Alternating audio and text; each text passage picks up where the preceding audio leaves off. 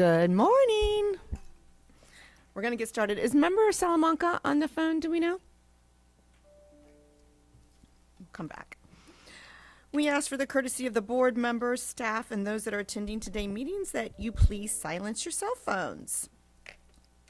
Good morning and welcome to the Orange County School Board's work session, which has been scheduled today, Tuesday, May 7th, 2024, for the purpose of discussing proposed revisions to facilities update and long-term capital needs, board budget priorities, and legislative updates. The public will not have an opportunity to participate in this work session to provide public comment because this is not a regularly scheduled school board meeting. No action will be taken, and there will be no open public comment period in which the public normally addresses the school board on relevant topics that are related to the work of the board. Thank you so much for being with us this morning. She's here in person. She's not on the phone. Board members are attending in person, except for Chair Jacobs, who will not be joining us today. We're expecting Member Gould at any moment. I want to remind the public that board members will not be engaging in outside electronic or digital communication during the meeting, so we can focus on the meeting itself, giving our attention to the matters immediately before us. Should you want to contact us, please continue to do so before or after each meeting. To my fellow board members and district staff, when speaking, please make sure your microphone is turned on and speak directly into it so our YouTube and Orange TV viewers can hear you clearly. Now we're going to have a moment of silence followed by the Pledge of Allegiance.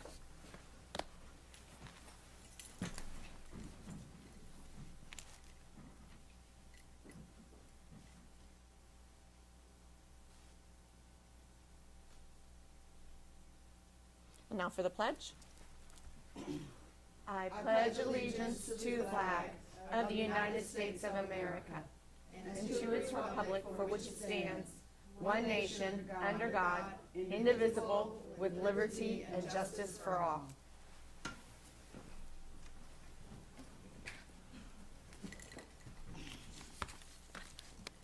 This is the shortest script ever for the chair, so I appreciate that. I'm going to turn it over now to Dr. Vasquez. Thank you, Madam Vice Chair. We have a jammed agenda today, but the topics are incredibly important. We will begin with our facilities update and long-term capital needs. This is an opportunity for the board and the public to get an update on facilities projects and look at what our future needs will entail. There'll be several members of the team that will be presenting. I will introduce the first two, and then the others will be presented as they come up. We have Rory Salambini, who is our Chief Facilities Officer, and Jonathan Earls, who is our Senior Director for Maintenance, and I will turn it over to Mr. Salambini. Thank you, Dr. Vasquez. Good morning, Vice Chair Gallo and board members. My team's excited to share some of our recent accomplishments and our updated assessment of long-term capital program needs. In the interest of time, I'll allow each team member presenting today to make their introduction. I do have a few brief comments to introduce several themes impacting our program before I turn the presentation over to my team. Similar to last year, I want to begin with the bottom line up front. The capital needs for the 8th largest district in the nation are significant and growing. We are fortunate to have enjoyed the support of Orange County residents and visitors with a half-cent sales tax surtax that has provided the ability for our district to accommodate growth and modernize our facilities. Since 2011, nearly 3 of every 10 new K-12 public schools built in the state were built in Orange County, and at least 136 schools will have been renovated or replaced since the voters approved the sales surtax in 2002. However, new residents arrive in the area we serve every day, and previously new facilities eventually require modernization or replacement. The additional school capacity requirements combined with the maintenance and renovation requirements of our 210 schools and additional support facilities comprising approximately 34 million square feet of building space are now estimated to require almost $9 billion over the next 10 years to provide and sustain the quality educational facilities needed to support the district's vision. The elephant in the room this year is the impending sunset of the half-cent sales surtax. This slide from last year's budget presentation depicts the relative contribution of the various capital revenue sources, with the primary sources being the 1.5 mil property tax depicted in orange and sales surtax in yellow. The dark blue depicts impact fee collections that support additional capacity. Collections from all sources so far this year are in line with projections. As shown here, collection of the sales surtax will end on December 31st, 2025 without renewal or extension, with a corresponding reduction in revenue of almost 50% in the succeeding years. A significant portion of the capital program requirements we're discussing today will remain unfunded unless the sales surtax is continued. There's one additional reminder regarding revenue. The board may recall that we are currently sharing property tax proceeds with charter schools. As a result of legislation approved in last year's legislative session, we will similarly share sales surtax proceeds from any future referendums approved by voters. In other words, even if the sales surtax is continued by the voters, our anticipated revenue would be less than we've received in the past, as a portion would be shared with charter schools. As we previously shared, construction costs have surged over the last few years. This slide depicts the increase in the average cost of a new elementary school since 2019 and includes summary information regarding other school levels. On average, the new schools that we open this year will cost more than double what the district paid for similarly sized schools opened in 2019. Unfortunately, there's no evidence to suggest that the recent increase is temporary. We recently established a guaranteed maximum price for one of our new elementary schools opening in 2025. Although the cost is slightly lower than what we experienced with our 2024 openings, the price was established during a more normal post-pandemic period and suggests that significantly higher costs are here to stay. This is consistent with our projections of more normal escalation going forward and is also consistent with broader construction industry forecasts. Another theme of our discussion today is life after the list. For the last 20 years, the program has focused on two primary requirements: meeting the capacity requirements of the rapid growth in our county and completion of the list of 136 projects that was established with the original sales tax referendum in 2003. The last 4 projects on the list are shown here. We recently completed the comprehensive renovation of the Orange Technical College main campus next door. I hope you can take some time to visit and view the truly impressive transformation of that facility that was made possible by 1/2 cent sales tax revenue. Replacements of 2 of the 3 remaining technical college campuses are under construction, and we're completing the design of what will be primarily a replacement of the OTC South campus. Completion of that project in 2028 will officially conclude our work on the list. As we'll discuss later in the presentation, it is now time to turn our attention to the higher priority projects from the list that were completed in the early to mid-2000s, which will reach 25 years of age during our 10-year planning horizon, generating a new group of comprehensive renovation requirements. Addressing the needs of these aging facilities, as well as the new schools added during the same period, is a significant component of our long-range plan and requirements. Before I leave this slide, I want to briefly note our formatting. The number following the site name for each project indicated here indicates the board member district in which the project is located. We'll follow that convention throughout our presentation. Shown here are the updated enrollment projections that inform our plan. The solid lines on this slide depict our current enrollment projections, while the dashed lines show last year's projections. Revised projections reflect a slight decrease in enrollment experienced this year. As shown, we now expect a period of relatively stable enrollment before increases are expected later in our 10-year planning horizon. While the overall projections are lower, we still must contend with rapidly growing areas of the county where relief schools are needed. As the board is aware, we've made significant progress in addressing capacity needs since the inception of the half-cent sales surtax. This, combined with the enrollment projections on the previous slide, resulted in a program that is less focused on new schools. This slide compares the new schools completed over the past 10 years to our anticipated requirements for the next 10-year period. Half as many new schools are required. We'll share the analysis for new schools later in the presentation. Additionally, we expect a reduced requirement for replacement facilities in our future comprehensive renovation program. Previously, the majority of program resources were engaged in construction of prototypical schools to satisfy both new capacity and facility replacement requirements. Going forward, a significantly greater share of resources will be engaged in renovation and remodeling of existing facilities. As I shared last year, is not only our capital construction program that is impacted by a tight labor market. Depicted here is a snapshot of maintenance department vacancies recorded at a similar time over the past 7 years. Vacancies currently exceed 10% of allocated positions with no significant change from last year. We're working with our Human Resources Department to creatively attack this issue, but the labor environment presents a significant challenge in our support of ongoing operations. Before reviewing our projects and capital program requirements, I'd like to quickly remind the board of the elements of our capital program. We provide additional needed capacity through new relief schools and capacity enhancement projects that provide additional permanent classroom additions at campuses with long-term needs and no alternative for relief. Comprehensive needs is a broad category that includes the remaining 4 priorities from the list of 136. The 20 schools that were too new or recently renovated at the time the list was created to warrant inclusion on the list, which are denoted here as the pre-sales tax list. The renovation and remodeling requirements of facilities that are being repurposed for other needs, additional comprehensive needs at schools where the previously completed project did not address all needs, and finally the schools that were renovated or built in the earlier mid-2000s that will reach 25 years of age during our planning period.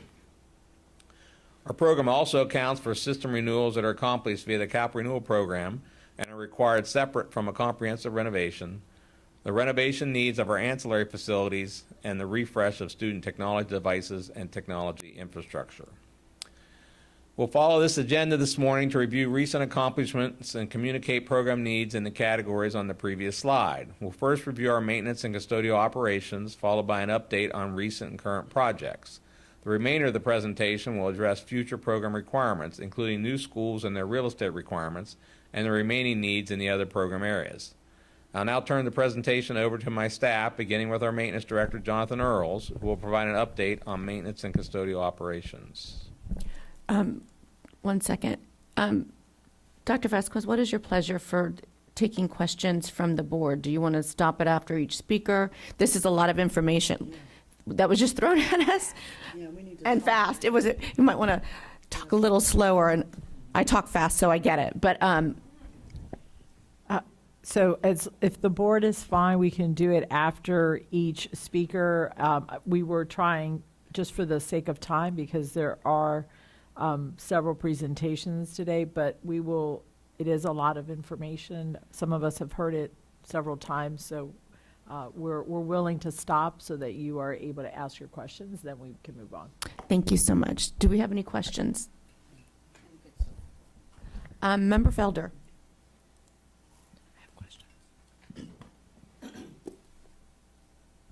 Good morning, Good morning. and thank you for the start of your presentation. The book is quite thick, but it looks good.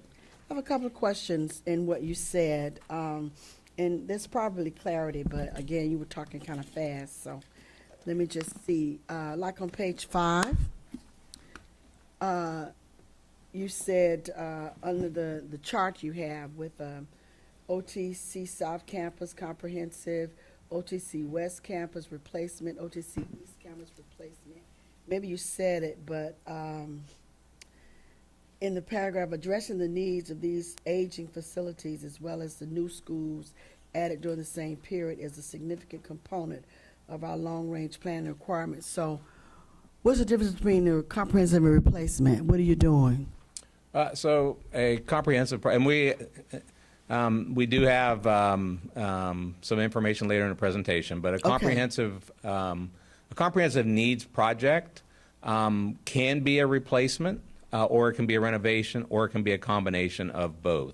And in the case of OTC South, that's listed here on the slide, it will be a combination of both, where we will replace most of the buildings on that campus while retaining one of the newer buildings there. Okay. So, and follow up with that, we'll be able to do a lot of that, of course, if the money comes in to be able to do that, right, with our tax? So currently, these are funded projects. Oh, okay, you already got the money? That's the next round of projects that we'll discuss later in the presentation that will rely on a continuation of the sales tax to fund. Okay, thank you. That's it. Thank you, Member Felder. I have a couple of questions. The first one is about enrollment projections. So, how hard is it currently to project this far out? Like we're looking at schools that are going to be built from 2025 to 2034 for our next like 10-year SIP. How hard is it to project given the current market? Yeah, I figured enrollment would have to come up. Tommy will go up and address this. Because it's kind of the structure and the ability for parents to now get vouchers and go to different areas. I would imagine we're going to see more private schools pop up and more micro schools. There's a lot of different creative things that are coming at us that would Right. cause a decline in enrollment. No, you are correct. It is very difficult to predict out there. I'm kind of following what the state is doing right now. The state does capital outlay forecast, and they kind of have us kind of going down a little bit over the next 5 years and then coming back up. And that's the forecast that they do every July. And I'm pretty much following that right now because, as you say, there's a lot of uncertainty. Now, that's as a district, overall district. Now, for certain schools, a lot of schools we have right now have a lot of momentum. We have a lot of growth, still having growth in Horizon West, and you can kind of see that. Some other areas have appeared to stabilize, but we know there's growth that's going to occur, and we keep hearing about it and hearing about it. And those are very long-range forecasts as well. And they're kind of a leap of faith that this is going to progress and folks are going to start building again and start selling homes at a fast rate again. How predictable has the state's forecast been in the past? Is it pretty reliable, pretty predictable? Well,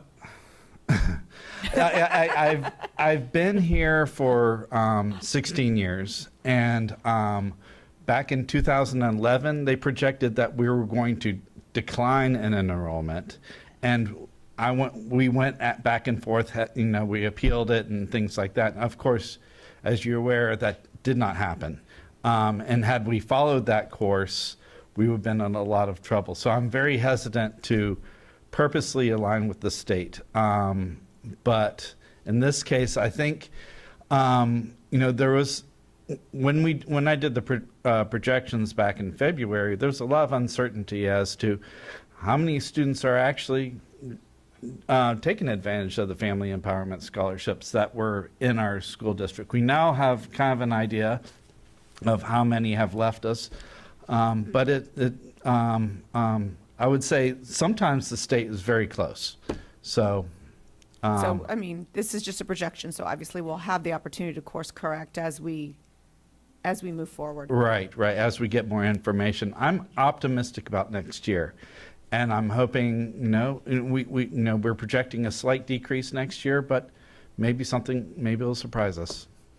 And my last question for you, and then I have one more question for facilities, is as we move forward and we have to kind of course correct, are we going to be looking, and I know this, I'm not trying to get anybody upset, but are we going to be looking at targeted rezones? Because I know, not in Pam's area is growing tremendously, but in like my area, I'm seeing decline in enrollments in pockets. And it seems to me that at some point in time, to be fiscally responsible, we're going to have to look at maximizing the buildings that we have. Yeah, this is a student enrollment question, but yes. All righty, thank you. And then my last question for facilities is on page 9 under the capital program elements. It talks about technology, student device refresh, which is obvious, but infrastructure and equipment upgrades. Do the equipment upgrades that come under our capital operations, does that include the equipment for devices, or is it just facilities? So the equipment that's included there are like the our audio enhancement, the smart boards that we have in our classrooms, and then all of the local area network, the Wi-Fi devices. That's the equipment that's included in that category. But it does cover the student device, like if we Right, the devices are yes. Okay. But not the like plugs or anything. That's correct. Okay, thank you so much. I mean, we buy plugs with the device, but when they get lost, the replacement of those is an operating budget. Perfect, thank you so much. Pam, Member Gould. Tommy, come back. Thank you. So, could you, I understand you're following the state, but there are pockets of the community, as Vice Chair Gallo kind of talked about, that behaviors are a little different, right? So we might see some slight changes from redistribution or people not moving out and staying in homes and no multi-generational rate. So we might need to consolidate in some places. But we have a few areas that we know will continue to need that backfill. And I don't know how we're growing, but still growing. And then, areas like the Lake Nona area that is already seeing that trajectory speed up. How does that variation fit into your modeling? How are you doing that in the modeling? Because I'm going to need more relief schools, and I need a polytech to take care of my middle and my high school. Well, we will be covering those new schools, but no, there are still a lot of areas that are growing, like you said, and there's some areas that are going to be stagnant as a result. And then there's areas that we know are going to grow. Right. The South I Drive area, we see all that development come in, but those schools are not. You've got Sunshine that's growing, but really the middle schools are not growing right now, but we know they're going to. So for those types of situations, we're just making some best guesses as to when that development is going to start and when we're going to start seeing those students. But that's factored into your modeling That's factored into the formula, model. so it's not just strictly following the state. You're looking at each of these regional areas to make sure that we're able to accommodate the Right. growth in those areas. When I talk about the state numbers, I align with an overall number for the district, and we are still able to show growing in areas and not growing in other areas and still align to that. Gotcha. All right, thank you very much. I appreciate it. Thank you. Member Felder. Thank you. I want to go back to page 7. Under the new school, 2015 versus 2025. In the paragraph, you said, additionally, we expect a reduced requirement for replacement facilities in our future comprehensive renovations. And then further down, going forward, a significant greater share of resources will be engaged in renovation and remodeling of existing facilities. So am I to understand that those facilities, these schools that are already up, that are in dire need of renovations, that's going to be a priority? And I do understand that money is such an issue, but it is a real issue for us here, and having so much to have to do because we're a very large district and we're constantly growing, and schools are getting old like everything else gets old. But I just wanted to ask you, because I know in particular one of my schools, you've been trying back and forth to try to deal with some of the renovation issues, and it's been a lot. So when you say, what's the time frame, or do you have the capacity to do it, or what? Explain how you're going to work that out. So, again, I think on the first slide indicated we have about a $9 billion need. Okay. Without the extension of the sales tax, less than half of that will be funded. We have a group of comprehensive renovation projects that we will provide an update that are currently funded, but the greater portion of the need that we're identifying today is not funded. So it will rely heavily on an extension or continuation of the sales tax. If the sales tax is approved, the majority of those dollars will go towards renovation of existing facilities. Okay, so we're really sort of waiting on that sales tax to give us the money that we need, because I guess many of us have schools that are needing quite a bit of renovation, but I'm particularly talking about Dr. Phillips and the things that's going on with that school. So we can just kind of hold on and know that that's going to be a priority. Again, the renovation needs of the existing facilities is the priority. Of all of them. Okay, I just wanted to let you know that that's a concern that I have. Thank you. All righty. Thank you, Member Felder. Member Salamanca.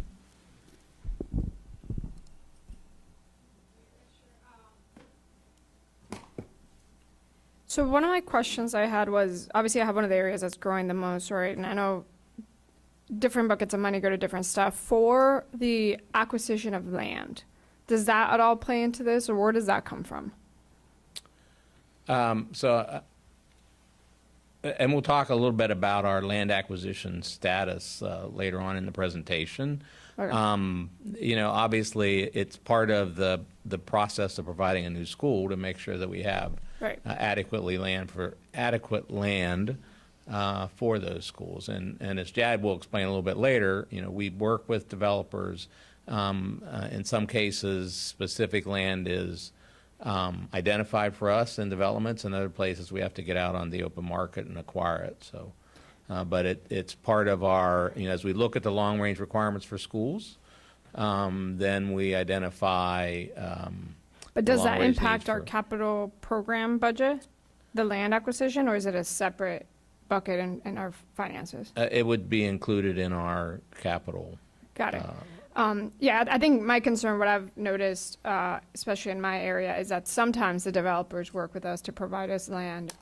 Sometimes they don't. But as we saw on this map, especially in the area I'm seeing the most growth, which is Lake Nona, this is getting really, really expensive. And so I think my concern is always that we're acquiring land proactively and at a price that makes sense for us long term. We know that this area is going to continue growing as well. It's just like our schools are getting more expensive and supplies are getting more expensive.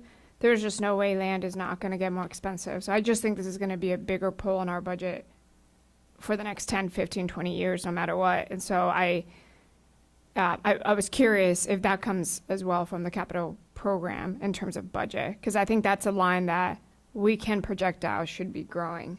So that was just my one thought. I just wanted to know if that was the same bucket of money. So, Yes. cool. Thank you, Rara. Thank you, Member Salamanca.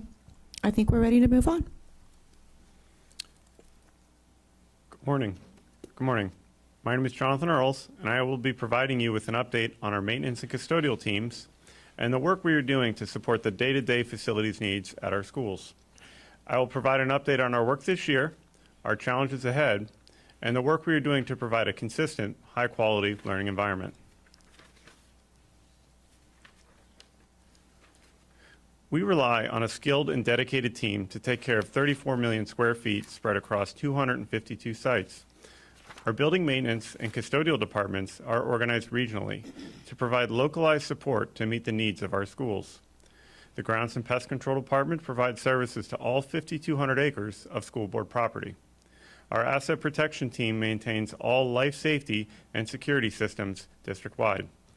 While I've shared a broad overview of how we are organized today, we are continuously adapting to meet the needs of the district. Currently, we are in the process of reorganizing some of our skilled trades, including roofing and HVAC and electrical preventive maintenance, into unified teams so we can better leverage our experience and expertise and provide a more consistent district-wide program for these key disciplines. Each year, the maintenance team responds to and completes approximately 80,000 work orders. These include corrective maintenance, which are mostly requests from schools, and preventive maintenance, which is initiated by the maintenance department in conformance with our comprehensive preventive maintenance plan. These are preventive actions we take to maintain our facilities and systems to maximize their life expectancy and prevent problems from developing that could negatively impact the learning environment. We are projecting a positive impact and a slight reduction this year in the overall number of work orders as a result of our building program replacing and renovating older facilities. Fiscal year 2023 also included additional work orders for the repairs as a result of Hurricane Ian. We prioritize requests received from the schools and everyday maintenance team members are responding to emergencies and critical needs.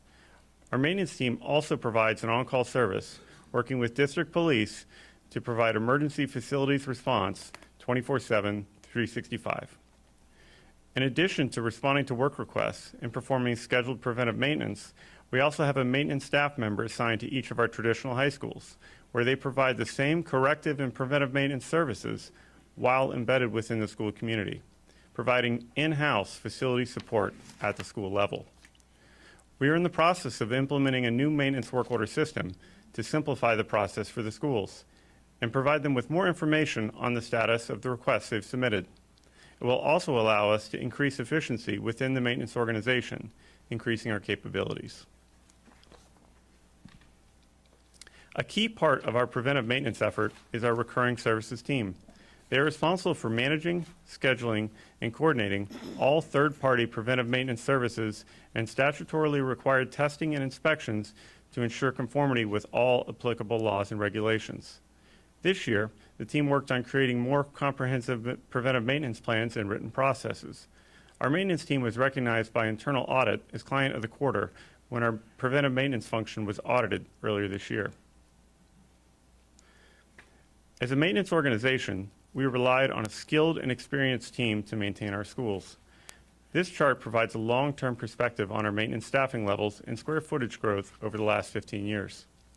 We are seeing some of the benefits of the district's efforts to reduce our portable inventory. This year, for the first time, our portable removals have offset the increases in square footage associated with new schools.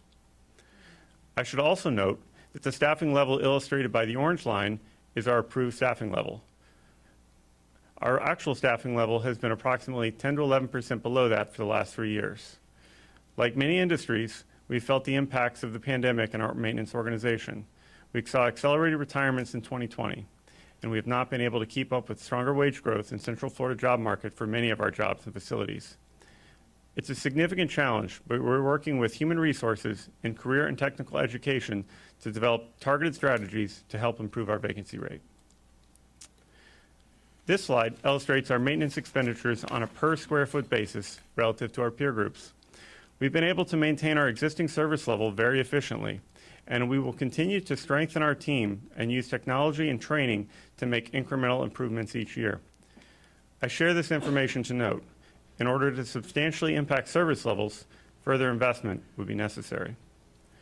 We have benefited from the success of our building program, as a new or renovated school will typically have a lower volume of maintenance needs. However, the maintenance needs that do exist in a modern, energy-efficient school with the latest educational and safety infrastructure do require expanded and often more expensive maintenance services. Our custodial organization is directly responsible for supervision of custodial services at the high school and ancillary sites. And we are tasked with providing guidance and support services to elementary, K-8, and middle schools where the custodians are part of the school organization reporting into the principal.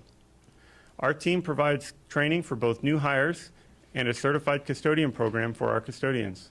We provide ongoing custodial inspection services to all schools and have custodial management support during both the day and evening shifts to support school administrators and our resident custodians during the day, and to support our custodians and crew leaders in the evenings. This year, we've implemented a new customer survey, and we've collected feedback from 76 schools. We've also formalized some of our new principal custodial orientations. We arrange a site visit with custodial management where we review the work plans, processes, and support services we provide. This also gives us the opportunity to answer questions and introduce the area custodial manager supporting the school. As we look to next year, we are currently evaluating and testing a team cleaning work plan to improve consistency, reduce our equipment requirements, and ensure a comfortable work experience while saving energy by synchronizing our cleaning and HVAC schedules in specific areas of each campus. We are also evaluating additional supplies for standardization to ensure that all schools are receiving a sufficient supply of high quality and effective products that have been evaluated and tested in our schools. I will be followed by Mike Winter, who will review recent and current projects. Thank you. We do have several board members that would like to speak. Member Gould. thank you to you and your team. They really are the ones who know what's going on at each school the most. A couple of questions for you. When you were talking about how you're working with Orange Technical and the CTE programming, could you describe that? Is that for upskilling? Are we offering apprenticeships to students? So How does that look? So we're beginning the conversation, but we're looking at apprenticeships, and we're also looking at opportunities for upscaling, particularly potentially as folks move through your organization, right? If they're maybe moving from a custodial to a maintenance role. So we're kind of looking at both sides of the problem for both internal and external, future maintenance workers. But we've been meeting with them regularly to try to, develop some strategies that we can begin to implement. I think from a retention standpoint and in a recruitment standpoint, that's key, because if people see they have some upward mobility within the organization, they're more likely to stay than have to go somewhere else. Absolutely. Even though we can never keep up with the wage. And certainly using our students more and more, and this is a complete culture change that I think we struggle with in OCPS. We have some of the best talent right in our own pipeline, and we don't access them enough to really get that experience for their own pathway, but to help us get the jobs done. So this is another example of where that's a huge opportunity with our high schoolers who are really interested in this career. Obviously, you have to interview them, right? And certainly the adults who are coming back from upskilling. And I would recommend that we look at partnerships with organizations like Lift Orlando and some of those others that are working on upskilling through CareerSource, and CareerSource is that pivot point, and give them the opportunity to come work for us. Sometimes that's a challenge. They couldn't be at a school. But most of the time it's not. So I think there are some pathways that we haven't traditionally used in the network within our community that could really help with this, and maybe even our CDL drivers. Absolutely. Thank you. Thank you. Thank you, Member Gould. Member Salamanca. Thank you. You mentioned the customized survey in part of the highlights. What was in the survey? What did we learn from it? So it was new this year, but essentially proactively reaching out to schools after they've had an interaction with our facilities custodial team. So they might have come to us, with an issue for equipment repair, or a issue with, maybe a training concern they're having at the school. So as part of that, I believe we sent out a follow-up to each one of those schools that has contacted us to just kind of get an overview of that experience. How was our service? Were we responsive? Did we solve your problem? And we can get specifics on the questions he asked, but just to kind of ensure that we're meeting the need during those touch points. That's great. I'm glad that we are checking, how that service is from the perspective of the school. I would be very interested in learning from the custodial side as well, because it's, the time to fixing something, the time to being in a, good mood to fix something is also, when I'm looking at this position count per square foot, they have more and more work per custodial over the last couple of years.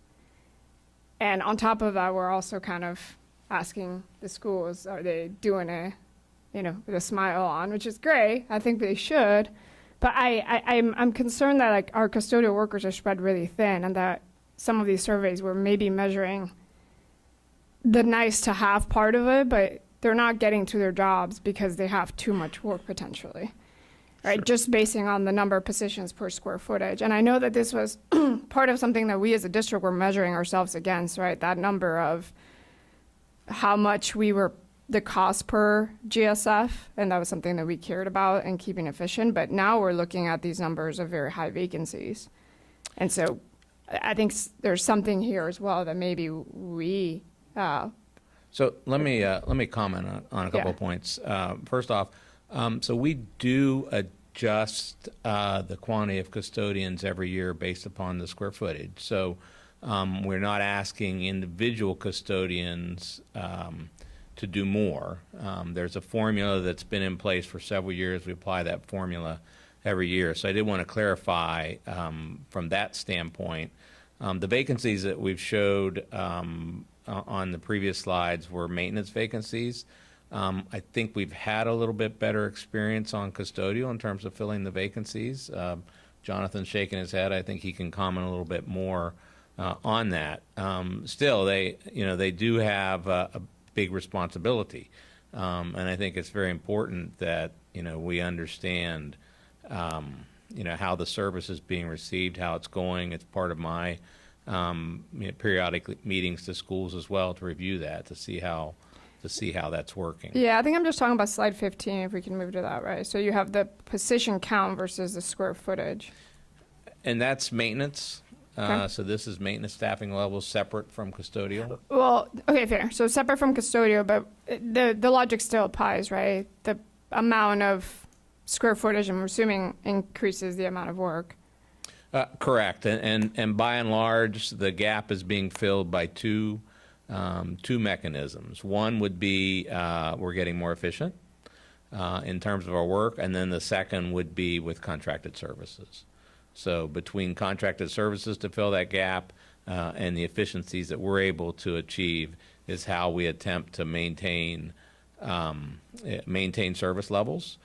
We didn't share our average time to complete work orders. It's been fairly steady. And so we've been able to fill that gap basically by those two mechanisms. Got it. But so the number of vacancies going up that we're talking about, what is driving that? I know that it's hard for us to compete, right? But I'm also looking at how we compare to some of our peers on the peer comparison. So, yes. So I'm just kind of connecting slide 16 to some of the vacancies we have. Like, what's driving the vacancies if we talk about our analysis there? Yes, we can work closer to fill the pipeline on CTA, but Do you want to comment about? So, I mean, specific, and I should have made it clear, slide 15 and 16 are specific to just the maintenance organization. I know. So, Yes, I got that. so I apologize for that. But I think one of the challenges we face with the maintenance jobs is, we're competing against a larger market. These jobs, they exist in other school districts, other government agencies, as well as, hotels and the other businesses in Orlando.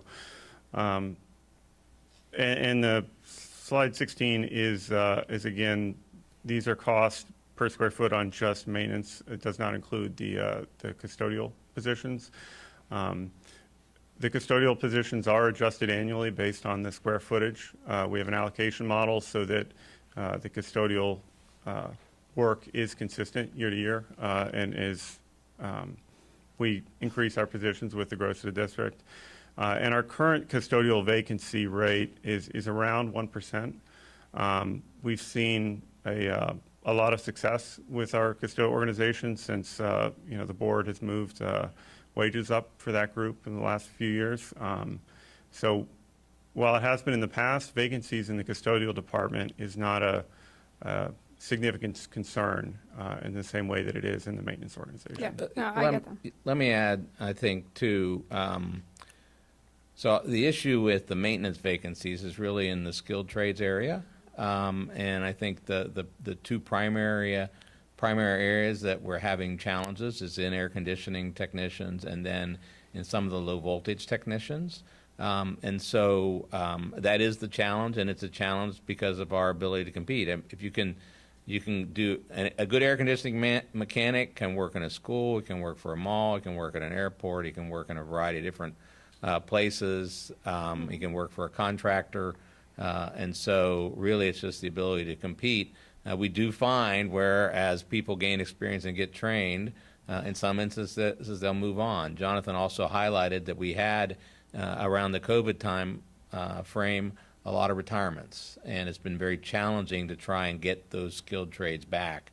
And those are the hard-to-fill positions that we've identified. Okay, thank you. Well, I'll finish here. Just slide 8. Maybe in the future we disaggregate that based on the type of maintenance, so we can appreciate fully what where the vacancies are. Thank you. Thank you, Member Salamanca. Member Dr. Castor-Dental.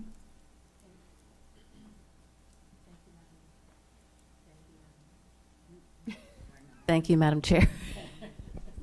Sorry.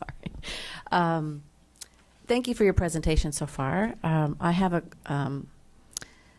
just one question about a statement about the maintenance needs that are increased with the more energy efficient buildings.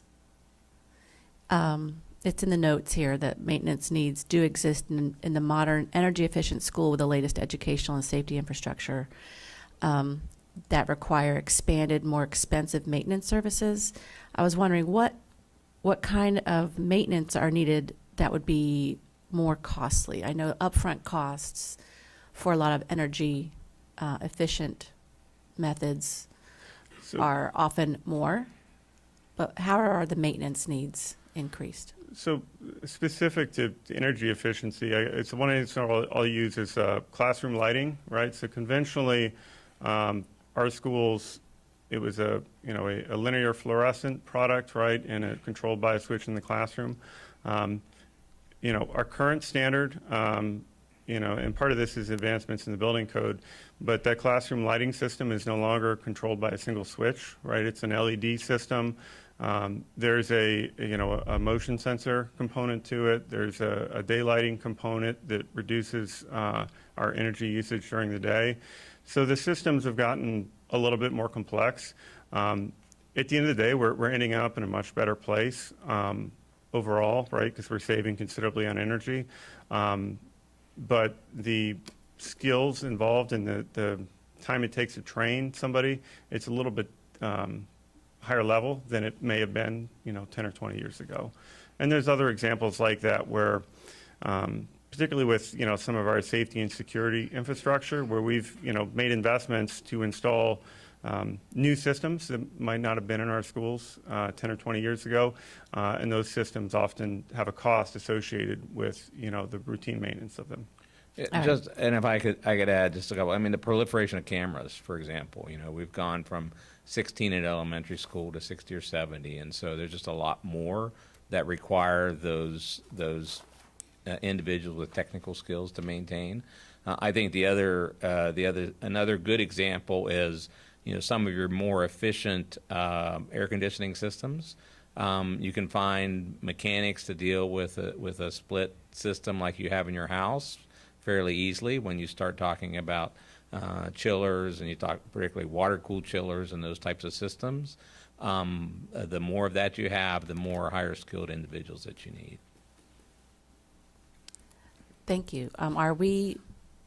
Is that part of our OTC apprenticeship programs dealing with those more efficient mechanisms? Do you know? I don't know. Can you speak to So OTC? A little bit. I mean, we're beginning the conversation with OTC. I will say, as Roy mentioned, some of these chilled water systems are not exceedingly common. So even if we were to take a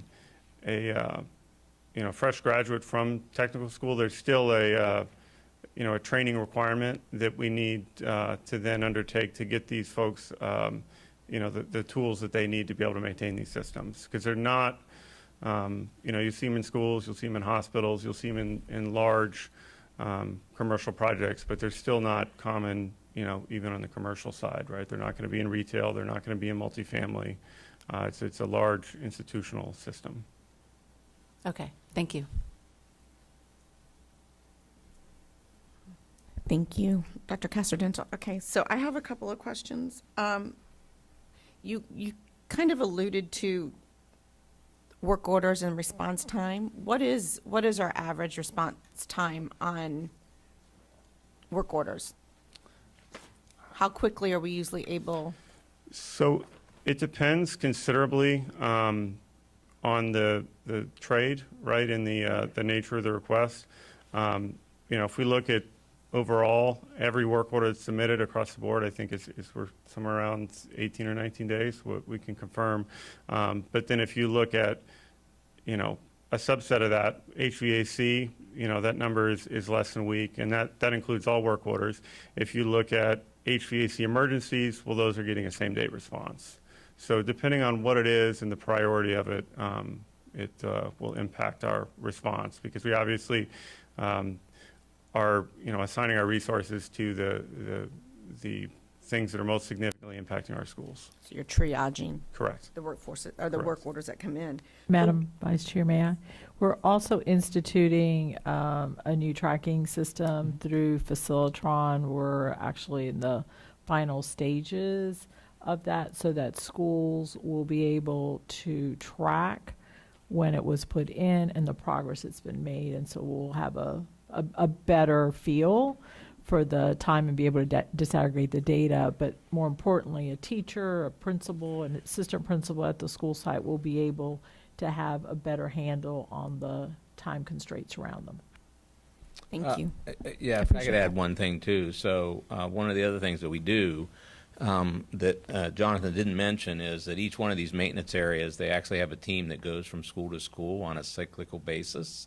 And so some things that can wait, like some stained ceiling tiles, for example, will wait till that team comes out, and so that'll impact that as well. But they do send a team that, because they can more efficiently get that work done, and those are non-urgent requirements that they deal with. So what would constitute an emergency other than obviously the HVAC going out and us needing to fix it quickly for our students and staff? Like, what else would be an emergency that would get like same day response? So, I mean, it's anything that's, significantly impacting learning or displacing classrooms. So it's, HVAC concerns, certainly. Issues with the water service to the school. Issues where we've got, restrooms out of order, or a significant number of restrooms out of order. Anything and that's kind of the frame that we look at this through is, how can we minimize the impacts to the greatest number of students and provide a consistent environment. Thank you. And then my last question is, you mentioned cameras for the elementary schools, that we've really expanded the number of cameras that we placed in our elementary schools. Have we expanded that number to all elementary schools? We have not. So it is a process that we're working through as the system needs to be replaced. Now, we are currently developing the requirements, the budgetary needs to finish the work at all elementary schools, and it applies to all schools. So a school that got a system early on got a certain number. We used to have a fairly, compared to what we're currently putting in, a much smaller number of cameras when we first instituted the program. As those systems become obsolete and they're replaced, they're greatly expanded. Or if we have a comprehensive renovation, for example, we'll accomplish it then.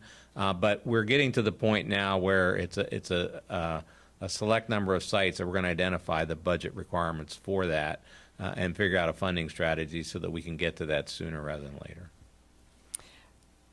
So how do we triage that? Like, and we'll talk offline, but I have a school that has hardly any cameras, and then I have another school that has cameras, and they got their cameras replaced before my other school had a lack of cameras that really needed the cameras. So how do we prioritize where we're putting the cameras, and how does like a school get their cameras replaced before another school would even get cameras at all? Yeah, if we can have an offline discussion to the specific school so I can dig into it. But generally speaking, again, it's the age of the technology that's, and we had a lot of analog systems. They've all been replaced. Again, analog systems, now the technology is digital. And so we've been replacing analog systems with digital. But then now we're to the point where some of even the digital ones, the early digital ones, are becoming obsolete. And so those are ones where we can't get repair parts, or can't, when the manufacturer is no longer servicing them, then we need to look for a replacement. Are we still dealing with long lead times on items? And do we stockpile, like, it seems like there's always an elevator out at one of my schools at any given time, sometimes several of my schools at any given time, the elevator's not working. And I know they're probably different systems, but are we still experiencing long lead time on parts? And are we trying to like stockpile parts that we kind of know we're going to routinely need? I may let Jonathan talk a little bit, but I would say that it depends on the item. There can be specific items, and there's this, and elevators, unfortunately, again, over the years, different manufacturers, the parts are almost generally unique to that elevator. I mean, there'll be some common parts, but generally it's a problem with some type of board that, if that manufacturer supports it or not, then we're able to fix it and get it into a relatively quick period of time. We have had in place now for elevators specifically a service contract that hopefully we're seeing some improvement in the reliability of elevators, because they've been going around, and we've been working through some refurbishments to improve the reliability. I think we've learned our lessons. Our new schools will have a redundant capacity in elevators. But again, so it's going to vary from part to part. Generally speaking, and more on the construction side, we're still dealing with some long lead items, but things are slowly and gradually improving. And I don't know whether you want to talk specific on elevator parts or other parts. No, I think you captured it. Elevators is one of our biggest challenges, just because so many of those systems in that industry is largely proprietary. So we will often have to, get in touch with a manufacturer that may have, manufactured the unit 15 or 20 years ago and try to source a specific board.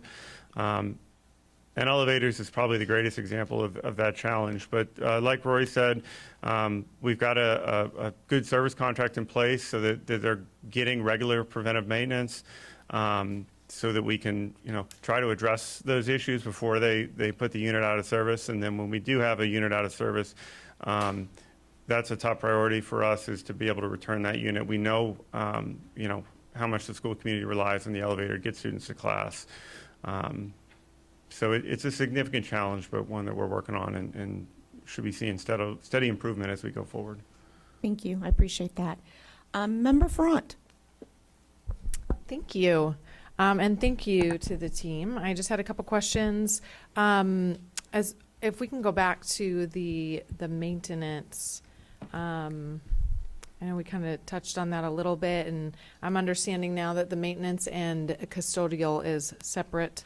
But it would be nice, so if I'm understanding right, page 15 and 16, the maintenance staffing levels, and then the next one is maintenance expenditures. Those are the same thing, correct? This is both Correct. Discussing maintenance. So it would be nice if we could get, I don't think you'd have that offhand, but if there was a way on page 15, we're just looking at our own staffing levels versus square footage and whatnot. If we could see what other counties, how theirs looks, because, for instance, if their square footage, I don't know, it'd just be nice to see, we may pay less, for instance, like we may be paying less per square footage, but is that because we just don't have as many staffing? And then what are they doing to maintain more staff? Is there something that they're doing to acquire more people to come in? Are they using their OTC type program to get people in to help with that need? That I think would be helpful for me. I'm excited about the Facilitron. I think this is huge. Teachers especially feel sort of out of the loop. And so I think this is a huge accomplishment. So thank you to the team and whoever's putting that together. This is going to really help keep that communication line open and bring transparency.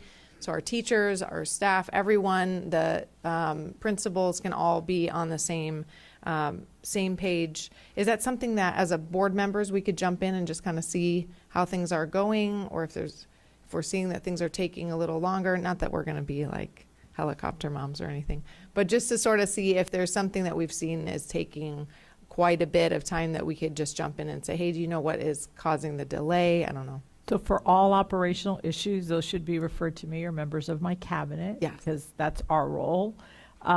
Once we have the system with Facilitron, I think schools as well as the maintenance department is going to be able to better troubleshoot. Sometimes there's just a delay because there are lack of personnel. Sometimes there's delays because the schools may not have input the information. Sometimes the delay is caused because they go out, they fix it, that wasn't the core problem, and then they have to put in another request for them to be able to come out. And so I do believe that system is going to be able to provide us with more efficiencies or opportunities for efficiencies. As far as board members having access to that data, our team can look what it would take, but I'm just from what the discussions we've had, there isn't a district-wide opportunity. It would be something that you would have with each of your individual schools. So we can get back to the board on that.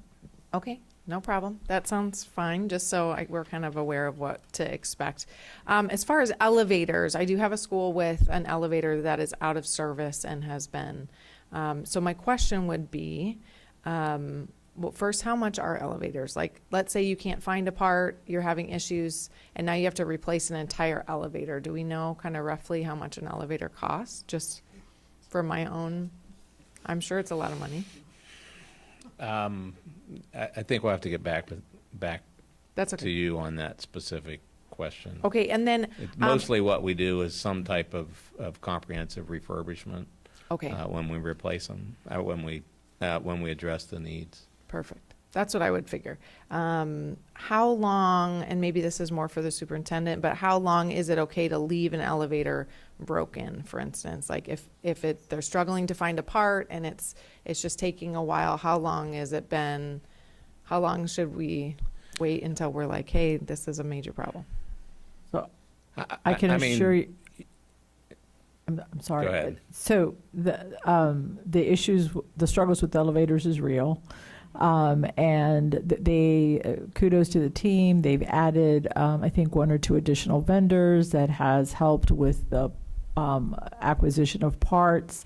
When an elevator is out of service, our main concern is there are students or staff in some case that have an accommodation where they need to use the elevator. In those cases, when it takes time, then the school makes adjustments to the schedule, whether it's having the class move to a classroom downstairs until the elevator is fixed, or they make arrangements if it's just a particular period of the day until those parts are acquired.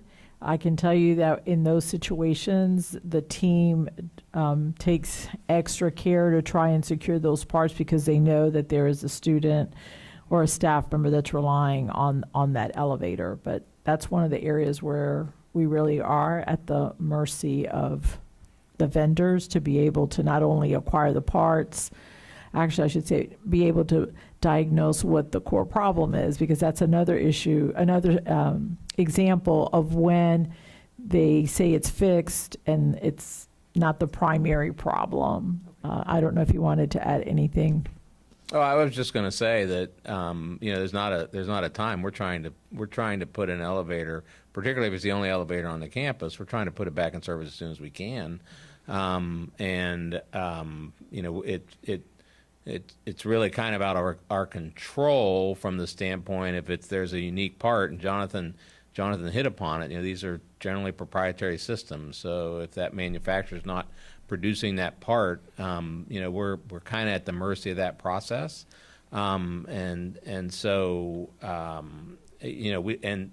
we do look to see, okay, do I have something else that I can salvage from this project that's going on, or whatever we can do to try and get it back in service. But we're trying to get it back in service just as soon as we can.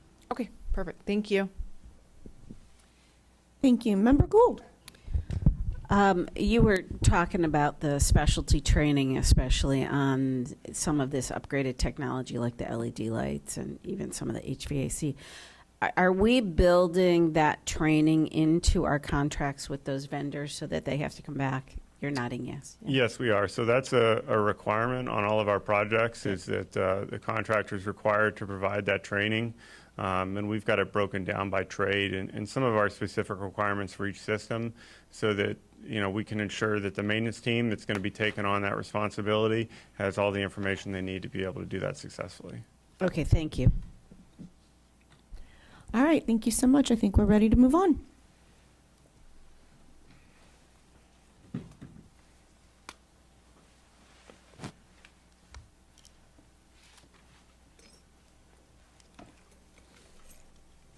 Good morning. I'm Mike Winter, and I'll be updating you on recent and current projects, and will provide some summary information regarding program accomplishments and our sustainability efforts. Last year saw the opening of a single new release school, Water Spring Middle School. The school first opened in the fall of 2021 and was housed in a wing of Horizon High School for the 21-22 and 22-23 school years. Faculty, staff, and students relocated to their new permanent home last fall for the 23-24 school year. This facility added permanent capacity to our inventory of approximately 1,200 students and relieved Bridgewater and Horizon West middle schools. This slide illustrates the success of our program in achieving economical construction through the use of prototypes. The slide compares the actual cost per student station of our recent new schools to the limits established by the Florida Department of Education. Everywhere there was a limit, schools met or were significantly less than the limit, including the recently opened Water Spring Middle School. These results also mirror the earlier cost performance achievements of the program. When compared to limits established by the state, our typical school size provides an economical solution. However, due to post-COVID spikes in construction costs, schools opening in 2024 will not be able to meet the previously established cost per student station limits unless those limits are adjusted in response to rising construction costs.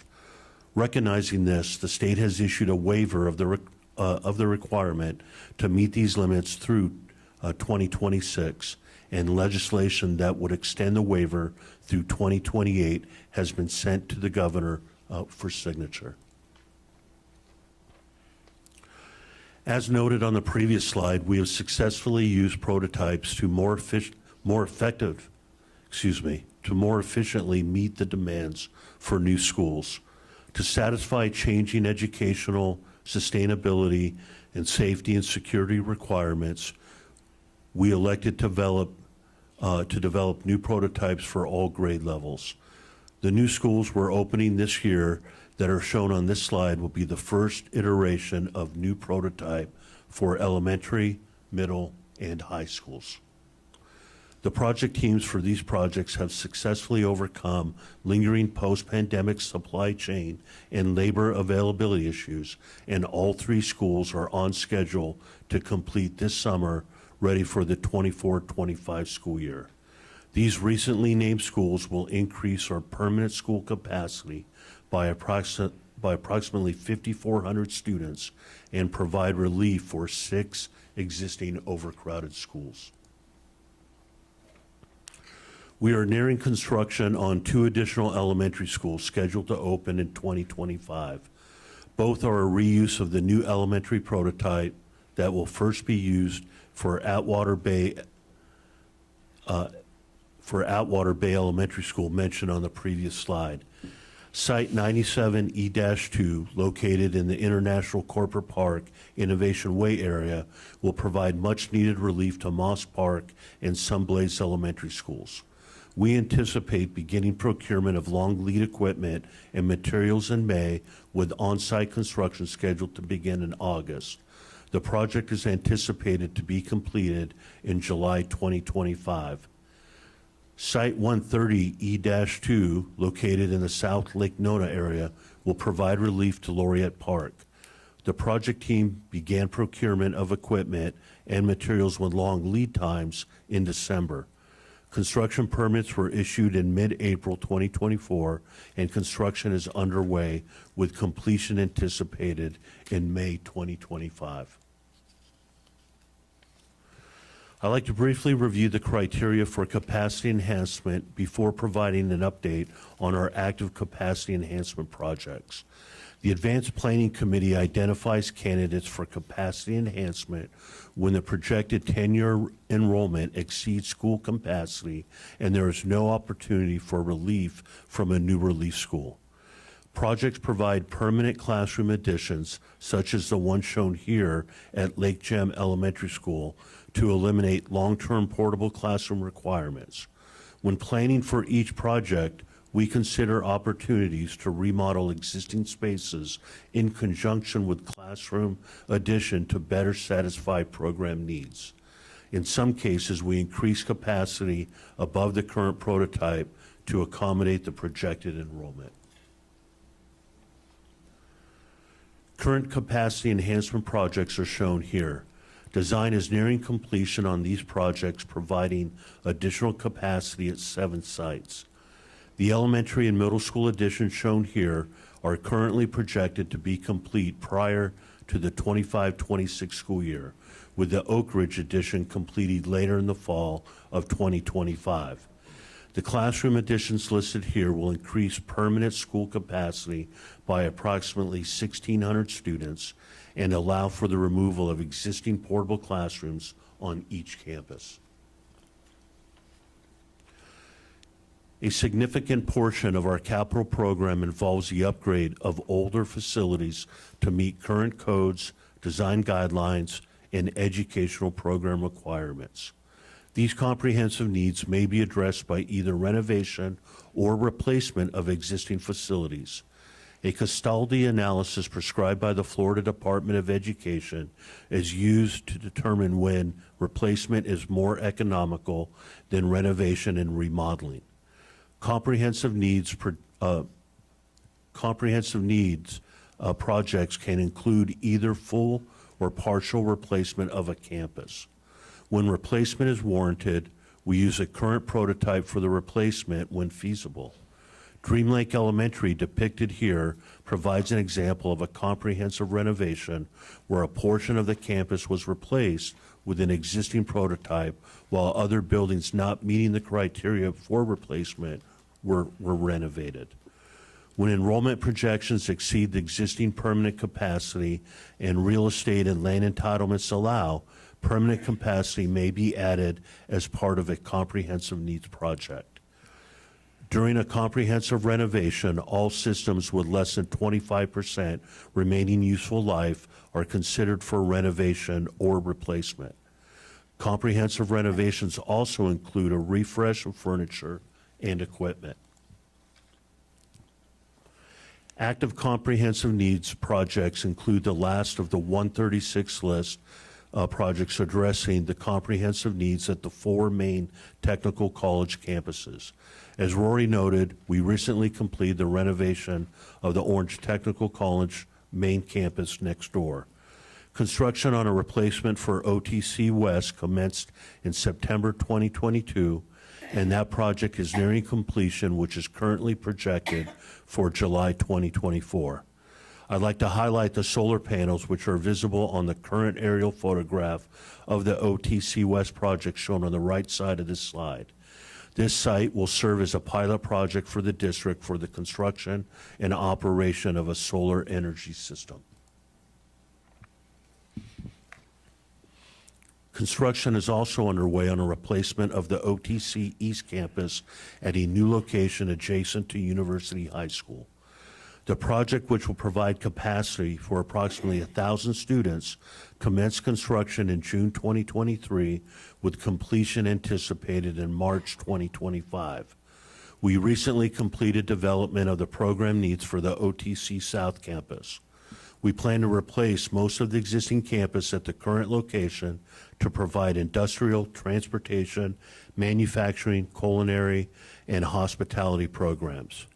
In addition to general adult education, phase construction will commence in the spring of 2026 and be complete in 2028. Smaller technical college facilities have recently been added at 2 locations.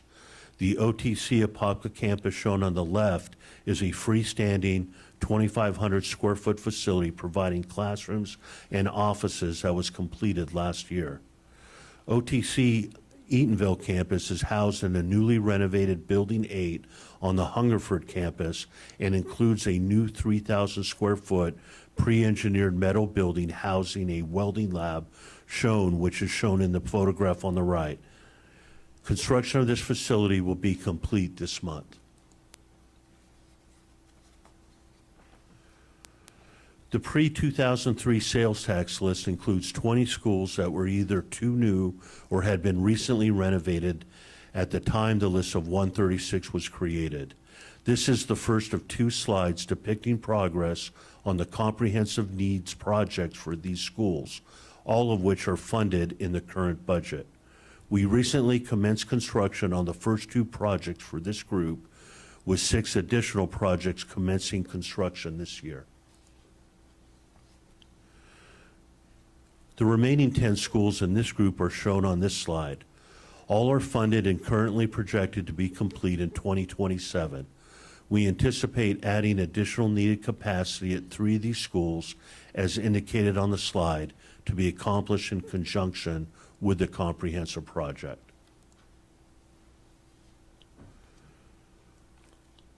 Where existing facilities were replaced at a new location as a result of a project on the list of 136, there is an opportunity to repurpose the existing facility for other district needs.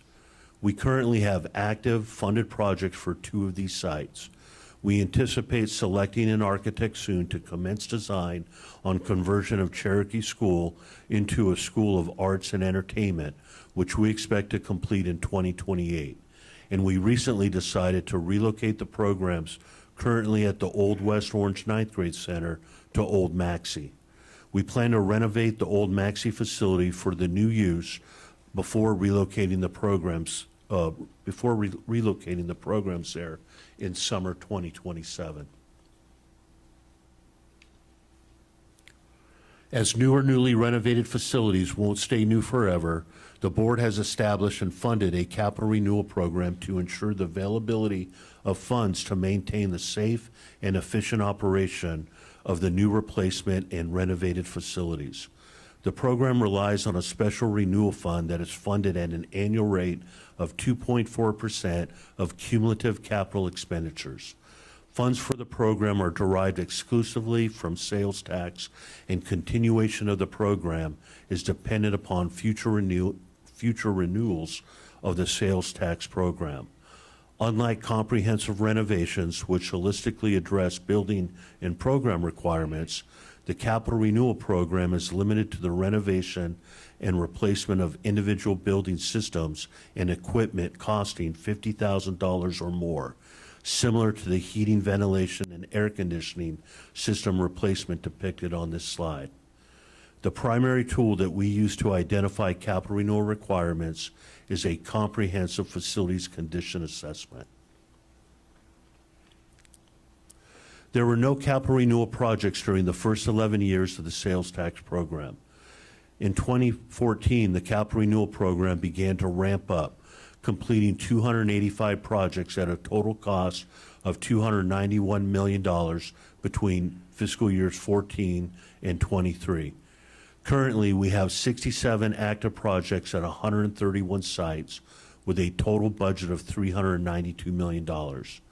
Of note, this amount exceeds the total expended on the program in the previous 10 years. The increase reflects growing needs as our inventory increases and as building system and components reach the end of their useful life.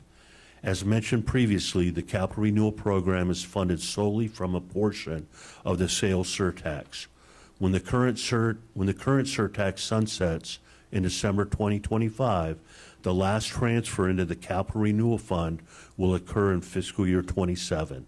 The total anticipated funding of $1.24 billion would be exhausted in 2029 unless the surtax is extended or renewal needs are deferred. Now I'd like to quickly review some typical capital renewal projects. Shown here is a multi-system renovation of a middle school gymnasium. The before and after aerials highlight the energy efficiency improvements that result from many capital renewal projects. In this case, the project replaced the existing roof with an energy-efficient cool roof, meeting our current design guideline requirements, and also replaced existing HVAC equipment with new, significantly more efficient units. A significant number of capital renewal projects are accomplished behind the scenes, as the two project examples shown here illustrate. These projects reduce maintenance costs and increase reliability of existing systems, but are largely invisible to students and staff. Additional benefits of the two projects shown here include the additional safety features associated with voice evacuation required with new fire alarm systems and the better student and staff comfort and energy savings that are realized through the upgrade of building HVAC system controls. Capital renewal projects can upgrade existing systems through refurbishment or replacement. The picture on the left illustrates the refurbishment of water-cooled chillers, which are a key component of the air conditioning systems on many of our campuses. We are typically able to rebuild these twice to extend their expected life to 30 years. Renewal of these types of chillers is a manufacturer's trademark process and provides an extended 5-year warranty with each renewal. Where there are existing air-cooled chillers at the end of their useful life or when refurbishment is no longer an option, we accomplish replacements as depicted in the picture of a new air-cooled chiller on the right. While the primary focus on the capital program is on school construction and renovation, other major capital program needs exist. 3 currently funded requirements are indicated here. As our school capacity in suburban areas of the county increase, additional transportation facilities are required to reduce operating costs. A new bus compound is needed to support the rapid growth in the west side of the district. We are currently working with Orange County and local jurisdictions to obtain approval to locate a new bus compound in the Coe Winter Garden area. An architect has been selected for this project and design will commence once the site is finalized. Our Northeast Maintenance Department currently operates from a leased facility for which the lease will not be extended past the current term. Plans are to co-locate the department with transportation elements at Hanging Moss. We are currently negotiating a design agreement for this project. The technology element of the program provides funding for technology infrastructure upgrades and a refresh of student devices through FY26 while sales tax funds are available. The district has initiated a district-wide program to install vape detection devices in student restrooms at high, middle, and K-8 schools, grades 6 through 8, plus alternative and exceptional education schools, grades 6 through 12. Approximately 3,000 restrooms will receive tamper-resistant vape detection devices as part of this program. The program will be funded in part with dual settlement funds. We tested the implementation of vape detectors in select student restrooms at 3 high schools prior to initiating the campus-wide program. We're currently purchasing devices and acquiring installation services. Installation priorities were set by district executive leaders. We anticipate completing work in high schools by the beginning of the 25-26 school year. Middle K-8 alternative and exceptional education schools will be complete the following year. Construction will commence in high schools this summer.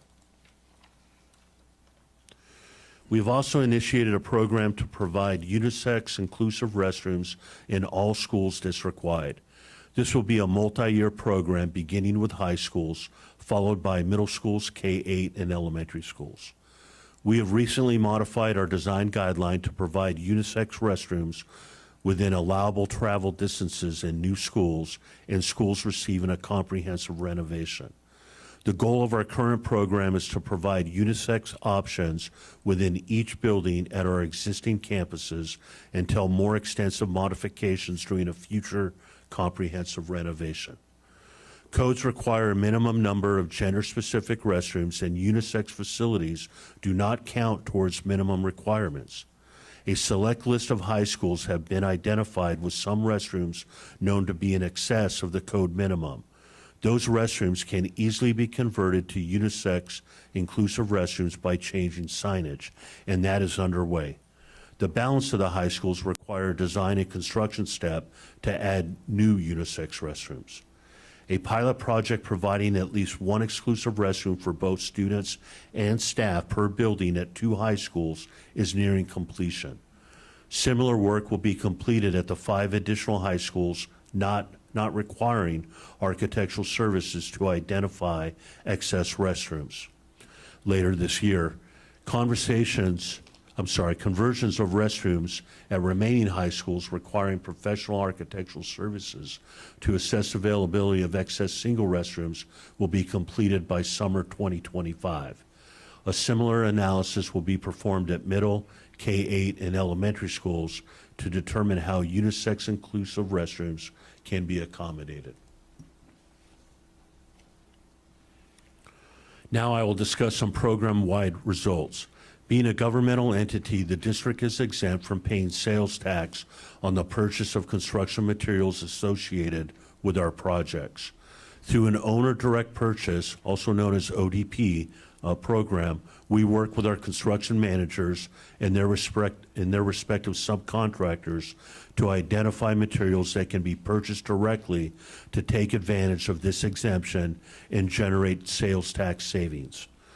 Our target is to directly purchase equipment through with costs exceeding 25% of the total project construction cost. As shown here, the direct purchase program has generated approximately $34.2 million in sales tax savings since 2011, with direct purchases exceeding the goal at 27.3%.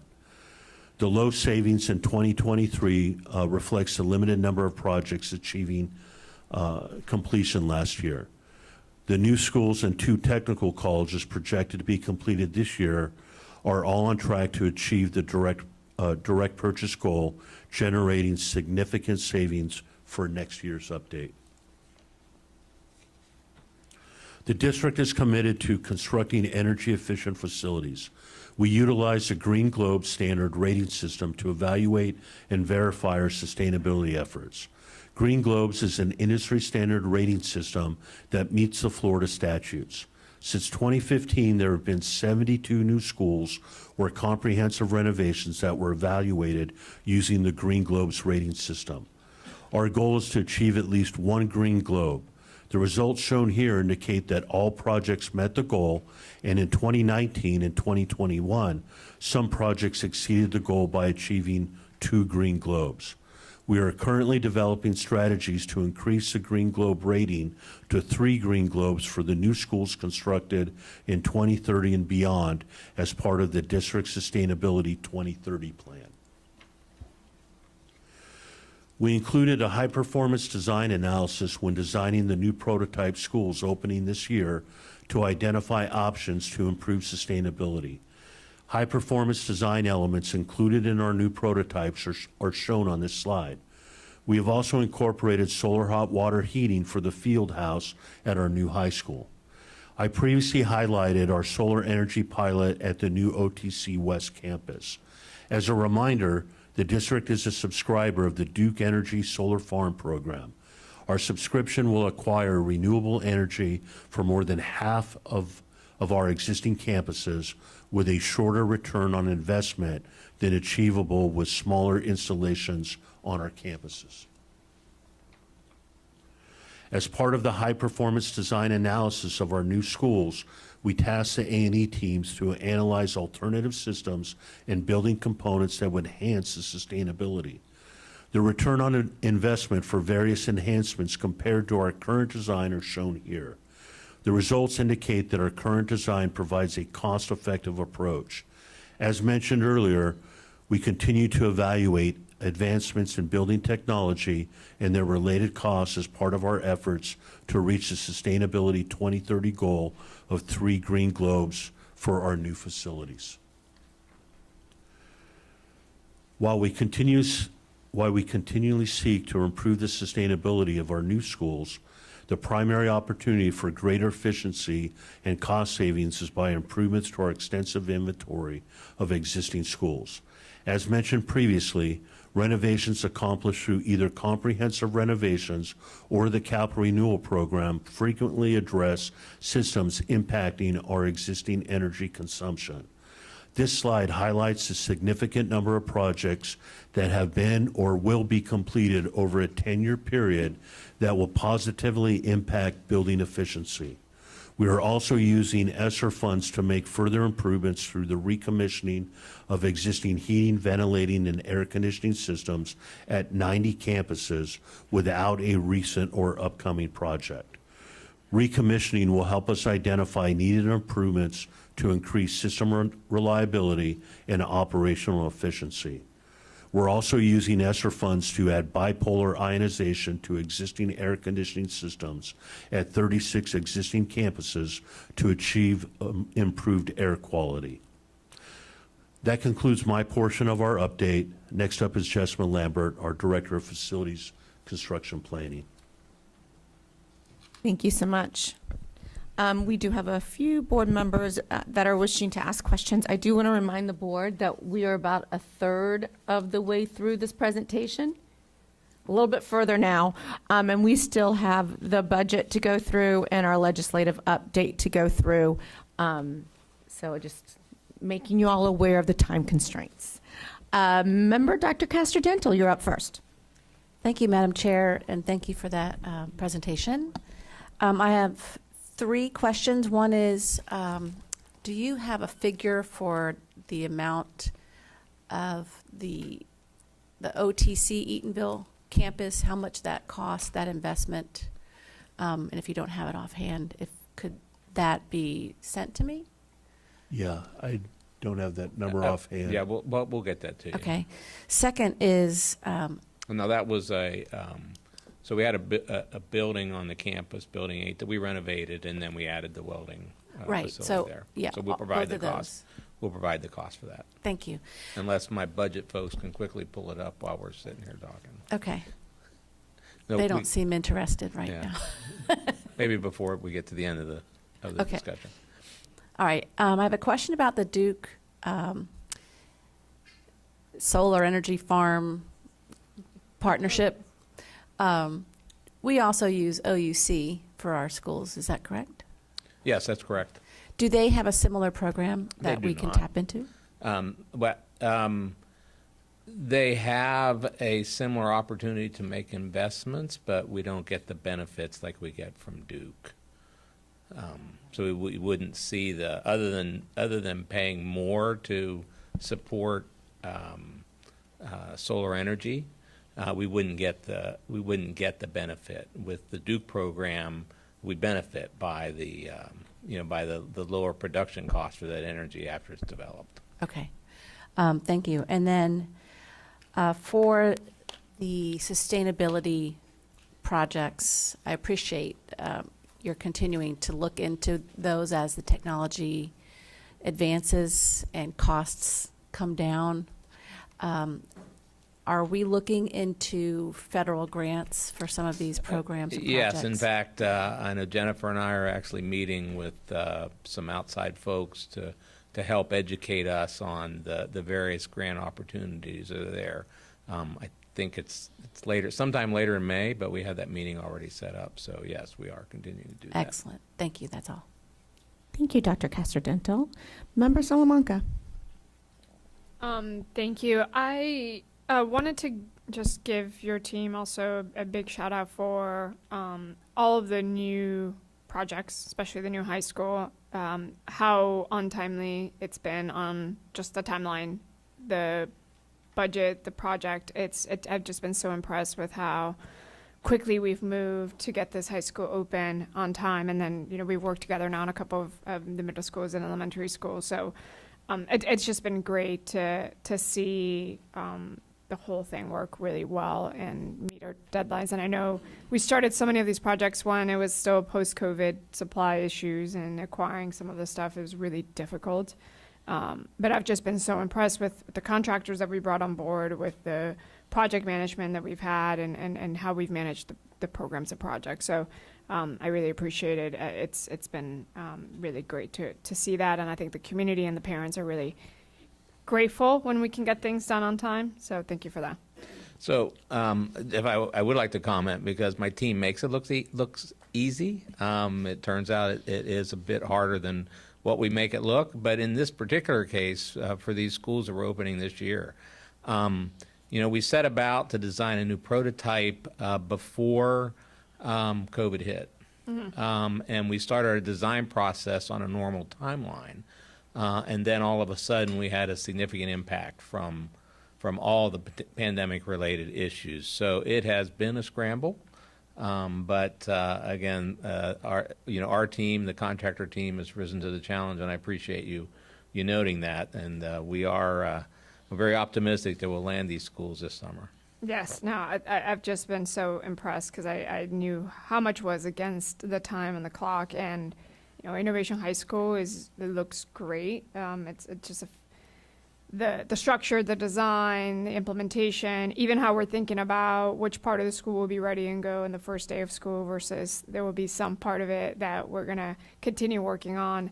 Just all of that has been extraordinary. So thank you so much for that, Tori and team for that. And we have a lot more to build out in the East, so we'll keep working on them. Yeah, thank you. Thank you, Member Salamanca. Member Gould? Thank you on behalf of all of the new neighbors I've gotten since 2012 and all of the new schools that we have built since then. I think I'm at 14. Water Spring, one of the things I do want to give you some feedback on, well, we loved and thought this parking lot was a fantastic idea, having this kind of joint use parking lot. Functionally, when there's an after school and a before school program that happen at the same time, it doesn't work well. So if we go to this again, we need to take that into consideration, especially at the beginning of the year and year end, and when all these multifunctional things happen. There's a lot of negotiating and gyrating and staff time to manage traffic so parents can come and be present for their kids. So just FYI on that. For thank you future for that thought. feedback, and we'll certainly include that in our planning. Yeah, because I still think it's a good concept. We just may need to tweak it a little bit if we do side-by-side schools, which everybody loves out there, by the way. I haven't heard anything negative since we did this. You talked about getting a waiver from the state because of the costs going up, but have we really looked at trying to be more equitable in the market? Because if a private school or a charter school build a school, they don't have the same requirements we do on a lot of things. Not sacrificing safety, not sacrificing our curriculum benefit, but are there other places we could look at trying to get waivers that just don't make sense to have in every school that will not affect the quality of the education in that school? I don't know how we get a more level playing field when we're required to do so many more intensive structural things than if I want to open up a charter school in a mall. We are at the mercy of the building code, and the building code prescribes what we have to do for our particular schools. We really haven't explored specific alternatives for seeking if there's some waivers or modifications to that code, but it's certainly something we can take a look at.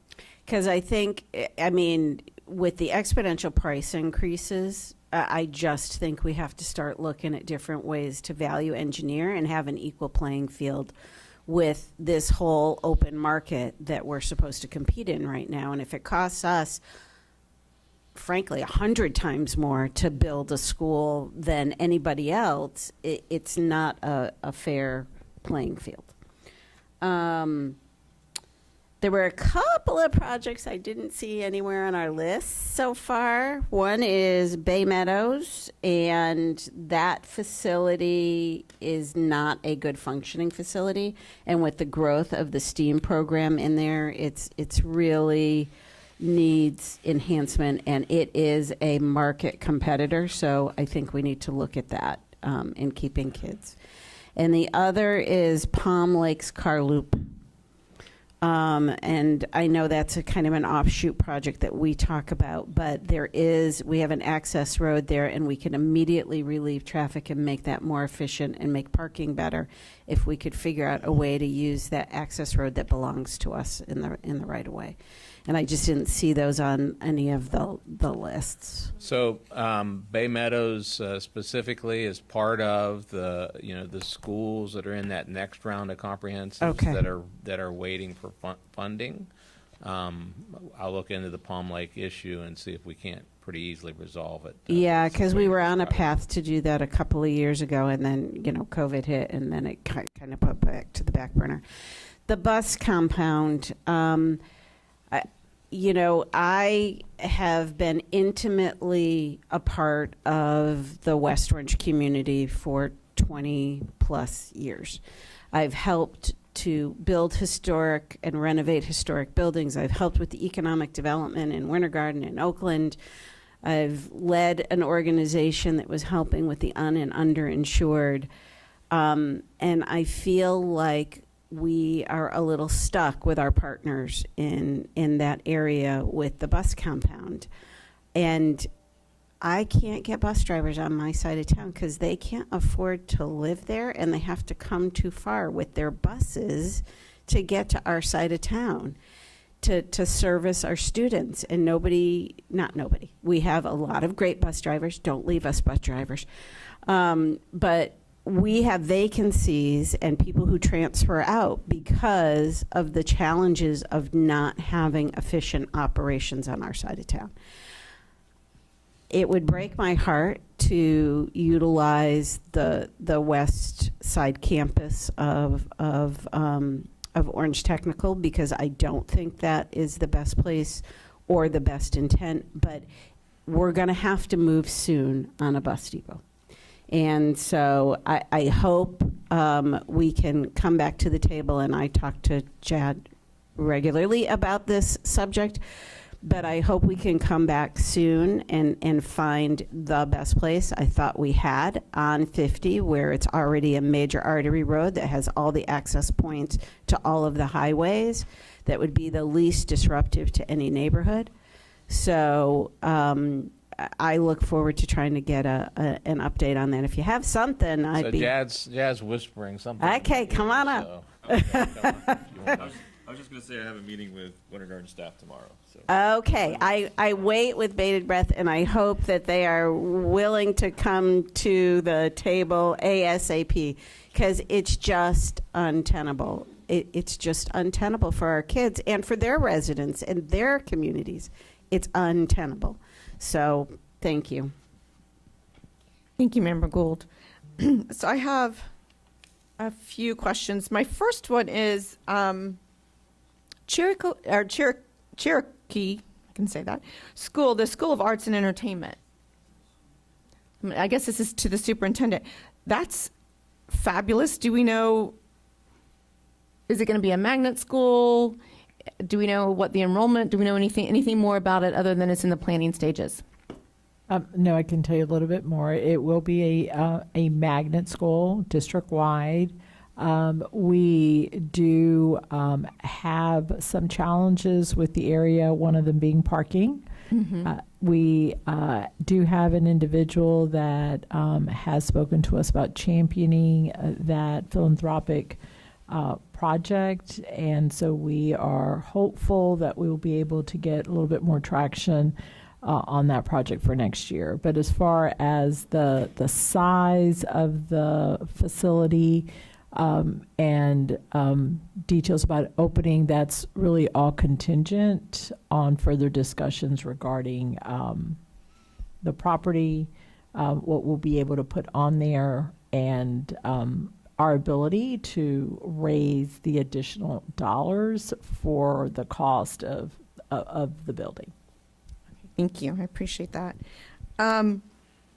In regards to what Member Gould brought up about our building requirements, I know that the state legislature has waived some of our SREF requirements over the years, which have made it easier for us to build buildings. We still are the epicenter of shelter when there's bad weather or inclement weather, hurricane weather coming in, and we are still the stations where we have shelters.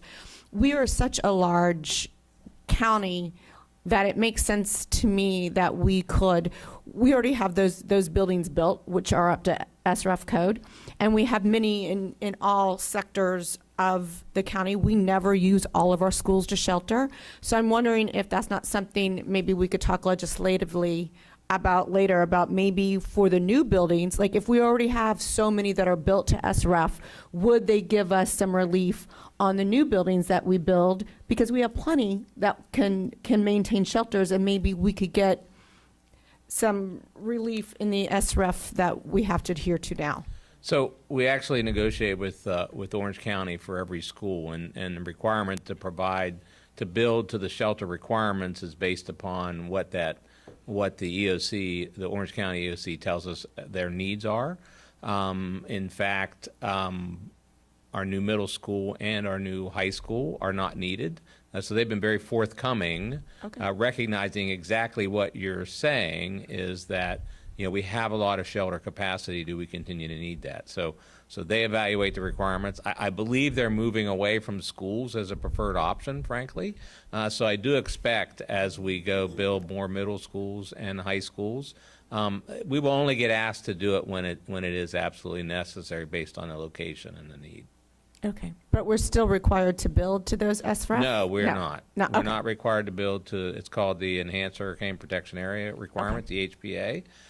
We're only required to build to those requirements if in our working with the county and the emergency management folks determine that it is a needed facility. Okay, so we are getting some relief in that area? Yes, we are. Great. And then, of all these things that we've discussed today, the projects during this portion of the presentation, how many would be postponed or canceled if our sales tax does not pass in November? Do we have an idea? So everything we've talked about so far is funded. Awesome. We're going to get into the unfunded portion. We have totals of unfunded projects. We don't have a lot of specifics about what's in there. We do have some data that we can share that isn't included in the presentation. But everything we've talked about so far is totally funded. funded. And now we're, the next session, we'll start to talk about forecasted requirements for new schools and capacity enhancement. A portion of the new schools is funded, all are not. And none of the other capacity enhancements that we're going to identify are currently funded. Now, we'll go through the budget process this year. Is there an ability to fund some of those from the existing sales tax, from the forecast for property tax or impact fees? That's yet to be determined. That'll get determined through the budgeting process. But what we've shown you so far, all of these projects are funded. Wonderful. And I do want to talk to you about Bonnieville, because I was there last week, and I don't know if you've been to their cafeteria lately. Which school? Bonnieville Elementary. Okay, go ahead. But their ceiling is literally being held up by paper clips. Like they literally have clips on all around their ceilings. The floor is, you just can't clean it because it's the original floor from the 1960s. As their steps to the to their platform where they do the plays, and there's TVs there that aren't usable because we no longer use Safari Montage, and they were only linked in for Safari Montage. So, and they had when we did a comprehensive and we rebuilt that 2-story building, the cafeteria didn't really get touched, but there's so much need at Bonnieville. If I was a parent that went to Bonneville and I was in that cafeteria, I'd be thinking my tax dollars aren't working for me out here. So we have a project that's funded currently with Cap Renewal. We'll certainly take a look at the cafeteria issue that you talk about. We do have a project out there that's addressing multiple systems from a capital renewal standpoint. And then as far as a comprehensive renovation, they are on the list of schools that would be included in those schools we would address if we get an extension of the sales tax. But we do have Cap Renewal project planned at that particular facility that we should be nearing to construction if we haven't gotten to that point already. Okay, maybe we can discuss, maybe we should do a little field trip out to Bonneville so I can show you what I'm talking about. Yeah. Well, I thought he just said it, if the tax doesn't get renewed. So again, we're addressing a lot of the urgent needs via capital renewal, some of the system replacements. Right. Okay. So those are getting addressed. And I know, I know that they're working on some stuff this summer that's going to take place. And then some stuff has been pushed out due to, I think, parts or stuff that we're trying to get in. Yeah. Okay. So, and that's all part of that project that we have planned. Okay, perfect. Thank you so much. Member Byrd. Thank you, Chair. I will try to be quick because I'm particularly excited in the next for the next section.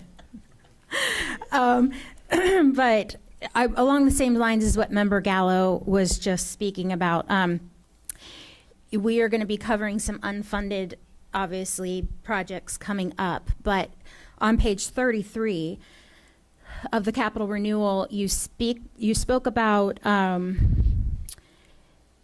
that the capital renewal program is funded solely from a portion of the sales surtax, and that you talk about, particularly on this page, what dire need we will be in if the sales tax doesn't get renewed, and that the money will be exhausted by 2029.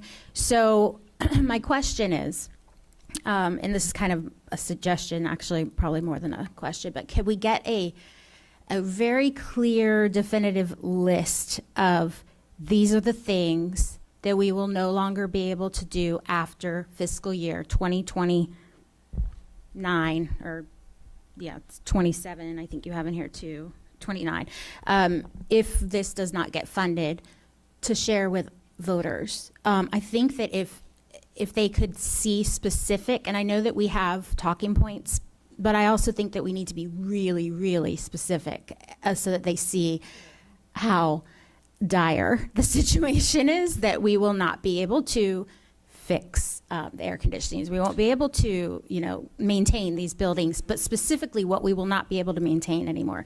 Also, if we cannot maintain buildings, I'm assuming we won't be building any new buildings, which is going into the next section. We're talking about unfunded buildings. But I think it's also important to specifically state for parents when this next 10-year capital plan goes out, when we go over that today, these are the projects that we can do. These are the projects that will not be built, period.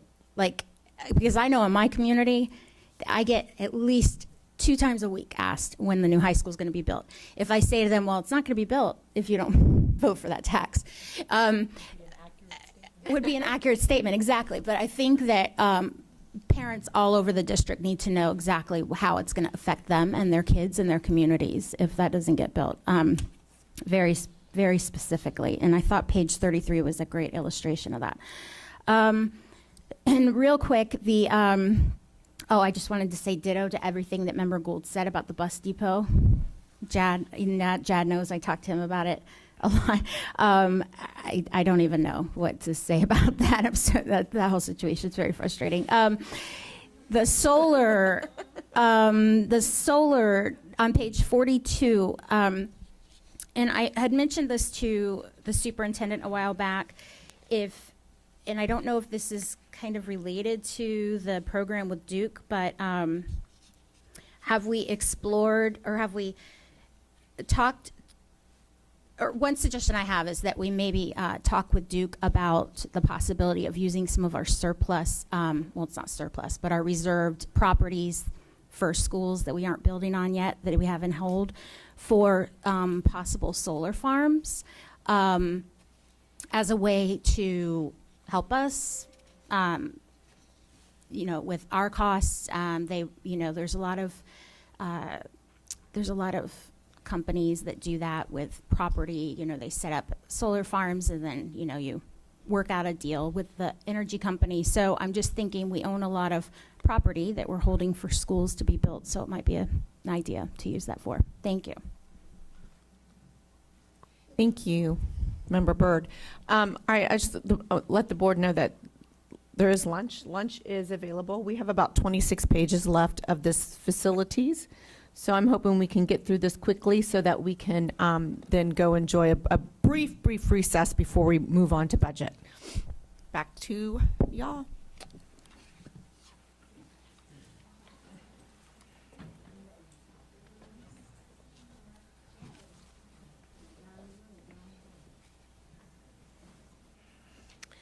Good afternoon. I am Jessma Lambert. I will be discussing the advanced planning process to determine new school needs, capacity enhancement recommendations for existing schools, and the reduction of portables since 2006.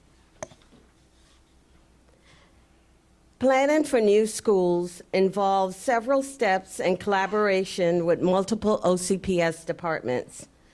Some of these steps occur concurrently to ensure new and relief schools open on time. The process begins with the Advanced Planning Committee. The committee analyzes growth and capacity data to determine which schools need to be relieved, the location of the relief schools, and the year open dates. Every year, a recommended list of new schools are developed for the 10-year capital improvement plan. After the needs are identified, budget reviews the list and aligns funding with the year open dates. The list is then reviewed with senior leadership and the school board for final approval.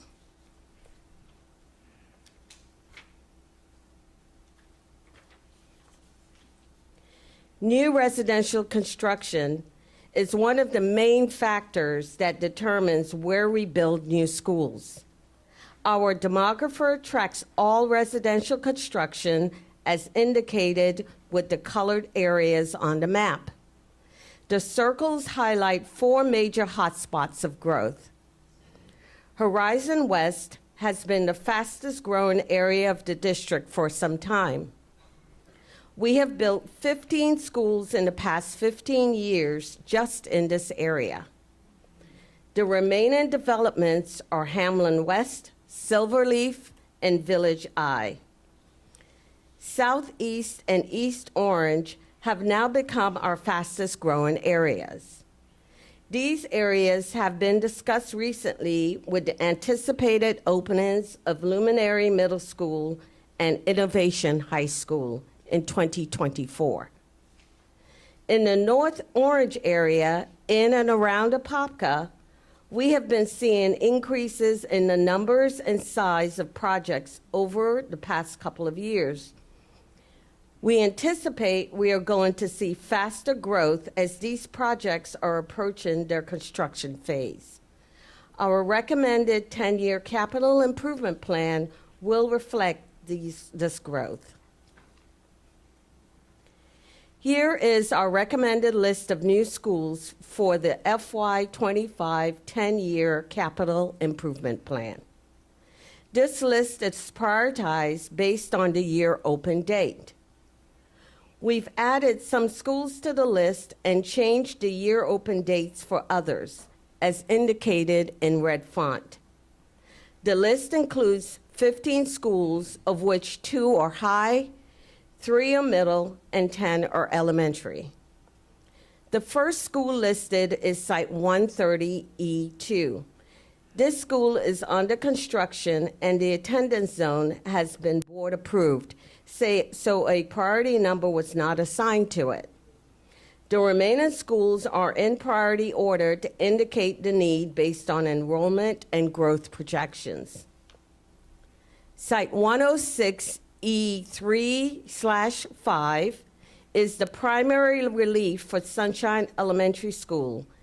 It replaced Site 105E3 because projections showed the growth was occurring to the north of Sunshine Elementary School, closer to the Universal Workforce Housing Project. The target search area for this relief school borders Districts 3 and 5. With the remaining growth in Horizon West area, Site 135H4 would serve as a choice school to relieve multiple high schools in the area. Our recommendations are reviewed annually and adjustments are made to align with enrollment and growth data. The district's ability to fund these recommendations will be determined as part of the budgeting process. This graphic illustrates the number of relief schools by school type that are planned and recommended to open over the next 10 years. The green bar represents middle schools, blue represents high schools, and the red bars represent elementary schools. The 6 schools to the left of the solid black line are underway in construction or design, while the remaining 12 schools are recommended to open at later dates within the next decade. This graph demonstrates the continuous construction of new schools over the next 10 years. This slide highlights and summarizes the schools recommended in the high growth area that I previously spoke of. The Horizon West area leads with 5 relief schools, followed by the north and east and southeast areas, each with 4 relief schools that are reflected in the recommended 10-year plan.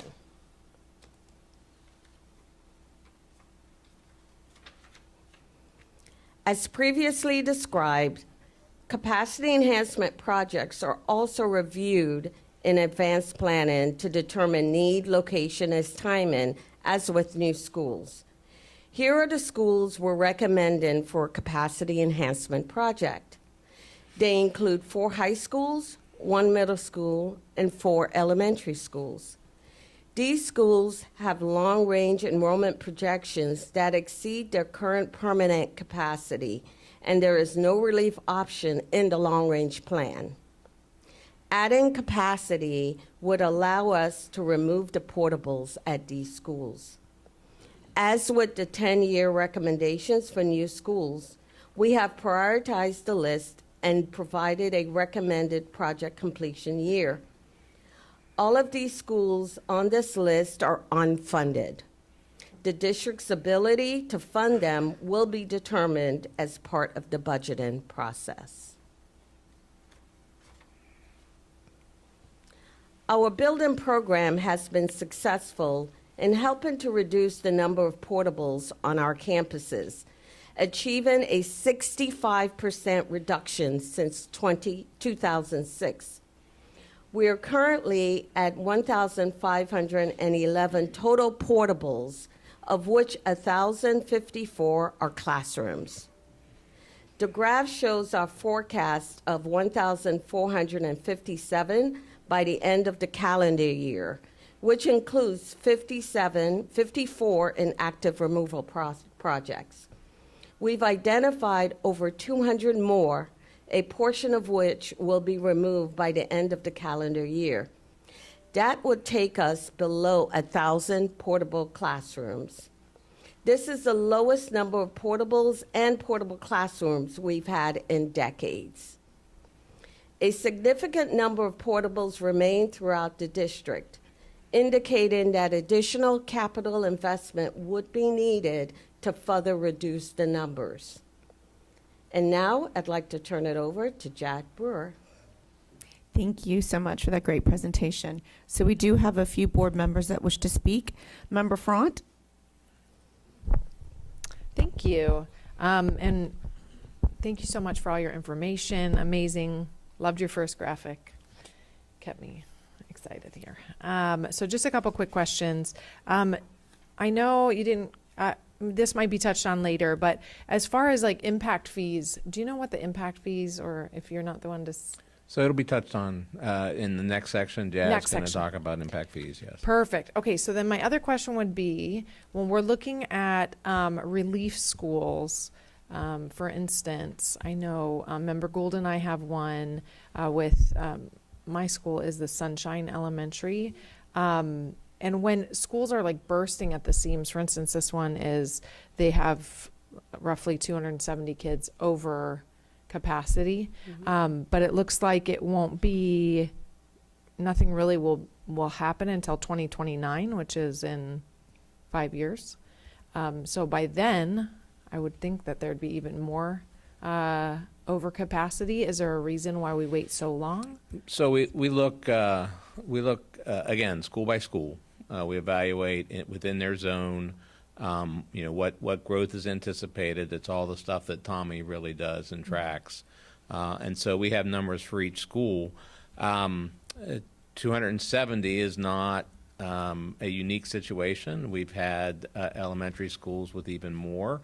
The challenge is when we open a new school, having enough students to open that new school. So if Sunshine is primarily relieved by that school and it's 270, 300, 350, that's still not enough students to open a new elementary school.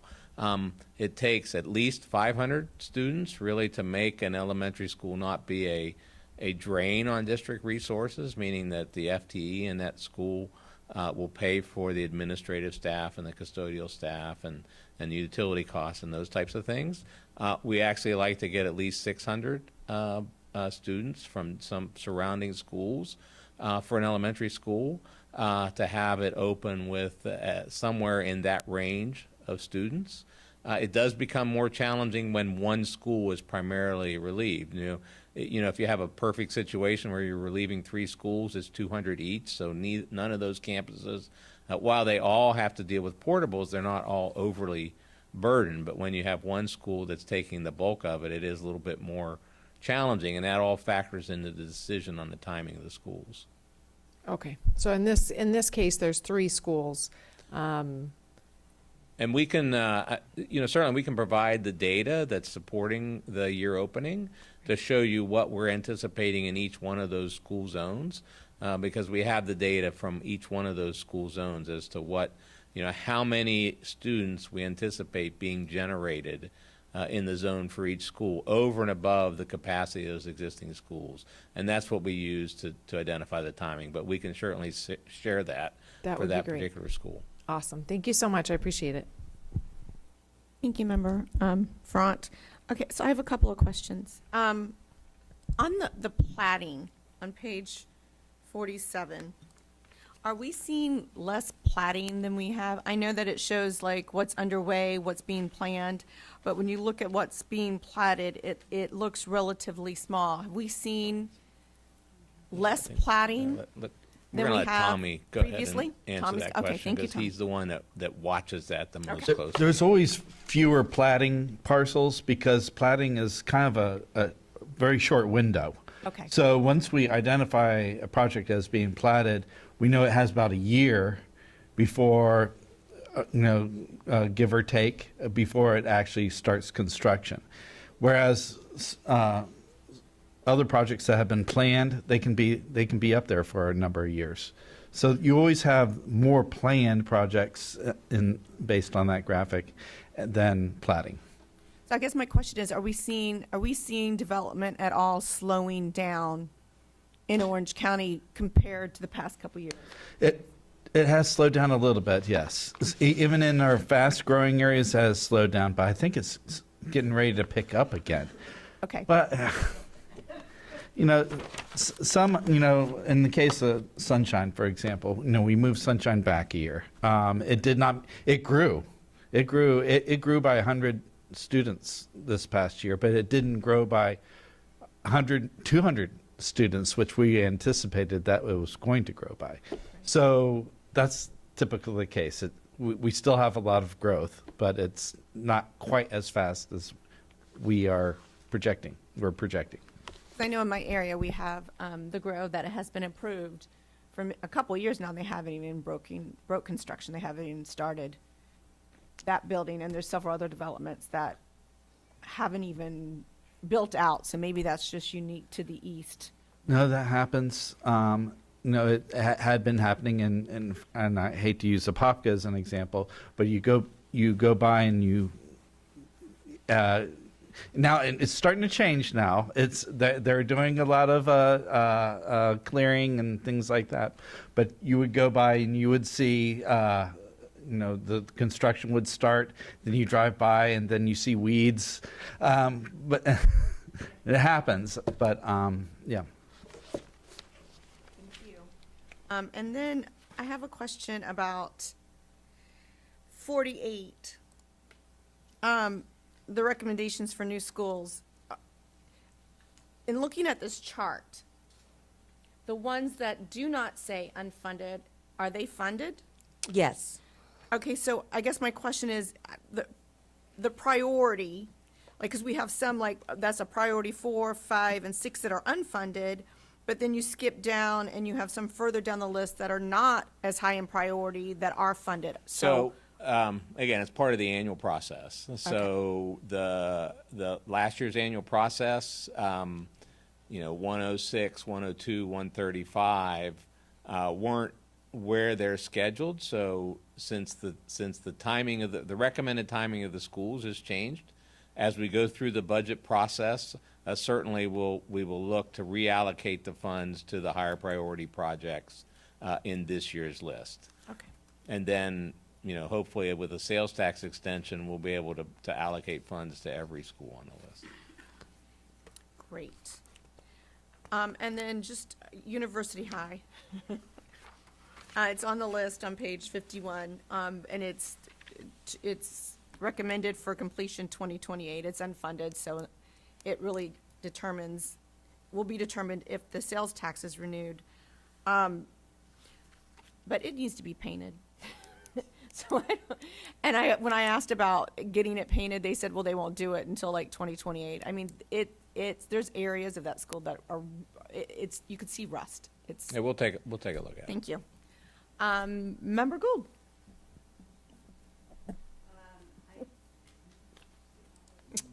I think it was slide 51. Okay. So Bridgewater, recommended final capacity 1215?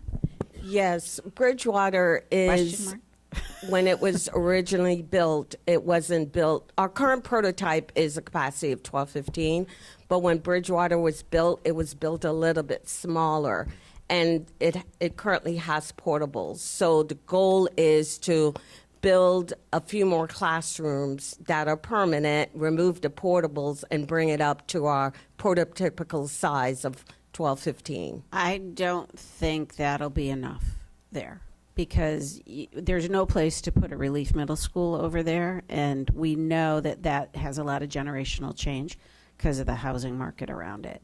So I mean, I think you need to look at that again. I think that permanent capacity needs to be a little higher there. Because what do we run? We run at 1,400 on average, I think, there. So at Bridgewater? I think so. Tommy can check it for me, but I want to say it was 1,400 on it because we were much bigger than that. Right. I would just say when these projects are funded, again, we will look at the updated long-range enrollment projections and size it accordingly. I know Mike mentioned earlier in his presentation is that we don't necessarily limit it to the prototype. So right. we've taken some over the prototype, and if it's warranted here, again, the goal is to not come back with portables. And so, we'll, again, look at the forecasts and size it accordingly. Okay. The current enrollment is 1189 right now. Oh, is it? Yeah. Okay. But no, we've right. gotten them down. Okay.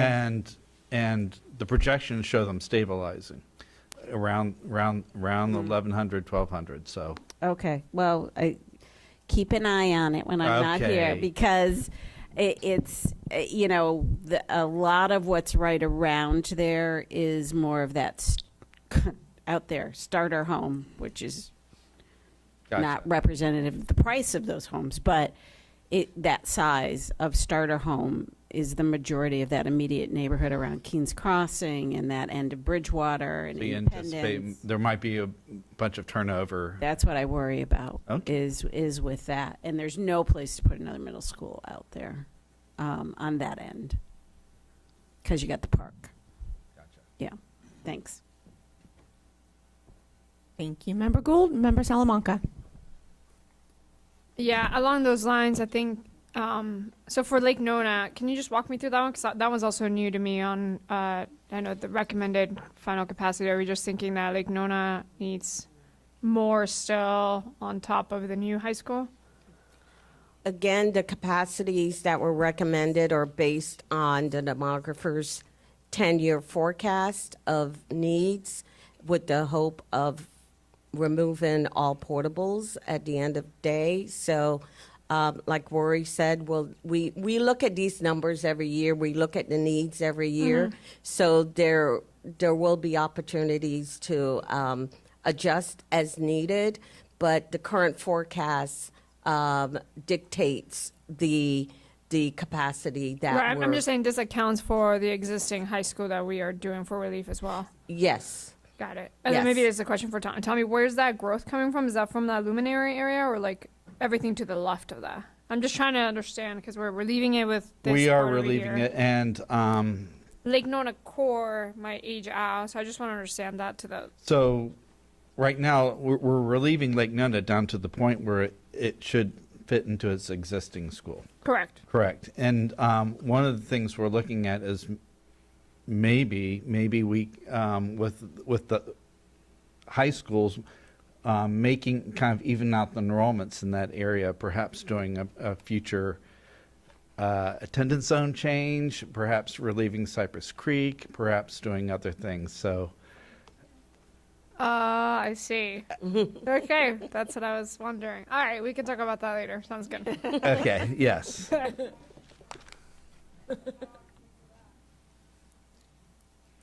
Thank you, Member Salamanca. Okay, so I think we're ready to move on with Jad's brief 18-page update on land acquisition. And just so the board knows, this is the last presentation for facilities and is what is keeping us between the next, our little break for lunch. So we do have 18 slides. We do have 18 more slides. They're not all Jads, so. Oh, they're not all No, Jads? they're not all Jads. Oh, I was blaming it all on Jad. I'm not keeping you from lunch. It's good to know. I want. Yeah. And good afternoon, board members. My name is Jad Brewer. I'm the staff attorney with facilities responsible for the real estate and planning. My portion of the presentation will provide a brief update on the status of real estate acquisition for the district, as well as concurrency management. My presentation will also discuss current planning issues that may impact the district countywide. As a refresher, OCPS acquires real estate in two distinct ways, which we've talked a lot about here today. The left column outlines options for acquisition outside of master plan communities. Real estate must review and identify potential sites.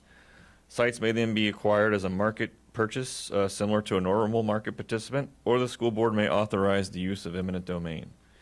Inside large master plan communities, think Horizon West, which we've talked a lot about today, the planning and real estate teams work with developers to identify sites within the community and coordinate school opening after infrastructure is in place.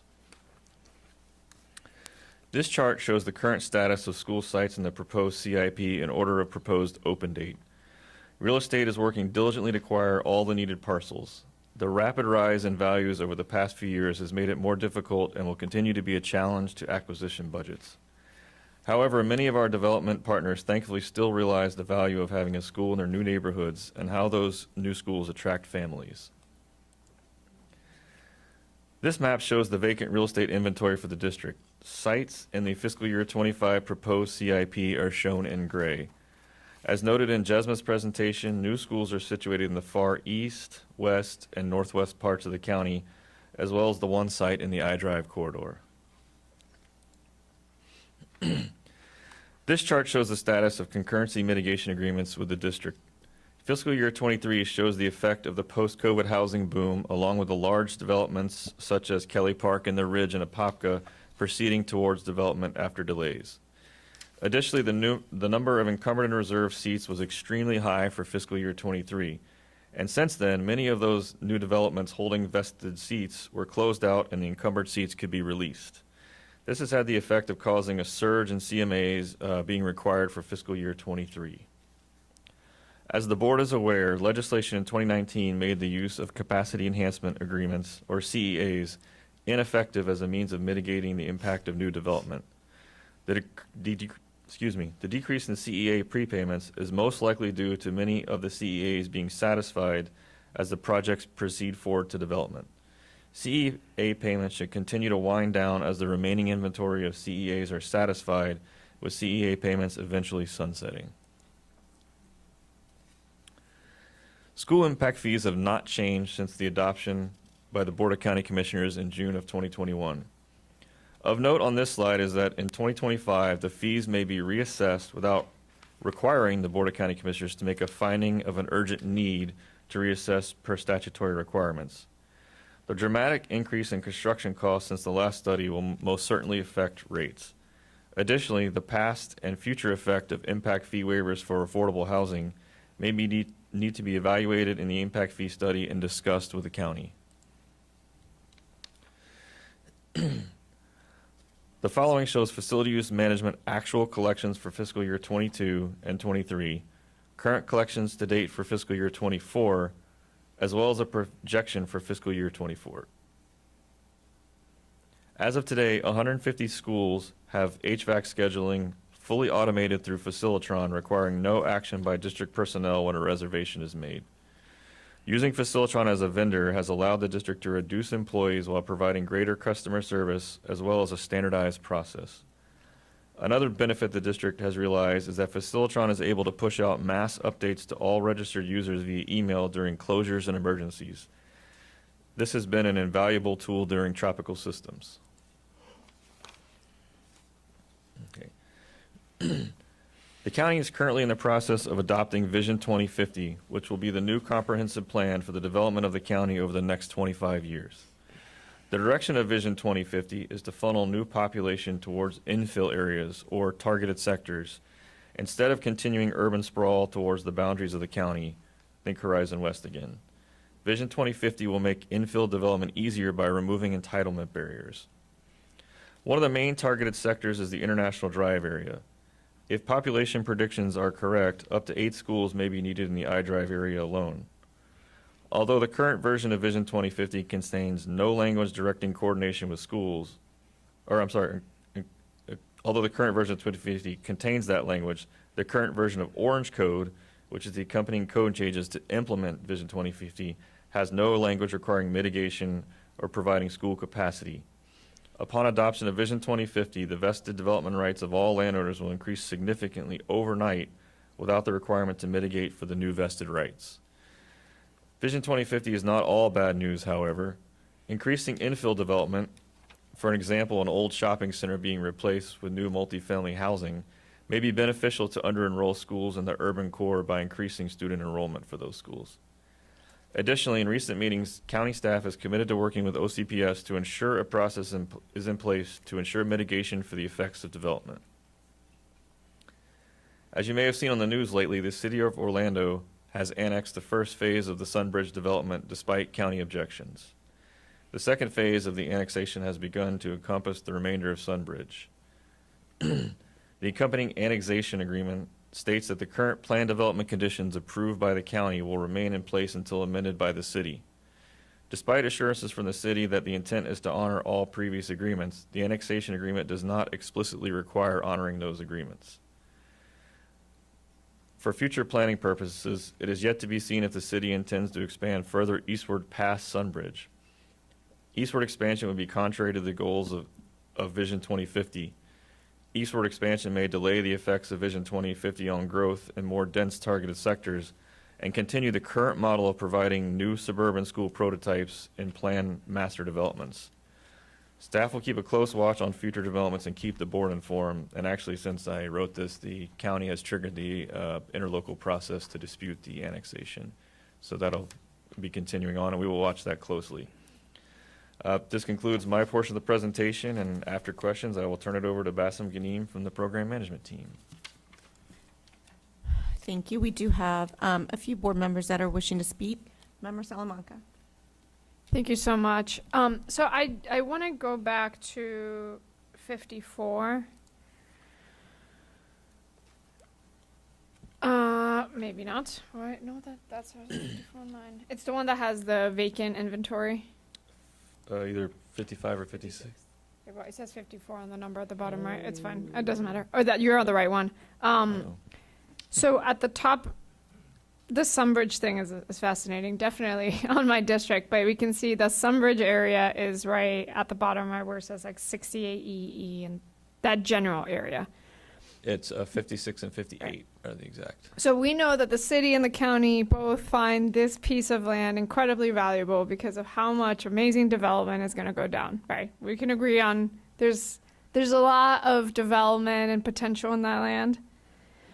Sunbridge has already have the plan to develop all that land. My one concern that I think I continue to have is we don't have a high school yet on that plan. So we know that this land is going to be valuable. This is heavy Lake Nona, Tavistock land. We know the city and the county are fighting for this land. And yes, we have middle school and elementary schools there planned, but there's going to be an enormous amount of growth there. We still don't have a high school. Correct.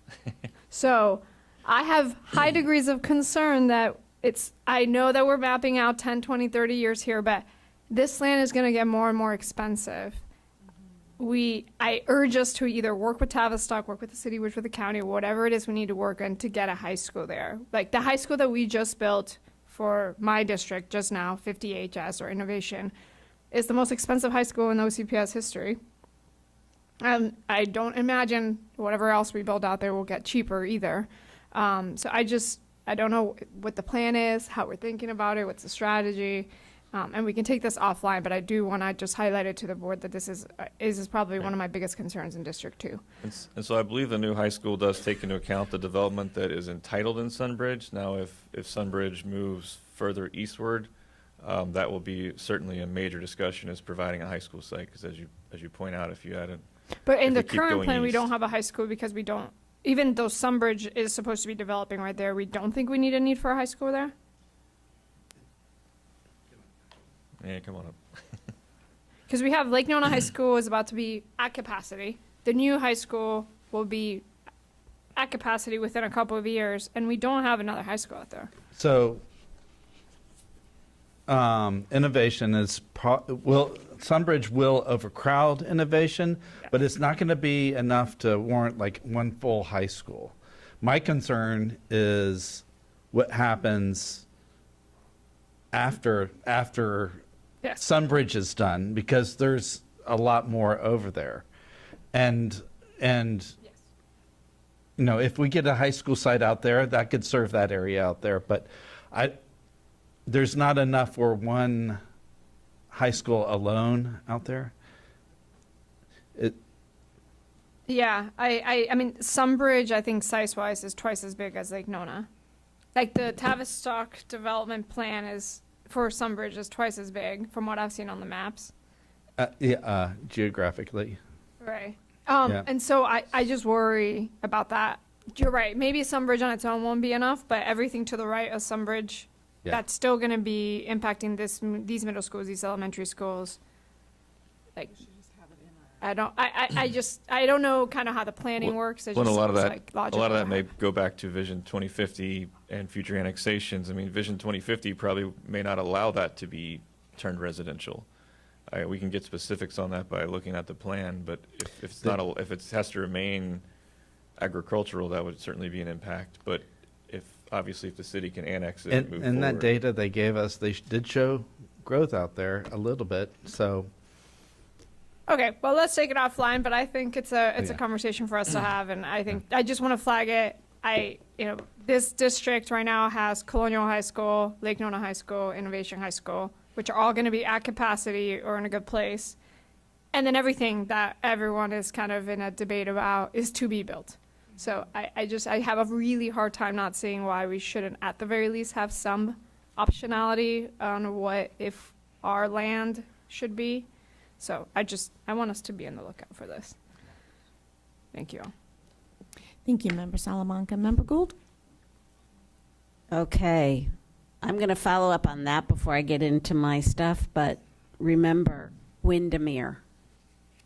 Let's not repeat history. Let's bank something for a high school out there. You didn't live through that, Chet. You don't want to live through that. Trust me. I do not. So 2050, when I was attending all those meetings, it looked like there was an expectation that our school sites would reduce and we would be banking. We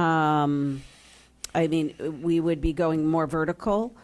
What are we doing in that part of the planning in order to go more vertical with prototypes? Because everything is still pretty sprawly looking Yeah, so on our new we're- prototypes. We're very close to releasing an RFQ for an architect to help us to start to look at that, specifically for 106. That'll be the project that we're targeting, to look at a more vertical elementary school that would reduce the footprint.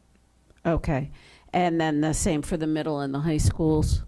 Because all those land, if I remember, all of those land. So, again, Okay. what we have in the plan for the most part currently would allow for the prototype that we just developed Okay. for the middle school.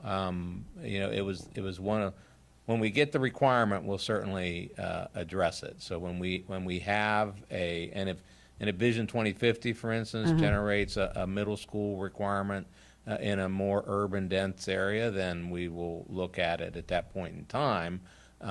Currently, based upon the plan and the priority list, we don't have the project, but once the project exists, then we'll start developing that particular prototype. And what's the, I don't know if you know this off the top of your head, because I can't remember, what's the difference between what we bank now for middle, elementary, and high school land size versus what they want us to do in 2050? I mean, right now, our middle schools are in the 20 to 25 acre range, and we haven't hammered out those details. There's talk of the school siting ordinance kind of having a separate category for those infill targeted sectors, Okay. where maybe there's more more requirements on the developers to, okay, if you're going to do this, you're going to share a parking lot, you're going to share play amenities, you're going to take the water, all these things that would further reduce the box we need. Okay. Yeah, because it was a big difference in the acreage when they were presenting it.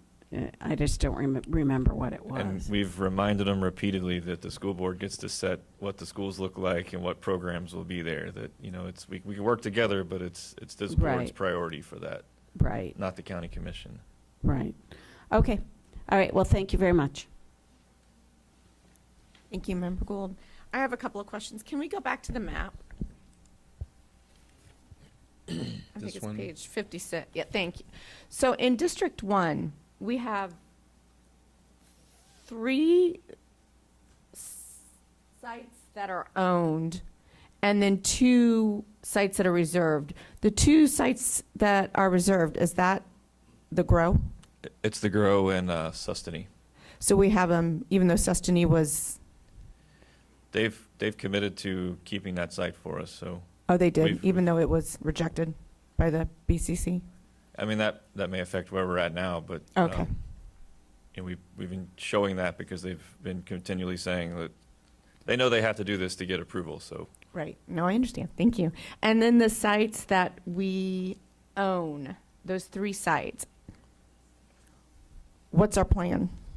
Because, I mean, I'm not growing in the East yet. I think that it's Right. coming. It's not coming in the 10-year SIP plan. So those properties, why were they purchased, and do we have a plan for them? So one of them is an excess Avalon site. As you're kind of going out Avalon, if you take that right behind the T-Mobile store, it's way back there. Okay. That was an excess site that it doesn't look like we may need. And the other one is in Waterford, where Or 64 is different. The one is off Prairie it's Ford? off Sunflower. There's one directly off Sunflower. There's one off Sunflower and Waterford, and then this may be the 64, maybe the one that's off of Curry Ford Road near Andover, Okay. which was part of the Lockheed development that's still left over. If it's Curry Ford and Andover, that would be District 2. Yes, that's the. Are you talking about 23? I'm not familiar with 23. Well, 23 looks like it's more, I bet that's Sunflower, I bet that's the Sunflower site. The one that's off Sunflower, maybe? If it is, it's wrong on the map. Yeah. Or my geography is really bad. Well, 64, but it says E1, it just needs to be changed to E2. Okay. Because it's not, it is in District 2, so that Andover, okay. All right, so we're just, But there is one in Waterford, if you know what I'm talking about, it kind of dead ends into. yeah, I know I had two, because I see the signs, that third one, but now that I realize that it's in Andover and it's not mine, that makes more sense. So we're in the process of reevaluating what we would use those land for. Oh, and I believe the one in Waterford has been attempted to be sold in the past, and there's been extreme community outcry Oh, for us to sell it? for it to remain, for no more housing. It's the Yeah, no, I the can usual imagine. No We're more having- housing. Yeah. Okay, I was just curious because I know that we're looking at like affordable housing and we've got a coalition and we're looking at sites where we're going to build it, where it makes sense, where we don't upset neighbors.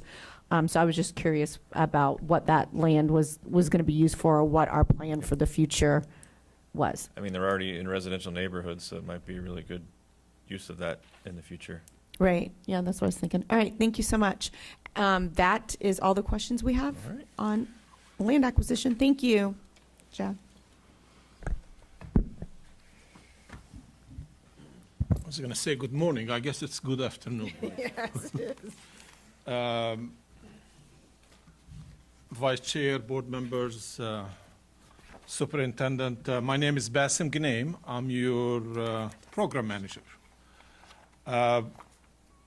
Program management is mostly science, but it does have mixed with it some art. And that's kind of taking me off script, so bear with me. Program management is taking all these program segments and the projects that are generated and making sense of a timeline and the money piece that aligns itself with all these projects. So to Rory's point, we've broken the program down into different segments: new construction, renovations, capital renewal, so on and so forth. And we have in place processes and ways to track everything that we're trying to do over a 10-year duration.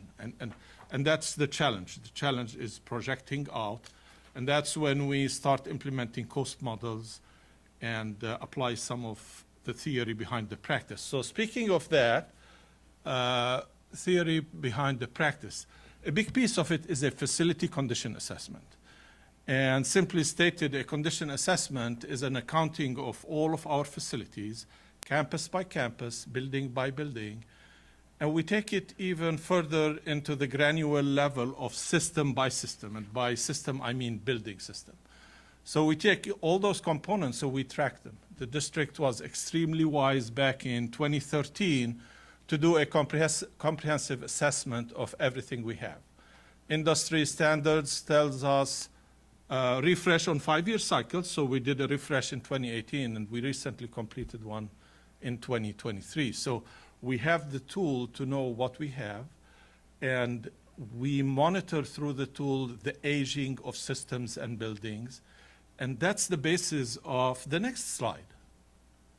So we have a life cycle. When we design new buildings, we design them and build them for 50 years. And then we decide along the way, based on industry standards, and how do we customize those standards to the OCPS practice, when and how to look up these systems and decide, yes, we need to replace them.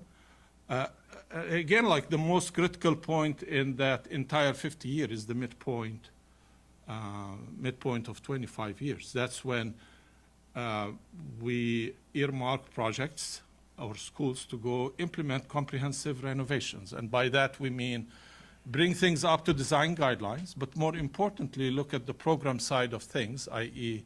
the educational driver, which is our main line of business, and how does that impact those schools functionally, and how do we implement the renovations needed to implement those programs as we go along. Again, the rest is typical, like we have to change technology on a 10-year cycle, and we have to do HVAC on an X number of year cycle, so on and so forth. So that's what drives everything that we've implemented in the capital renewal program mainly. Capital renewal started in 2014, and we're gearing up, and we're doing exactly what this life cycle depicts. Again, we do talk about life after the list meaning the original list of 136 lists. And there's 96 projects in the next 10 years that potentially can lend itself to whatever we want to call it. I'm not calling it a list or the new list, but it does have the potential. So of the original list, we have 8 schools that were lightly renovated. We're going to bring those back into the mix. Again, we're monitoring this 25-year birthday of the schools, and that's why for the duration 2002 to 2011, we've listed all these schools that either will hit that, were replaced or renovated, but more importantly, will hit that birthday within that time span. And that's where some of the previous discussions were, what about this school? What about that school? And that's where these schools can potentially get picked up. Again, like there's always a balance of the repurposed facilities that contribute to the list. To expand on that, there are 3 proposed repurposed schools projects that are on the docket, and those 3 are Orlando Gifted, previously Fern Creek. There's a proposal to replace Orlando Gifted, building a new facility on the existing site. And for us to be able to do that, we've looked at a swing option that potentially can take the kids out of their current school, house them somewhere else for a year, build the new facility, and then bring the kids back. A swing site potentially can be the current OTC Winter Park, since those kids are going to migrate to their new facility very early this coming year. There's definitely, once those kids vacate OTC Winter Park, a proposal for an innovative school at that site that would require demoing the existing schools, what's vacated, and once we've used it for the swing option. And last but not least, options for our virtual school. Currently at Gateway, what options might come on hand once we go through, hopefully, a successful sales tax extension, since these 3 projects are unfunded. We currently do not have monies in the funded portion of the program to support these 3 projects. We did talk about capital renewal and what happens once we hit the end of the current sales tax, and what's the plan B. Unfortunately, the plan B, if we don't get extended, is the creation of a backlog, right? There are needs that are not met. Hence, you see in front of you the difference between the blue and the red 10 years out, equaling out to just over $1 billion. So these would translate to the question before us: what systems are going to be missing if I don't get extended through the sales tax initiative? And that $1 billion does equal a breakdown, school by school, system by system, that is available through the condition assessment. So it all ties in together.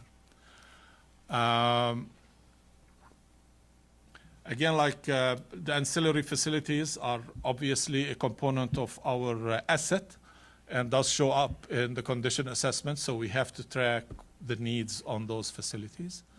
And that's what you see in front of you on the first two line items. The third line item, or the second main line item, is the technology piece. Again, the district has established and successfully implemented the digital curriculum platform. We need to continue to support that. The dollar amount in front of you that you see, the 447, is unfunded currently and shows the need from year 3 through year 10 of that window that we showed up front. To sum it all up is a simple, we refer to this as the checkbook. How much do we need in our bank account to be able to address all those needs, broken down by all the different program segments that the different team members have touched on. The first two are the new schools and the classroom additions, adding capacity to our district. But look at the third and the fourth one and the magnitude of the comprehensive and the capital renewal portion.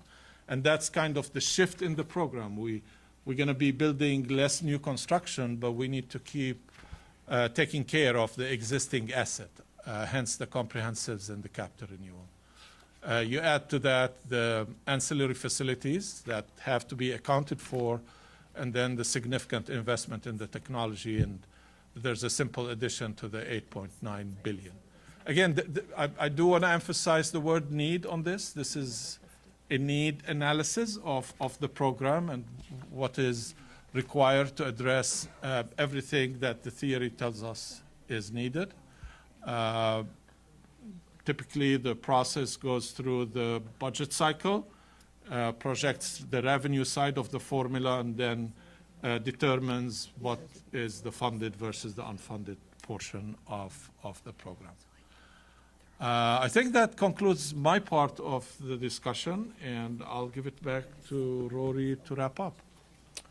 Yeah, I would go back to the previous slide and say if we treat this as a checkbook right now, most of the checks would come back returned for insufficient funds. And so I just want to reiterate the point again that this is what our facilities need for us to maintain them to the extent that we're currently maintaining them. And we'll certainly, put more meat on the discussion of what specifically that means. In a lot of cases, it means we don't replace air conditioning systems, so we have more frequent failures, and it just continues to get worse and worse. But again, we'll address that. But this is what we've identified as our needs over the next 10 years. So I have a couple of highlights, then program-wide, 2 final points. Both are related to the community and economic impact of our program. The local design and construction community is the lifeblood of our program. When Member Salamanca mentioned, what the team has done with the new schools in her area, we had a role, but it was the contractors and the architects and them all getting together to finish those schools. This slide depicts the number of architectural, engineering, construction, management, and trade subcontractors that are engaged in our program. 358 different firms were engaged in our work at some point over the past year. A particular note, 158 were minority, women, or veteran-owned, or were a local disadvantaged business. Both numbers are significant, but so are our program requirements, and so we can always use additional firms, and they're welcomed to apply for work on our program. Finally, we have a significant impact on the local economy, both in terms of employment and economic output. This slide depicts estimated employment and economic output resulting from program expenditures during the period 2014 through this year.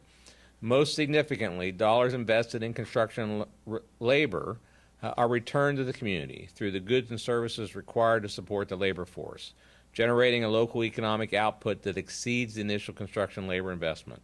During the period shown here, our construction expenditures of almost $3 billion generated an average of 3,000 jobs each year, and local economic output estimated to exceed $4.5 billion.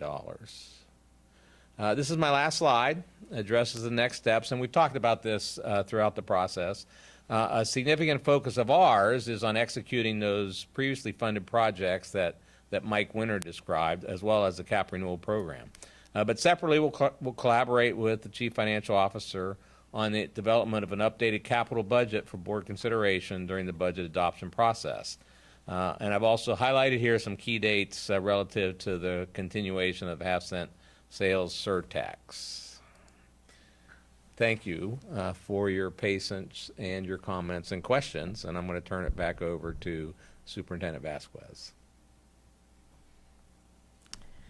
First, I want to say thank you to the phenomenal team that we have. The building project is unheard of, the amount of work that we do. I am always so proud to be able to say that thanks to the voters, the work of an incredible team, and the architects and construction teams that build our schools, the average age is 12 years. That is not a statistic that many districts across the country can tout. But having said that, we also know that the renewal of the sales tax is critical if we are to be able to maintain these beautiful facilities and build new schools to keep up with the growth. Our team is very thankful for the feedback we've received. We've noted all of the individual board member concerns as well as highlights overall, and we'll use that as we continue to plan and move forward. But thank you again. We are so proud that you have chosen OCPS. Thank you, Superintendent Vasquez. Member Gould.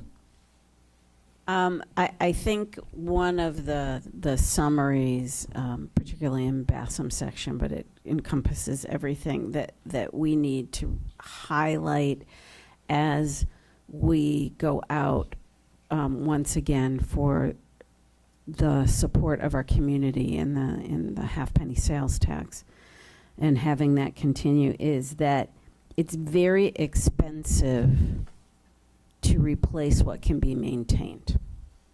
And if you let things go and get to the condition that they were in, and there's so many new residents, they've never experienced, many of them, what, happened with our facilities years and years ago. And the pipes leaking and us not being able to repair them, roofs leaking and not being able to repair them.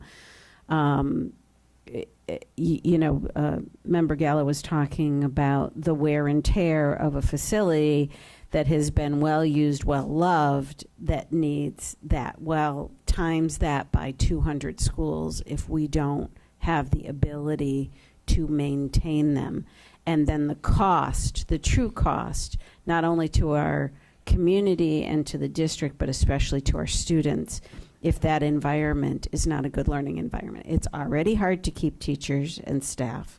Have it be in a really yucky environment, it's going to be 10 times harder than it is right now. So, there's the direct things that we outlined here that are really the dollars and cents, but it sets a good facility, sets the culture, the tone, and the acceptance of it truly being a community asset rather than a blight. And that's as important in our messaging, especially when people only see what looks like shiny and new right now. Even though a lot of them are 12 years old, we've been able to maintain them. And with the exception of some painting that we need, they look pretty good. So I just wanted to kind of put a little exclamation point on some of your comments. Thank you, Member Gould. I'm up next. I have a question on page 67.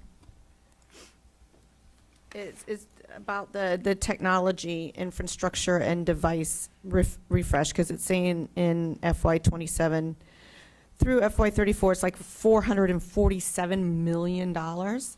I get that it's unfunded at this point, but back on page 37, we have another $80 million on technology, infrastructure, and device refresh. And I know we just refreshed all devices for our secondary schools So what is the 80 million that we're getting ready to spend in 25, 26 on?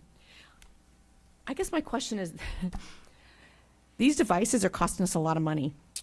So yes, they are. I know Maurice can probably speak a little bit more fluently on this, but so the $80 million is to continue the refresh for the rest of the schools, and the reason why I was shown earlier, it's funded. So Right. it's for while we're getting the sales tax. So that's the funded piece.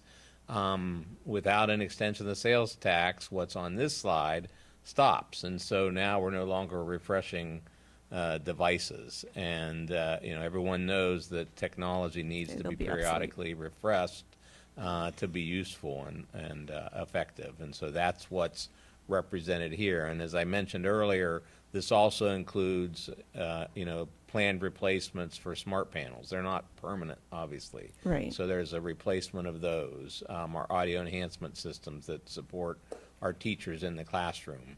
Also, they don't have an infinite life cycle, so there's a replacement requirement for them as well. So that's all included in these numbers that currently relies solely on our sales tax revenue.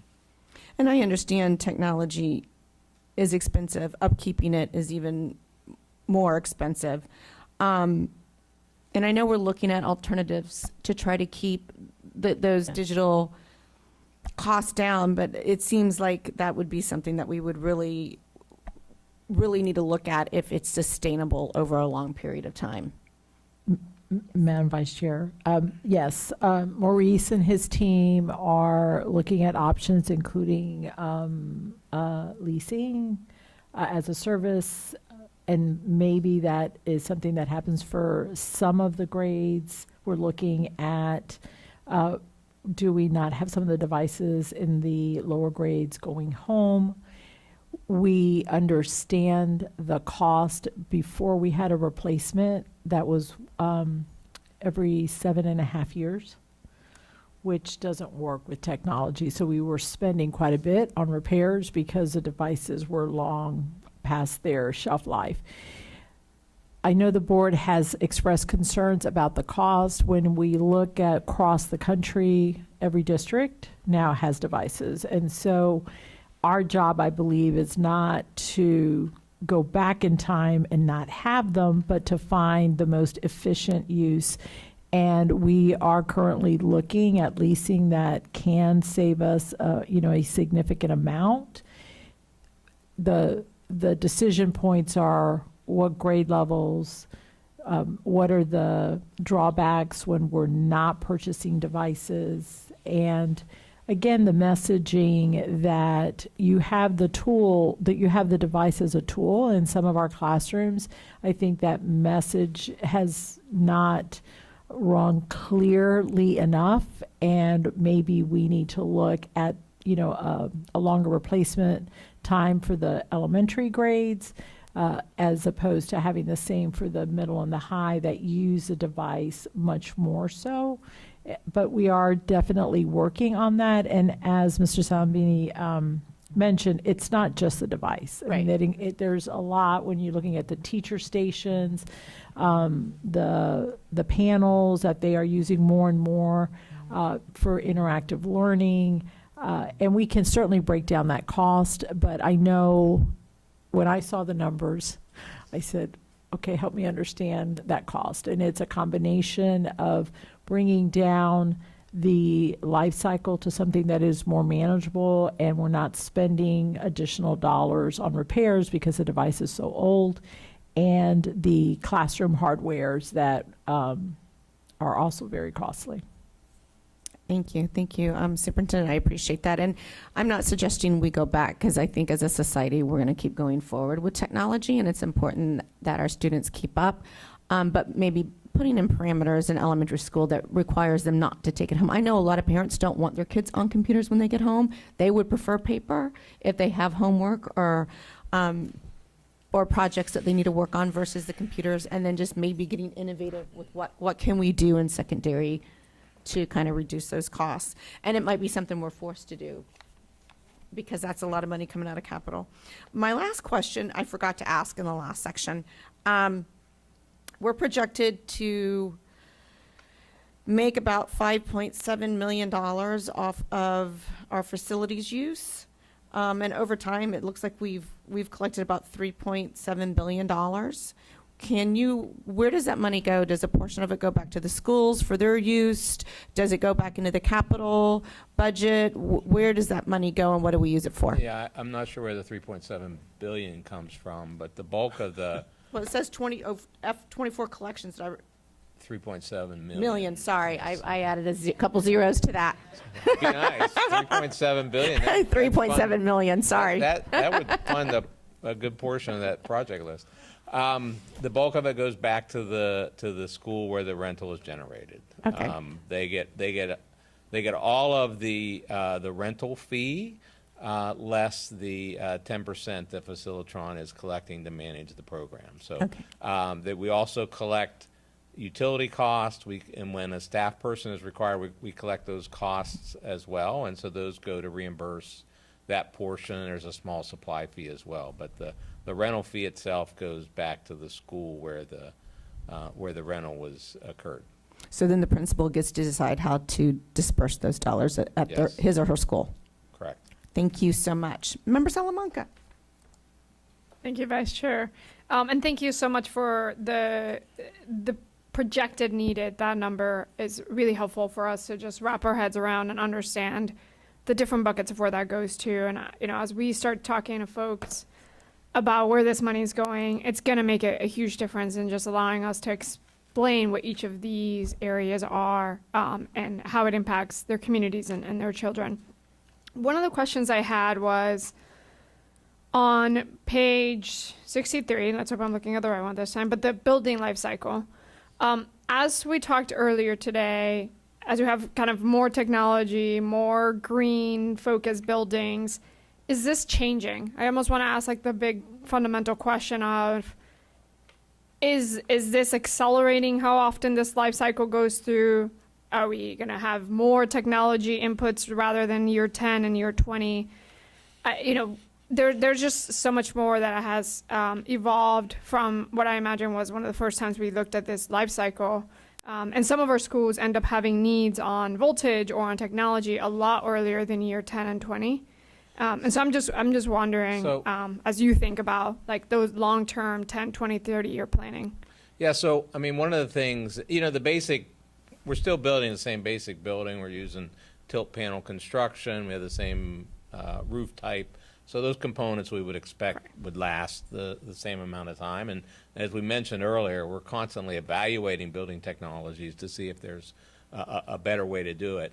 One of the things that we do with our facility condition assessment that not everybody does, which again, I commend the people that set this up, is that we maintain our assessment. And Bassam talked about a 5-year refresh, but actually along the way we're maintaining it. So as new systems go into the condition assessment, we put them in there and we know when they need to be replaced. And so we're able to adjust life cycles for individual systems by our own experience. So it's a bit more adaptable at the school level. Yeah, so it is a combination of industry, but also the experience that we have here in Orange County, Florida, that informs our plan and our requirements. Got him. Yeah, I think that's super important just because technology and infrastructure for technology is changing so rapidly. Even the Wi-Fi needs of this building, right, depending on where I am in this building, sometimes I have it, sometimes I don't. And so, and we just haven't built for the latest, the fiber, the 5G, the 3G, and that's okay, but I do, I want to be mindful that maybe some of these expenditures that we highlighted are almost underestimating potentially extra expenses, especially on the tech side and things that are changing a lot. I share Member Gallo's concern on how much money these devices are taking. I know we're spending a lot of time with Maurice, but I personally, even though I love technology, I spend a lot of my career in that, truly underappreciated how expensive, and it does feel unsustainable having these devices, refreshing them, keep them in a good condition, and just how hard it is, period, even how long some of these take to recover. And I think every stakeholder in this process has a pain point, like the teachers, the media specialists who work with this, the students, the families who have things that break and don't break. I mean, it truly is really bubbling up in the past couple of months, at least for me as a school board member, to appreciate the costs and how tough of a process it is. So I also imagine this number, it feels very large, 447, but I almost feel like it's going to be larger than that. So this number feels small to me when I look at that timeline, knowing what the budget has been. And so I think you mentioned, I know you were going to be working with Maurice as well, but having more understanding as a board and really understanding the costs here, the projections and all that, I think would be helpful, because I think all of our parents and community knows that technology is not going away. It's really important for us to have access here. We as a school district want to provide this infrastructure and devices, but we really need to understand and have a full grasp of the real costs of this. And then that way, when we go on talk about something like our tax needs, we can be very clear about the real cost of something like this. It's new, right? Like the districts have rolled out one-to-one devices in the last couple of years, and that's something that we took as a values of having access to technology. It matters, but I think this is the more information we have as a board, I would really appreciate as well as we communicate. I think this is a part that in as we get the word out on what that millage is, the technology talking points, I would really appreciate us continuing to fleshing out. Thank you. Thank you. Yes, Superintendent. The good news is that Maurice does have all of this, broken out. He can send it to you and give you the talking points. And then if you need more individual information, he'd be happy to meet with you. Thank you. Member Front. Thank you. I'll make it real quick. I really just, the question I wanted to go back to the impact fees. I know many parents and community members would like to assume that the impact fees covers the school buildings and all this stuff, and that the state funds all the rest. And so I think just to bring a little bit more clarity, what exactly do we bring in for impact fees, and what is that covering right now? Like, is it 50% of the building needs? Is it 5%? So impact fees is only covering new schools. And we recently calculated the percentage. I'm sure that when Doreen and Judith get up, it's somewhere around 80% of the new school costs are funded by impact fees. Impact fees don't address any of the renovation requirements, any of the capital renewal requirements. It is a relatively small portion of our overall capital program. I'll go back to this slide here. The blue portion is the impact fees. So you can see it looks like it's in the somewhere in the $80 million range per year is what we collect. And it varies, again, based upon developments, but and you can see the relative proportion of our overall capital revenue. Perfect. I think that that helps us explain it very well. That if we want our schools to look amazing and where our kids want to go, and it's a beautiful facility for them to be able to learn, we really do need this new, to renew the sales tax. And so I think that just helps us be able to communicate that better. So I appreciate it. Thank you so much. I know it takes a lot to prepare all of this, so thank you. Thank you, Member Farrant. Member Dr. Castor-Dental. Thank you, Madam Chair. And just following up on Member Farrant's question about slide 3 and what portion the state provides for our funding, you can see. Can't see. You can't see it. I can't, but someone better eyes might. There used to be a lot more state funding for our capital needs, and it's gone. So we do rely on our local residents. We do rely on sales tax and property tax. And we're lucky to have the support of so many in our community. I want to thank your team and for all you do. This is not simple. It's pretty complex.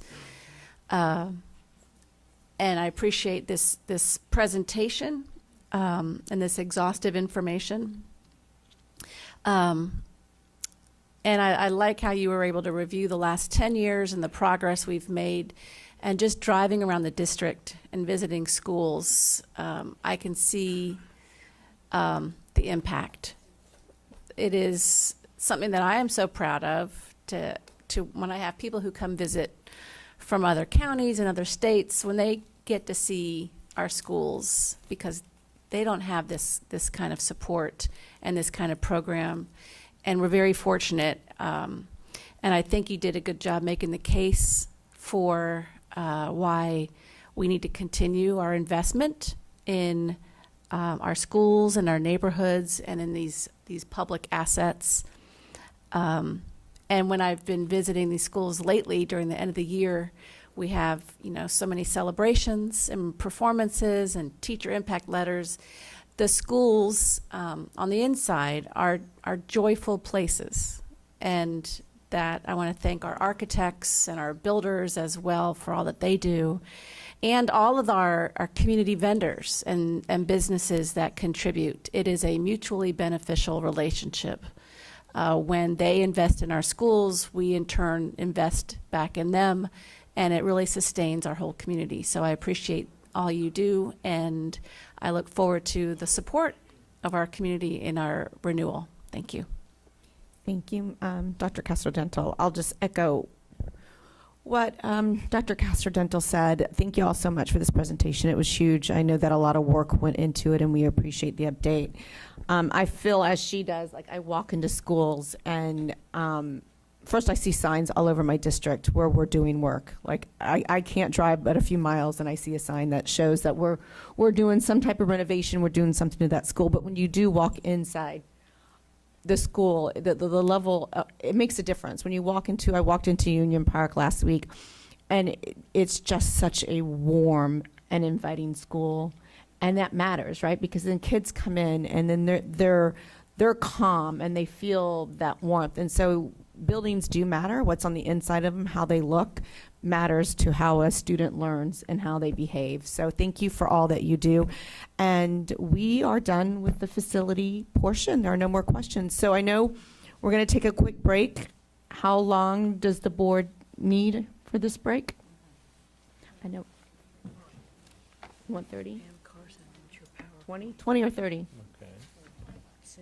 Okay, we'll split it, 25 minutes. Well, we will come back at 1:45. Oh, how much time, I need to talk, how much time do I have? I tried to.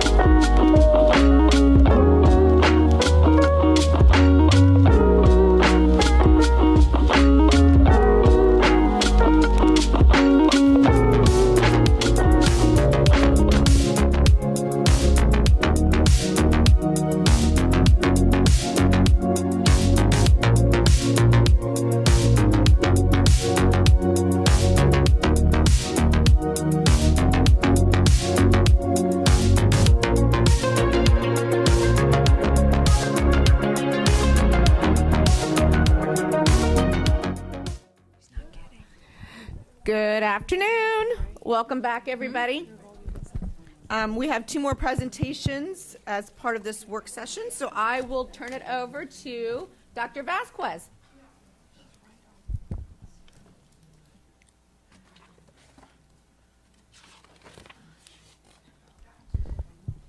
Thank you, Madam Vice Chair. The next part of our presentation is going to involve our Chief Financial Officer, Doreen Concolino, and Judith Padres, our Senior Director of Management and Budget. And the purpose of this work session is to hear from the board on your budget priorities as we are in the process of building our budget for the upcoming school year. And so I will turn it over to Mrs. Concolino. Thank you, Superintendent Vasquez.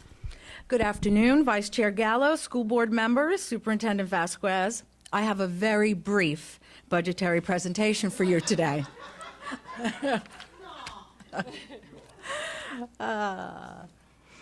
Here is a snapshot of the fiscal year 2025 budgetary landscape. At this time, the governor has not yet signed the budget. The projected FTE for fiscal year 25 is 224,566, or an increase of 7,382 FTE over the previous year. This significant increase in FTE is attributed to the continued impact of House Bill 1, which eliminated the income requirement for scholarship eligibility and has substantially increased the number of scholarship students. With this projected growth in FTE, there is an overall funding increase of $121.6 million over the third calculation of the prior year, including categorical funding. This increase includes traditional schools, charter schools, as well as scholarships. Based on projections from student enrollment, traditional schools are estimated to decline by 600 FTE. However, recent enrollment data suggests declining traditional enrollment may be leveling off.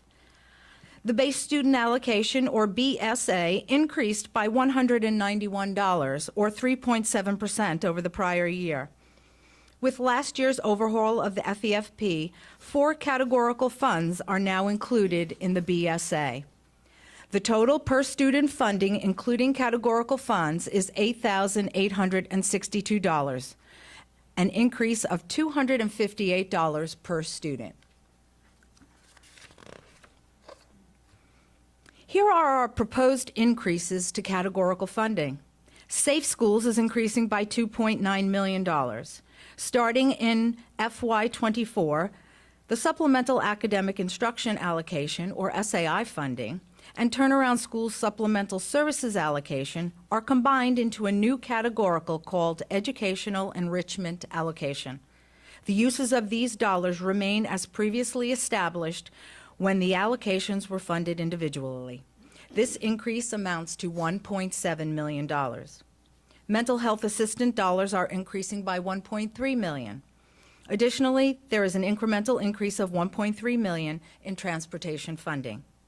Although the categorical funding for the teacher salary increase allocation has been rolled into the base student allocation, specific requirements remain for allocating dollars for teacher salaries. For fiscal year 2025, of the total $91.1 million appropriation to OCPS, the district is required to spend $14.6 million, or 1.07%, in salary increases for full-time instructional personnel. As a reminder, the board fronted a 3% salary increase for 2025 as part of the 2024 9% agreement. The Teacher Classroom Supply Assistance Program is another categorical that has been rolled into the base student allocation, yet there is still a requirement for districts to allocate dollars for the program. In fiscal year 25, districts are again required to allocate a minimum of $300 per eligible classroom teacher to fund this program. The estimated cost to the district is approximately $4 million. Continuing with our budgetary landscape, here are our current financial obligations to be folded into the fiscal year 2024-25 operating budget. As noted on the previous slide, the board fronted the 3% of the current year salary increase, which equates to approximately $38 million to the general fund. In fiscal year 2025, the district will increase recurring board contributions of $26 million for employee health care benefits. As part of the current year compensation package, the district and our unions have agreed to a one-year premium discount in fiscal year 2025 to lessen the impact of increased health care premium costs to our employees. The estimated cost of the premium discount is $7.34 million from general fund reserves. The recurring costs to maintain identified ESSER-funded positions and initiatives total $16.3 million. Changes to employer-paid FRS rates are negligible in comparison to previous years and are anticipated to cost the district approximately $758,000 to all funds, which includes $650,000 to the general fund. We are pleased with the reprieve to increases in the employer-paid retirement contribution. Also on this slide is reference to the pending litigation between Walt Disney World and the Orange County property appraiser that will potentially affect revenues tied to the district's property valuation. Current projections estimate an impact ranging from $6.5 million to $13 million per year. However, final numbers will not be determined until the case is concluded and property valuation is adjusted accordingly. In the meantime, we will continue to set aside dollars to address any corresponding refunds. As a reminder, the Florida Education Finance Program, or FEFP, is equalized, meaning any reduction to local dollars is offset by an increase in state funding. This equalization does not apply to the additional voted millage or to capital funds. This chart shows a comparison of per-student funding from the second calculation since July 2007. We use the second calculation in this comparison because that is the calculation in effect at the time of the adoption of the budget. For the upcoming year, there is a $307 increase in FEFP per student funding over the prior year second calculation. July 2024 is the per-student funding reflected in the conference report. The second calculation will not be after the tax roll has been certified by the property appraiser.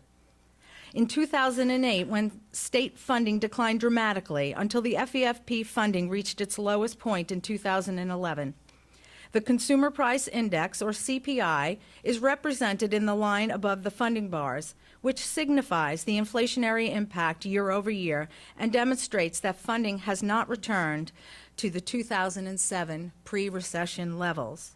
We illustrate an annual CPI from December to December, and as shown, inflation has been moderate, with an average CPI increase of 2.6% per year since 2007 until fiscal year 2023, when inflation rose to 8% and is now currently hovering around 4.1%. When comparing the second calculation of the prior year and including the special millage shown in dark blue, the total per-student increase is $332, or 3.5% over the prior year. Even with the special millage, the district still has a reduction in purchasing power of around $1,348 per student over July 2007 amount when adjusted for inflation. And thank you again to the voters of Orange County for supporting the special millage, which helps tremendously to sustain programs in our schools. The potential sunset of the half-cent sales tax referendum is in December of 2025. The district has collected nearly $4.5 billion since the inception of the original sales tax program in 2003. These dollars have been used to build relief schools as well as renovate or replace aging campuses. The district continues to evaluate facility needs. For fiscal year 25, the state has allocated minimal support for the capital needs of traditional schools. In addition, with the passing of House Bill 1259 in 2024, school districts are now required to share a portion of the discretionary 1.5 capital millage with charter schools. This change to the funding distribution is phased in over a 5-year period. The impact to the district is currently calculated at approximately $3 million. However, with the phased rollout, the impact to the district will gradually grow every year to an estimated $17 to $27 million in year 5. And lastly, construction cost escalation. As shown in the facilities update and long-term capital needs presentation today, the cost of construction has grown significantly. The 10-year district capital needs are now estimated at $8.7 billion, and although there are modest increases projected in sales tax and property tax revenues, cost increases exceed general inflation. And with that, I conclude my presentation and turn it back to the superintendent for questions and discussion. Thank you. Board members, it is now your opportunity to ask questions and discuss what priorities you would like for us to consider for the upcoming budget cycle. Thank you, Superintendent Vasquez. So I have a couple of questions. Currently, I'm the only one on the board. There we go. Some more people are joining. So I'm happy to see that the BSA allocation increased by 3.7%. So that means it will be able to cover the 3% that we fronted for the 9% raise. So that's great news. Correct. Let me see. I mean, overall, I think we did well. I think we did well this year in the budget, considering everything that was going on. I have a question. We knew we were going to have to start sharing the 1 mil. That's really not going to hurt until it gets a little further along, I would imagine. The $1.5 million capital, yes. Yeah. So I guess in looking at the budget as we talk about priorities, I know one of the things that concerns me, just from a recruitment aspect with OCPS that I would like us to consider as we move forward is we did give a 9% raise. We all know that 9% raise is probably not going to come around at this year. We know it won't come around this year. We know we don't have the budgetary dollars for it. So we've created, and I would like maybe some numbers on. Maybe it's not as bad as I'm thinking it is, but we have the first-year teachers that are entering their first year that didn't get the 9% raise. They only got the cost of living because they weren't evaluated. They're still at the 90-10 split when it comes to healthcare insurance. For our new teachers, they're going to be at the 85-15 split, and all they will be eligible for is the COLA this year. Again, because they won't have evaluation to whatever raises are offered. So I would love to see some numbers on the, like, and I know some of this we wouldn't be able to get till school starts, but on like our first year teachers, our second year teachers will be our second year teachers starting next school year, and then our teachers that we're recruiting, like how many of them will be affected of it, and as the district starts their negotiations with the union. Possibly having those conversations on what we could do from a recruitment standpoint. And I don't want to get into bargaining, so I'll stop there. But I know that is a concern for me as a board member. How do we recruit and make sure that we are being competitive? Like Charlotte County offers $54,000 as their like starting salary. So just looking at how we can be competitive without creating compression with our older employees, right? Like, look at that and see if we can't balance that out. So it would have to be bargained. Yes. But that's what I was going to say. We just gave ourselves some room with compression. And so then if you're looking at that, it's going to now lift the bottom up to where the others were. Well, certainly we can take a look at that. Just remember that it's not just teachers. You have new employees that are classified, administrators, and it starts to add up. Our budget is very lean for this upcoming year. There are even some resources for schools that we have not been able to purchase that are competing with other dollars. But yes, we can bring money to you, but A, it has to be bargained, and B, you're going to be right back at compression.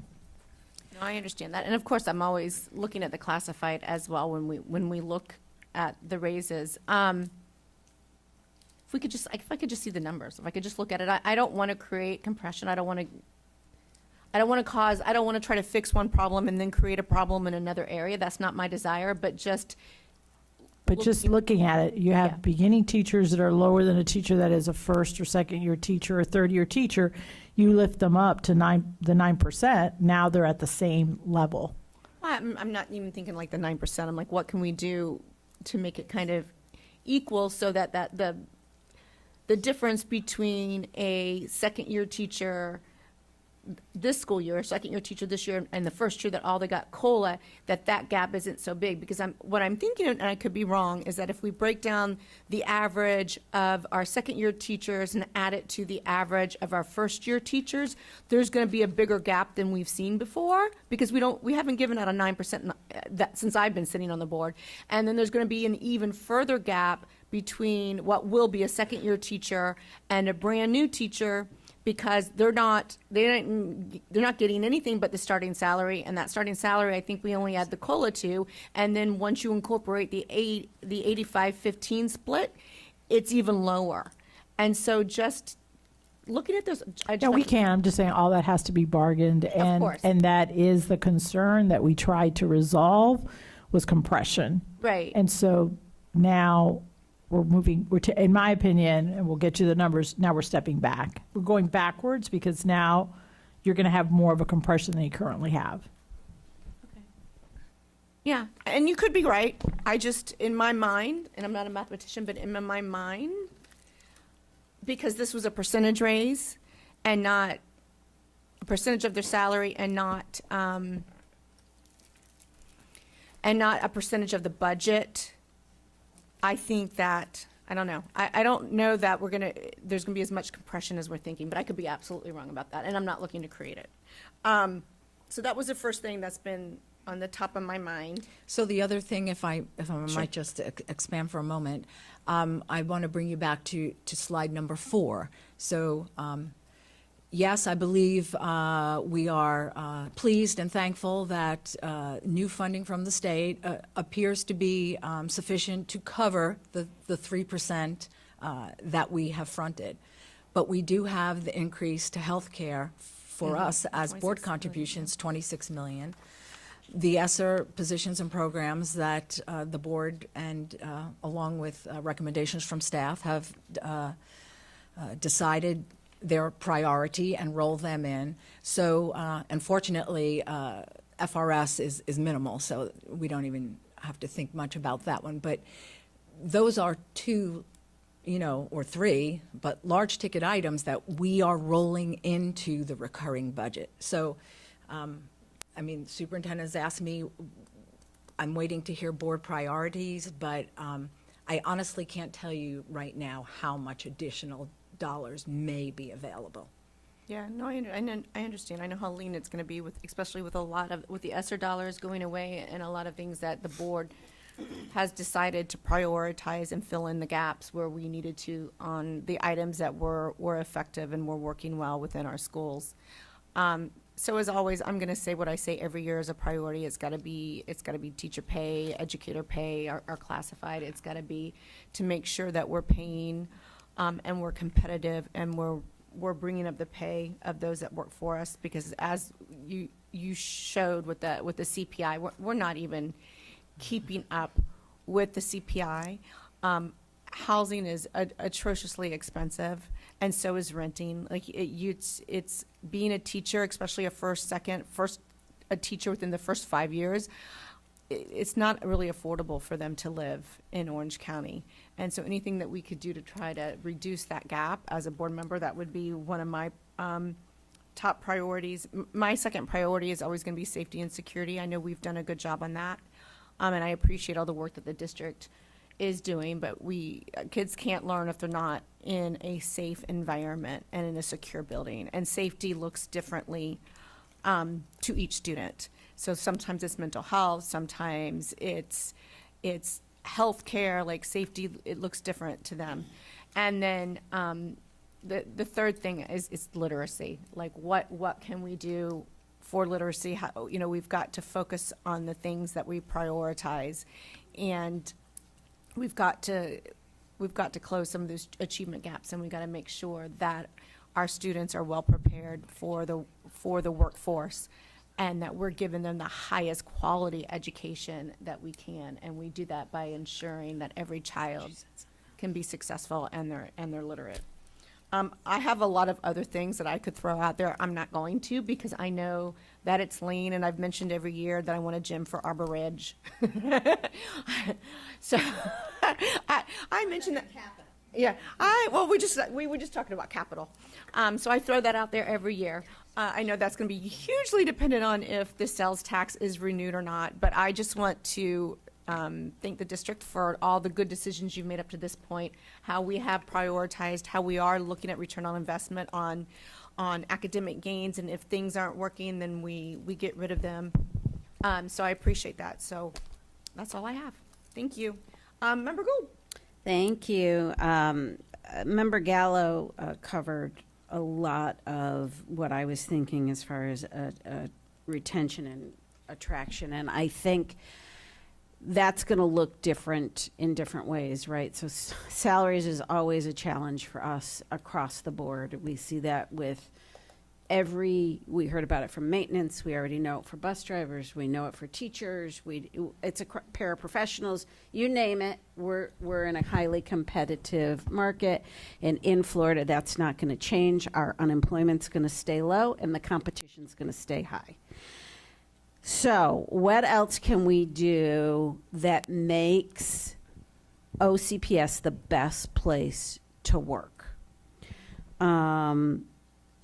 And to come to school, because we can't lose our students either, because then that affects the funding even more, and we want that voucher number to go the other way. We want choice to be OCPS is their first and foremost choice.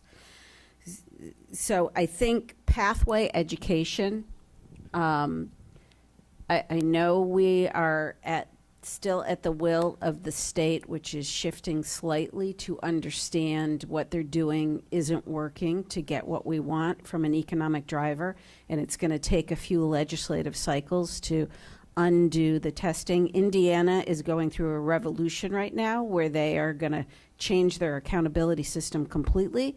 I hope Florida is watching and that they follow suit. But in the meantime, how do we make sure that every child kind of begins to understand what opportunities they have from that elementary to middle and middle to high school with where their gifts and talents are, and don't get remediated to death with literacy, which has to be delivered in an effective manner, which I think we're on that path. And how do we use AI to make life better for our team? We saw some tools out there, especially for teachers, that can differentiate, any curriculum that they create, and it can differentiate it for the level of learner in their classroom, right down to the person.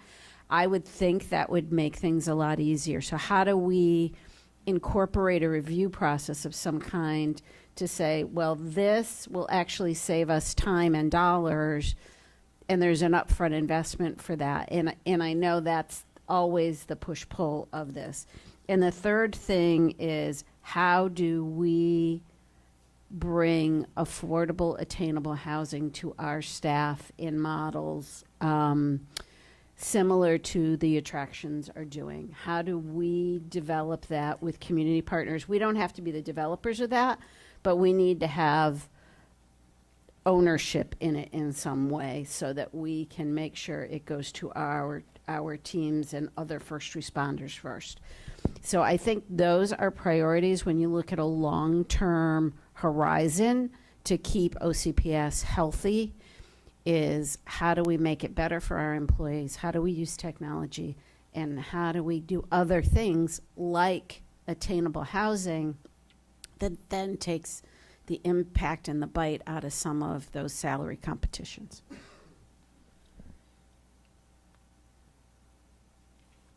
Thank you, Member Gould. Dr. Castor-Dental. Thank you, Madam Chair. So I want to reiterate, a budget priority of mine is salaries for our employees, our teachers, and our professional support staff. Even when it comes to making tough choices of some of our programs and freeing up operational dollars so that we can increase, we can find that additional money. And another area that I would like to do better at, I guess, is just promoting our trades or the skilled trades training that we have in our Orange Technical Colleges or high schools. And I think that that is a strong pathway for so many of our students. And you could hear earlier today, it's necessary, and we have a lot of students right here where we can encourage them and let them know about what kind of jobs we have in Orange County Public Schools and kind of build our own, grow our own, let them know that not only can they get a trade or education, but we are hiring. And those are just my priorities. Thank you. Thank you, Dr. Castor-Dental. Member Byrd. Thank you. I agree that, again, as usual, that it's salaries. I think that, I think now more than ever, when we're looking at the shortages that we have, the staffing shortages, I had other things that I would have probably liked to have said, but to be quite honest, kids having teachers in their classroom and kids having a bus that's on time picking them up in the morning is far more important than anything else I think I could put on this list. So I would encourage us to continue to search and find that money anywhere. And along that same line, I would like for us to also look at our advanced degrees and how we're paying our advanced degrees. I hear constantly concerns about that. And I know some of it is the state. I do not believe all of it is the state. I believe that there are some adjustments we might be able to make about paying for advanced degrees. We obviously are having a hard enough time just finding staff and keeping staff, but certainly if a teacher is encouraged to get an advanced degree, or if we're even looking to recruit someone who has an advanced degree, it would be nice if we could pay them for that advanced degree. So to try to recruit them. So I really want us to look at that. Also, along those same lines, supplements for our assistant principals, and I think, and not just, assistant principals, I guess, but I know we talked about that recently. I just wanted to kind of bring that again to the forefront because I think that, that is a big concern. They do spend an enormous amount of hours on school campuses. So I would hate for them to, lose money or not be able to afford to come here. Oh, and another thing actually about the advanced degrees, and I found out recently that one of the issues with recruiting teachers as well to our district is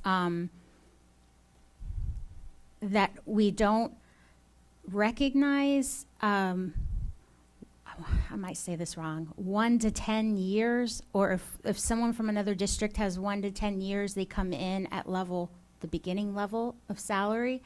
I could be wrong on that, but it's something to that effect. And the problem is a particular teacher, this was a particular staffing issue where it was a person from a neighboring county that was being recruited and then finally couldn't take the job because they would lose so much money coming from having 12 years of service in this extra county and then coming and starting at the bottom here in Orange County. I don't know how we can justify that. when we're desperately looking for teachers. So I really want us to look at those sort of things for recruiting. I think that we could make some adjustments there that would make coming to Orange County a viable option for people, better than what we're doing now. Also, it just struck me when you were talking, Dr. Kesterden, about students and letting students know that we are hiring.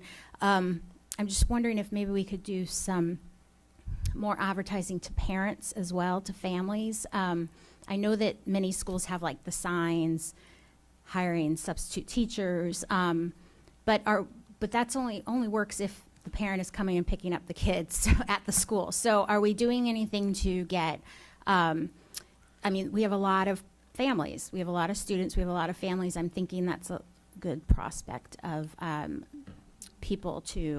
pool of people to possibly recruit from as well. So just wondering if we're doing that. So those are my priorities, all staffing, obviously. Thank you. Thank you, Member Byrd. And I echo on the masters and the higher degrees. Like, we've got to be competitive with neighboring counties, and I believe that we're too conservative in our approach on how we pay for those, and we could do better. Member Front.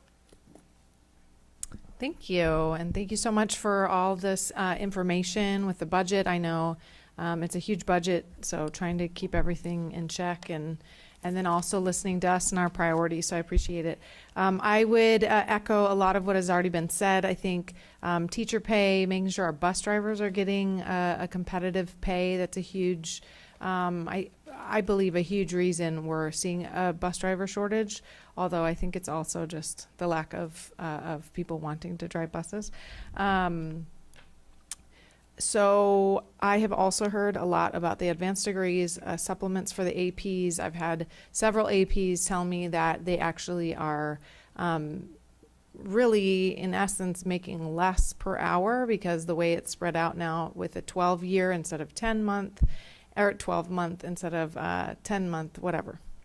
I can't talk. And I think just figuring out how we can either the supplements or some sort of something just to help them and show them that we do care, that we do see that they are, that they do a lot. And I know another thing I think I would like to see as well with the bus driver shortage, we've seen a lot of APs or even teachers who are having to stay after longer because the buses aren't getting there in time or it's taking forever, and so now they're staying forever, and then there's really no, it's just a sort of like thank you and a pat on the back. So maybe they get something. Yes, go ahead.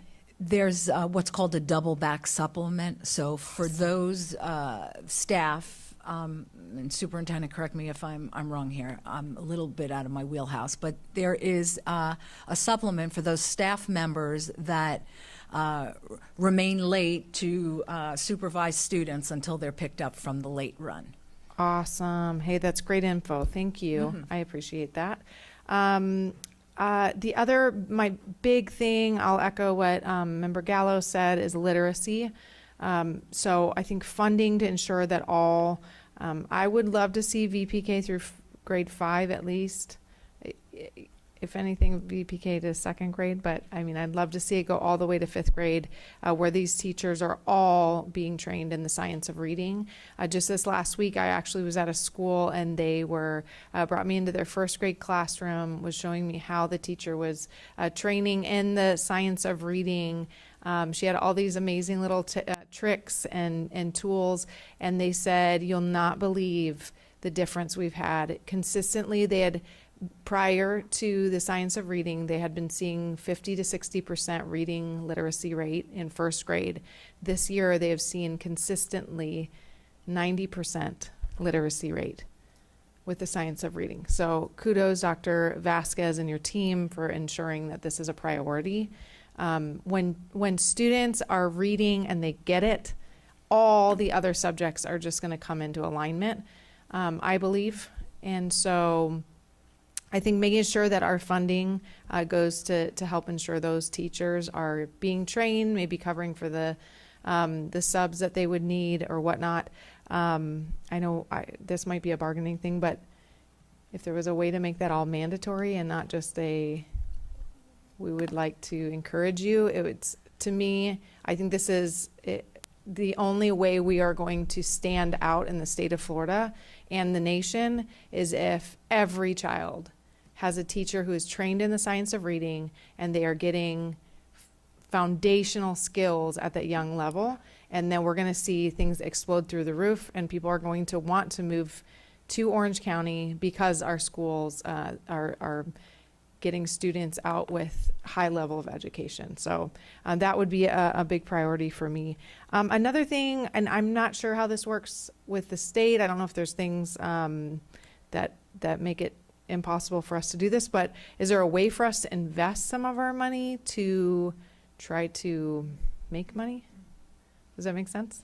Like somehow, like instead of just taking the money that we get and spending all of it, is there a way for us to take a portion and try to put it into something that would generate funding so that we're not so dependent on everybody else? Does that make sense? So yes, we do invest. The board receives a quarterly investment report, which gives you kind of a summary of what our investments entail. But additionally, as part of the operating budget, we do collect a few million. It varies depending what the interest rate is. On our, for example, fund balance, we do receive interest dollars on that, and we roll that right back into the general fund. Okay. And so maybe, I don't know, if there's other ways to just, if we can maybe just be on the lookout of other things that we could, maybe you take half of that and put it back into the fund balance and then take the other half, like $500,000, say, and you put it into something that you're going to, whether it's maybe where we partner with somebody where we're doing the affordable housing for our teachers, and there's now we're generating funds that's just constantly coming in. I don't know, just things to look at where we can kind of think smarter, not harder. But that's it. Thank you. I appreciate it. Thank you, Member Front. Member Salamanca. Thank you, Vice Chair, and thank you, Doreen, for walking us through the latest updates on how some of this math all lands. And I agree with Member Gallo. I think we did a great job with the budget and kind of trying to, it's hard. So much of this is out of our control, but it's good to see that some of the cards fell into place the way that we would hope so for us to be in a safe financial place to be. So I'm really glad to hear that. Priorities-wise, I think I share the concerns that the board shares, which is it's just hard to compete for talent. We'd love to always prioritize salaries. I'm also very supportive of prioritizing salaries along the lines of where we have the biggest needs and where we have the biggest professional needs, right? We do know whether it's our speech pathologists, whether it's our teachers with advanced degrees, I want to make sure that we are retaining the best as well. And so that is a priority for me that I would love. I know it all goes through bargaining as well, but there's a lot of teachers that are incredible at advanced degrees that might be thinking about retiring or leaving the district soon as well. And the longer we can keep them, I hope, the better. And something like that, many of them have advanced degrees. So the other one is, it's great to see that we got more funds from Safe Schools. Safety is a second biggest concern for me. I think when I talk to parents, when I talk to students themselves, there's just so much anxiety about how scary being in schools is today than it was, decades ago. And so continues to be a core priority that I try to, whether it's safety on its own, keeping our schools at a manageable size, all of that, I think I'll continue to prioritize this year. And the third one, is for us to continue working on allocating the right resources, both time, attention, and financial to the pathways of our students, whether that's career, technical, college, just how do we help our students navigate in middle school and high school, what to do with their time before, after, during. I think we have now more staffing, career and technical college counselors on most of our high schools, which is great. But like, how do we have the right resources for them to answer the questions that our parents and students have as they're trying to figure out, is college right for me? Is CTA right for me? Can we get to them on time before it's too late because they already missed the vote on enrolling for some of these CTE courses? So I think that will continue to be a priority for me. And then lastly will be, and I've talked to Dr. Vasquez about this, will be how we as a district implement AI, and whether that's for our teachers internally, operationally, all of that. That would be important. Thank you. Thank you, Member Salamanca. Member Felder. Thank you, Doreen, and your team. And I watched, as all of us did, throughout this year and last year, how we were navigating, you were walking a tightrope with this budget and with a sea of sharks waiting for you to fall. You have done a great job in this department. I remember when Barbara Jenkins introduced you to us as the person that's going to be in charge, and we appreciate your work and your efforts. But I do want to say a couple of things that I have interest in, most of which my fellow board members have talked about. One of the things, the bus, I just want to share with you, bus operators. I think some of the reasoning, we may need to look into this, is operational. How you keep them. Sometimes people, salary and money is important, but there are a lot of people that work in our district because they feel it's a calling. It's a calling, and they like doing what they're doing, but if they're being frustrated and aggravated, they will leave, so we have a problem. That's not all the time. That's not always the issue, but that is an issue that I think is worthy of looking into. Again, with our CTE programs, we have great students who are in careers that they don't want to necessarily go to a four-year traditional college, but they want to start in the workforce. And as many of my board members, fellow board members have said, we can move them right in after graduation, move them into a job, and they will love it. Teach them how to start saving portions of their money and getting stocks so by the time they're 45 or 50, they can really retire, even if there's no Social Security left for them. They'll still have some money. The other thing, I also agree with the fact, if we can, this is just, I guess, my wish list, supplements from APs. Some of them are in school from 6:30 to 10 o'clock at night because they're games or sometimes later. So I'm interested in that. And I've had, even when I was teaching, I missed that. But some teachers who have advanced degrees, because they didn't get it in a certain area, they weren't able to get the salary.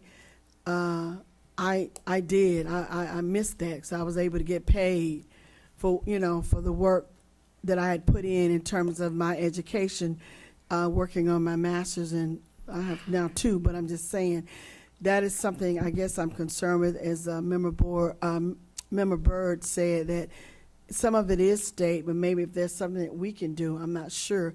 But we do want to be competitive in this district in terms of our teachers, and I think we have great teachers. I've gone to some of my schools, as other board members have, and we've seen what teachers are doing, what the children are doing. Just recently at the Top Talent, oh my God, we couldn't give everybody an award, but those little kids from elementary, I can't wait till Cherokee get that performing arts magnet gets together. I'm just saying, we have so much here in Orange County, and I'm just so grateful that we have that. I also, in alignment with Member Farad regarding the literacy, I think we're doing a good job, and I want us to continue working, especially with the science of reading. Zellwood is not my school, that's Member Bird's school, but they have done phenomenal with those children out at the Zellwood Elementary doing that science of reading. So I'm so excited about the innovative ideas that we're bringing to the district. And of course, my district, District 5, all my little schools at Orange Center with the STEM program, and just a lot is going on with the reading. But I do know this, that it's statistically been proven, and it's true, data is there. If you don't learn how to read by second grade, it's going to be very difficult. And when you look at the statistics of people who are in prison, specifically boys of color, specifically black boys, reading literacy is the issue because they have to be appreciated at some level. So if they can't read, then I'll do this. So I got to get the respect back in the hood. So that is, we have to do all that we're continuing to do. And again, I'm going to keep saying this till I get off this board. Baby, District 5 had no D's and F's, and I'm so happy. Literacy had something to do with that. So in teaching has something to do with the students and the parents. So I want that trend to continue. I'm so grateful. And lastly, but certainly not least, I'm a Jones High School graduate, and Jones High School is the oldest school in this district. Edgewater and Boone, when they were renovated in 1952, Jones High also got that same renovation. If you look at the history, you'll see the three of the schools were made on the same plan, but Jones High had already been in existence. Jones High is over 125 years old. Why are you saying this? Because I think as much as we can, as a district, we should do the best that we can to invest in what is history in this district. Jones High is older than the district is as an established Orange County School Board district. And I know money, oh my God, if I could just grab $1 billion off a tree or something. But I'm just saying that as we're looking, as we're trying to find, I just need you to understand what my concern is. I want a football stadium. We need one. And I'm just so grateful for the work that you are doing in the district. And I talk to the superintendent about this every time we meet. So she hears it. She usually tells me before I tell her, I know, you want, I say, yeah, I just need to say it again. But I do want to just let you know that more than anything, Doreen and your team, I appreciate the work as board members have reiterated to you. And we are walking a tight rope. I realize that. And I'm clearly clear on separation of state and church. But I'm separate. I understand that. But some things come out by prayer, I'm telling you, and fasting. But then that's my personal opinion, and I can express that. Okay. However, I appreciate the work that you're doing, and I know you're trying, and you have been doing a great job navigating with the money that we've been given, and that's why I'm so encouraged that our community and our constituents really understand what this happening sales tax is going to do and what that extra money is going to do for us. But I just wanted to share that with you, and again, thank you for your work. Thank you, Member Felder. Dr. Vasquez. Thank you, Madam Vice Chair. A couple of points. You may recall I mentioned to the board several months ago that we engaged a consultant to take a look at the salaries of our principals and assistant principals. They are almost finished with that work, and the recommendation is forthcoming. I've had a overview of the proposal, and I'll just say it's not going to be cheap. But they did look at the surrounding areas. They looked at large districts and what that differential is. And so we will be making a final decision within the next couple of weeks. And that is going to be incorporated into the new budget as part of the salary increases. And it will take the place of any supplement that would be they would be compensated for, because currently they do not receive the supplements. The teachers and the support staff that help excuse me, when the buses are late are the ones that receive those supplements, and those are all bargained. And so any additional supplements that would go to our classified or our instructional staff have to go through the bargaining process. And finally, we have been in conversations with Mr. Pollard about our concerns with transportation, and have had conversations about delineating certain positions, specifically bus drivers, so that we are able to be competitive. Additionally, we are sharing with him information regarding how much money is being spent on third-party provider, which I believe is close to $20 million, if I'm not mistaken. Smaller. I'm sorry, 15. 25. 25, I'm sorry, okay. So 25, which is an alarming amount of money. And so we continue to have those conversations. Mr. Pollard understands the need, and I am hopeful that we're going to be able to come up with a solution to the shortages that we are experiencing with our bus drivers and some of our other personnel. But we have had those conversations with CTA as well as with the union when it came to certain positions that we knew were harder to fill. Thank you. Thank you, Dr. Vasquez. Member Byrd. Thank you. I just wanted to ask a quick question.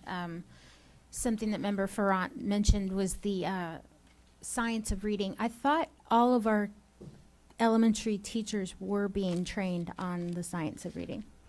I thought they Yeah. went through that training this year. Well, not all of them have gone through the training. Remember, we currently have not required the training. And I think the board and I had conversations about that moving forward. There is a plan that we have in place that through the use of our staff, we will be able to look at training. The priority right now would be pre-K through 3, and then we would move on into the 4th and 5th grade. And so we are moving towards that. Anything that we would look at as a required training, again, we'd have to inform the CTA. I know that we're training quite a number of them this summer as well, so it is in the works. Okay. Because there was legislation about the way reading is taught, correct? And that's why we're Correct. adjusting. Correct, but yes, you're correct. The legislation spoke to the science of reading, and we have in the past worked collaboratively with the Classroom Teachers Association in getting our teachers trained. We are probably going to have a more aggressive approach in the next 2 years to ensure we get all of those teachers trained in a timely manner. Those that have been going to the trainings have had positive comments and then have been able to put that back into their classrooms. Dr. Brown Cannon has revamped the work that her team will be doing next year, specifically around professional development and support in schools. So we'll also be able to support our teachers as they are implementing the science of reading. Thank you. Any more questions, Member Byrd? All right. Well, thank you so much. We appreciate all your hard work. Thank you.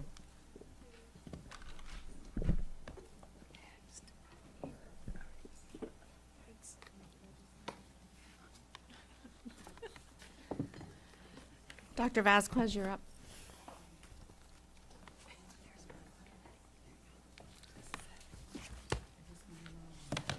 Right, I think we are at the end. We have one more presentation.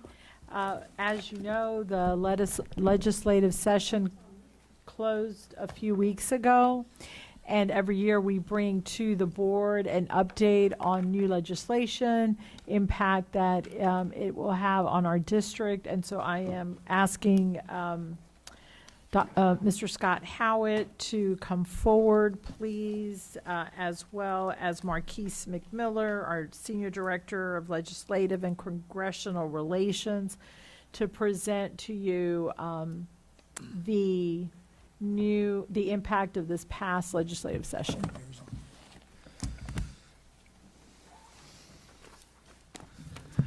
Well, thank you, Dr. Vasquez. Chair Gallo. Members, thank you for having us today. We know you've been here a long time, and we will try to make this short and painless. We do want to give you an update on the legislative session, which ended in early March.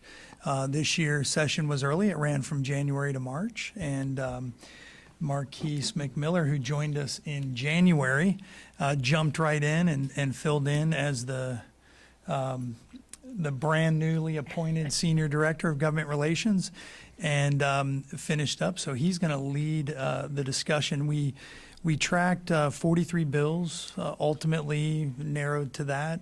He's going to go over 13 of those bills today, some of the major pieces of legislation, as well as the state budget. You just heard the local budget, so we won't go into that. But I'm going to turn it over to Marquise, and he does have his JD, so I'll sit second chair, sir, and I'll turn this over to you. So.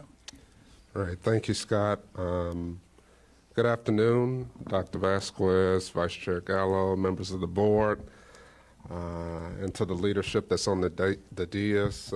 It's good to be here this afternoon. As Scott said, not to be long-winded, we're going to get right into it. I am Marquise McMiller, Senior Director for Government Relations, and we are going to proceed with the 2024 Florida Legislative Session Review. Provided to you is an implementation chart that contains all of the 43 bills impacting the district, which I can take questions on at the conclusion of this presentation. But for now, we will begin with the budget and its conforming bill, followed by 10 other bills that will go in numeric order. One last disclosure that while I do have my JD, this information should not be considered legal counsel, and you should refer to the general counsel or the board attorney until I pass the Florida bar. So. All right. Proceeding right on. First bill we're going to go over is HB 5001, the General Appropriations Act, also known as the budget. As was previously mentioned, Doreen went over the local impact of what we will receive out of this budget. I will go over the state, the overall state budget. And so what you see before you is the Florida Education and Finance Program highlights. Currently, HB 5001 is enrolled, awaiting presentment to the governor. Unless otherwise stated in the bill, the effective date of this budget will be July 1st, 2024. It is likely to be the last bill that will be presented, as the governor has line item veto, and so even the things that are up here, certain items can be vetoed out while maintaining the composition of the rest of the bill. So for the FEFP, you see an overview of the state's K through 12 budget. There was a 6.3% increase of approximately $1.8 billion in the state budget, for a total of $28.4 billion for the state's K through 12 budget. Additionally, for the total funds per student, the state is allocating $8,958.89, which is a $240.01 increase if approved by the governor. The base student allocation, or BSA, has been increased to $5,330.98, which is a $191.25 increase. Now, built into this BSA, districts are to use 1.07% of that funding to increase teacher and instructional personnel salaries. That amounts to about $201 million that has been appropriated by the legislature contingent on the governor's approval. Additionally, $290 million has been appropriated for safe schools allocations, which is an increase of $40 million. And then in the category of mental health assistance allocation, there is $180 million appropriated, which is an increase of $20 million. Not reflected on the screen is transportation, which has been budgeted $556 million approximately, for an increase of about $20.7 million that line item has been increased. Again, continuing with the budget, these are the non-FEFP highlights, so other things that are in the budget that will impact or potentially can impact the district. The district District Educational Foundation matching grants is being appropriated a recurring $7 million. What this will do is the district's portion for the foundation that is raised can be matched up to that cap. Statewide, it's $7 million. I do not have the figure, but can provide it from the foundation as to what is our cap within the district. It's about 400,000. Oh, that's right. Scott's president of the foundation. 400,000. So right there, roughly 400,000. Additionally, $200 million has been allocated for school recognition. It's the student performance-based funding, if you will. Those schools which have a grade increase or are A-rated get at max $100 per FTE for that particular school.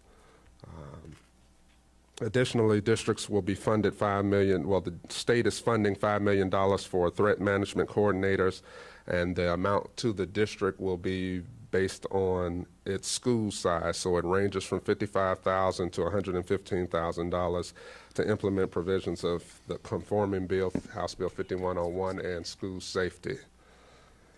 And so keeping in line with school safety related matters, the state is appropriating $42 million for school hardening grants to improve the physical security of schools, as well as a school safety inspection bonus program, which will be allocated for principals who get a 100% compliance on their inspection under the provisions of House Bill 1473, the school safety bill. Other funding opportunities within the budget include the Career Opportunities Grant Program is appropriated $20 million. We commonly refer to this as the Pathways Program. It's for grants for apprenticeships. High school CTE programs can apply for this, whether to establish new programs, operate existing programs, or expand the operations of those programs. Other academic-related funding include the New World Scholarship accounts, which is appropriated $24 million. This was originally funded in House Bill 1361 in fiscal year 23 that helped to address K through 5 reading deficiencies and provides a stipend to parents that apply for it. It's a $500 stipend max, but now it's been expanded to public school students from K through 5. If, again, approved by the governor.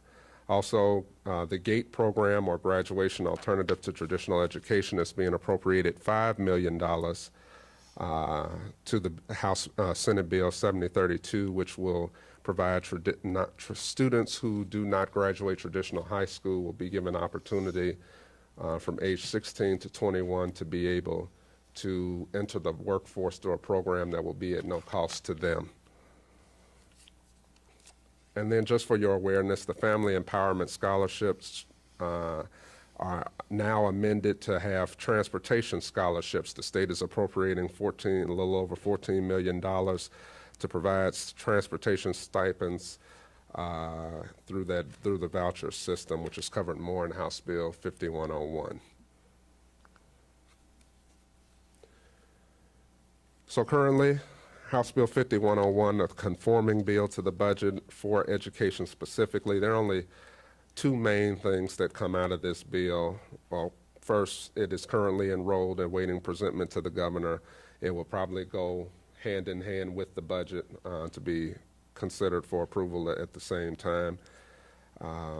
In this bill, it covers the Family Empowerment Scholarship, transportation stipends, and now it's for K through 8. So it's not for all students, but K through 8 on a first-come, first-served basis, and they cannot be in a virtual program, can't be within the traditional public school system, as well as the provisions to change the statute as it relates to the threat management coordinator. That's really the gist of that bill. But one last thing for your awareness, there is a VPK Summer Bridge program that the House really pushed for during session that was approved to create a summer bridge program for VPK students who score below the 10th percentile on their coordinated screen and progress monitoring exams. What it will do is it'll allow the district to allow VP programs in the school district to contract to also engage in early literacy skill instructional support through the summer before those students begin kindergarten. And specifically what that looks like, it's 4 hours of instructional service each day up to 100 hours for that summer. And it's appropriated $4.1 million for that program.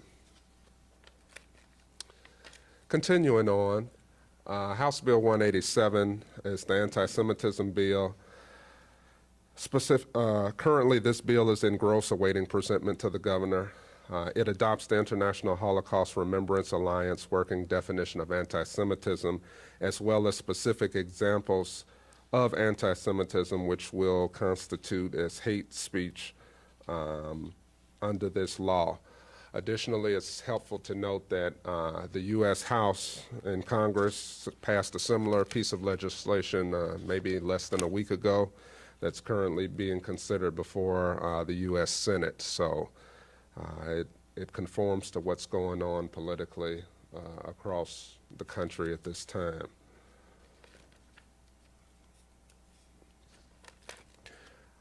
Our next bill, CS for CS HB 883, is the short-acting bronchodilator use in public and private schools. So I can put everybody at ease. It's a long term to basically authorize districts to use inhalers or permit inhalers on campus.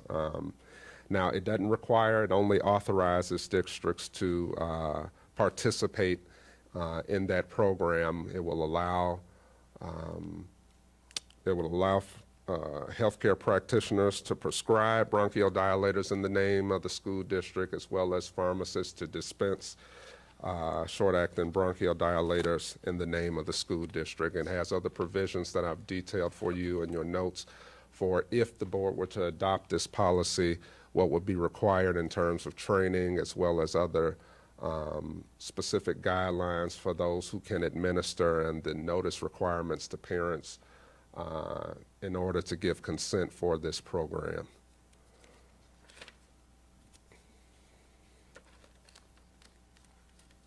Next, we have CS for CS HB 917, the Career and Technical Education Bill. Currently, HB 917 was approved by the governor and is effective law and has an effective date of July 1st, 2024. In this bill, it authorizes school boards to consult with businesses and workforce development boards to offer an alternative to career fairs that will provide opportunities for secondary and elementary students. Other key provisions I think that the board should know about is that in this bill, however, there is a hazardous occupation prohibition, so student minors who are 16 to 17 can be employed in residential building construction if they possess certain OSHA certification, as well as the persons who supervise them must be at least 21 years of age with 2 years work experience and that same certification. Other than that, there are prohibitions for the work that they can do that can't be on scaffolding, roofs, superstructures, ladders that are above 6 feet. The legislature put those prohibitions in there as well. This bill provides a lot of greater flexibility overall to the district in allowing us to give our students greater exposure to business, industry, and other non-traditional post-secondary avenues after graduation as well.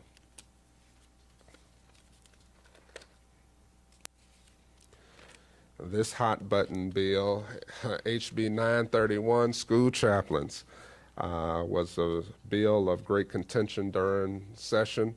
Currently, it is the law, approved on April the 19th. It has an effective date of July 1st. This bill authorizes the district to adopt a policy to allow volunteer chaplains and to assign them specific duties. Each school district can adopt this policy and detail the support services, the programs they can be involved in, the extent. It has to specifically list the exact requirements of what school chaplains will be allowed to do within the district. It authorizes but does not require this policy, so it is at the discretion of the board. I will like to say, though, that currently OCPS, through the foundation, already works with our faith-based community through the Superintendent's Faith-Based Council, who in fact have a meeting tomorrow. So we do great work with our faith-based partners already.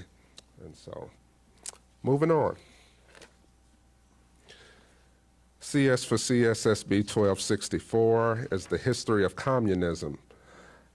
This bill was approved by the governor and is in fact law on April the 18th, has an effective date of July 1st, 2024. And so as a result of this law now, beginning in the 2026-2027 academic year, instruction on the history of communism will be age and developmentally appropriate as determined by statute. The DOE has been tasked with developing the curriculum with minimal concepts that are provided to you in your packet that were specifically listed within the statute. I bulleted those for you for your review. They also overall require the not the legislature, but the Department of Education as well as the Department of State to recommend the creation of a Museum of Communist History by the end of this calendar year.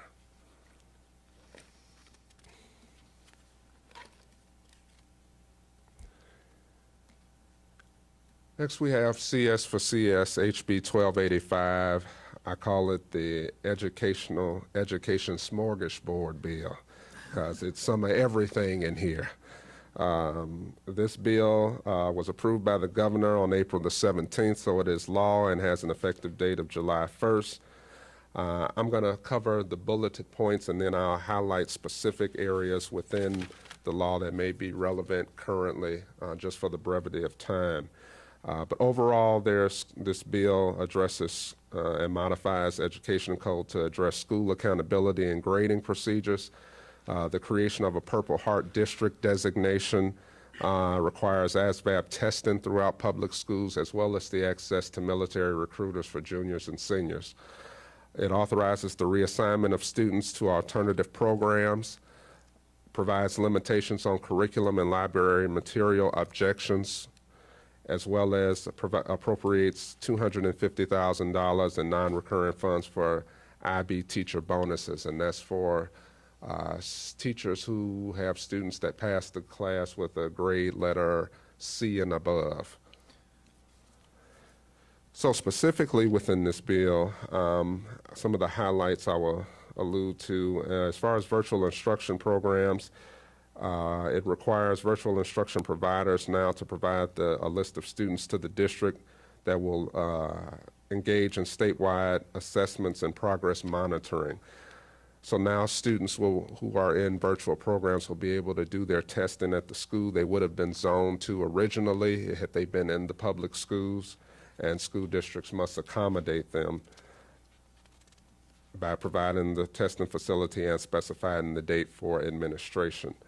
As it relates to the Purple Star School District, we get that designation if we have 75% of our campuses within the district designated as Purple Star schools.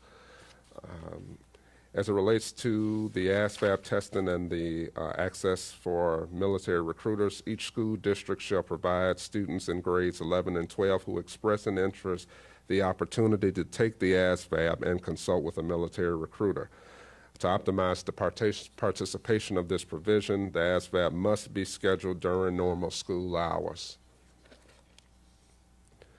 As far as dropout prevention and academic intervention, the law now requires that students may not be assigned to a dropout prevention program solely based on having a disability. Academic intervention plans must be developed for each student entering a dropout program, and the district boards may adopt a policy that allows parents to agree to alternative methods of communication for these things. Additionally, as far as dual enrollment program, school boards must make reasonable efforts to enter into dual enrollment articulation agreements with a Florida college institution that offers online dual enrollment courses. As far as school grading is concerned, beginning this academic year, well, next academic year, I'm sorry, any changes made by the state board to components in the school grades model or to the school grading scale shall go into effect at the earliest convenience in the following school year. Those are the highlights I think are relevant. If you have any questions on those, we can take those at the end. Moving to the next bill, CS for HB 1317, Patriotic Organizations. HB 1317 was approved by the governor and is law now as of April the 19th. It has an effective date of July 1st, 2024. Currently, under HB 1317, the following, I provided you a list of the organizations that are constituted as patriotic organizations. They fall under a federal law as well. I had it down here. I believe it's Title 32, but I'll get that information to you. This is also referenced in federal law. These organizations have access to be able to come into the schools. Specifically, we have to allow a representative of a patriotic organization the opportunity during school hours and instructional time to speak and distribute information materials in a classroom setting to students. Now, if the school district permits a patriotic organization to speak or distribute information, then we have to specifically provide a specific date and time for that organization to address students and notify the parents to offer them the opportunity to withhold consent. The school district must not discriminate against patriotic organizations in the use of any school building for activities outside of regular school hours.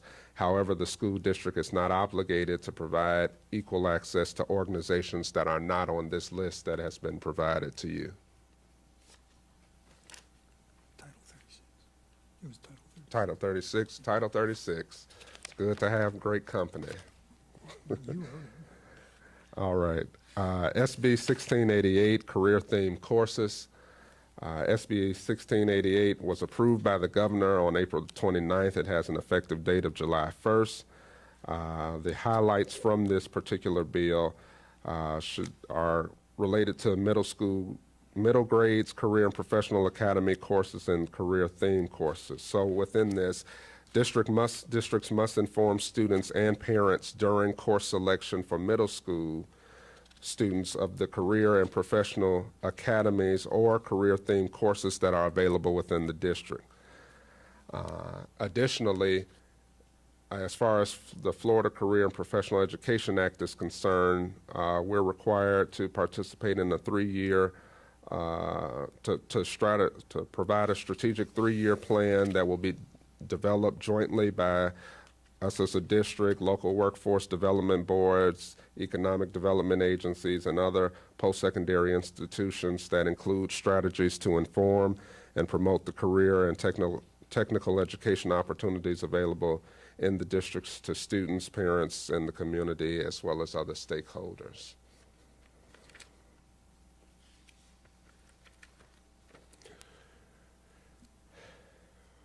I had to take a deep breath because CS for CS, HB 1473, school safety.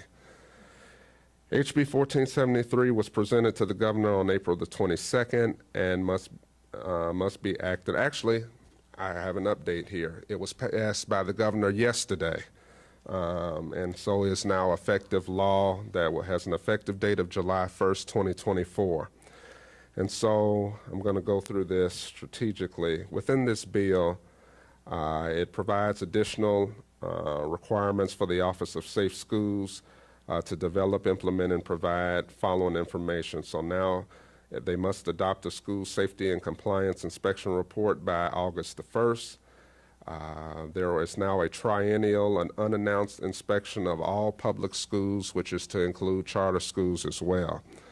This office is to investigate all reported acts of noncompliance, and the school safety specialists within each district are now required to acknowledge receipt of a violation within 1 school business day. They are to respond within 3 business days, the method by which the noncompliance matter has been remedied, and they are subject to a reinspection within 90 days of the violation. Additionally, the Office of Safe Schools will provide quarterly reports detailing the number of completed inspections and their results, which must be reported at a public board meeting by the school safety specialist quarterly. They also must provide an annual inspection report of the total number of inspections and percentage of compliant schools. As indicated in the budget, the $1,000 bonus will be given to principals who have 100% compliance at inspection. However, principals have a statutory obligation to refer personnel who knowingly violate school safety requirements. They must report it to the superintendent or their designee, which is professional standards within this district.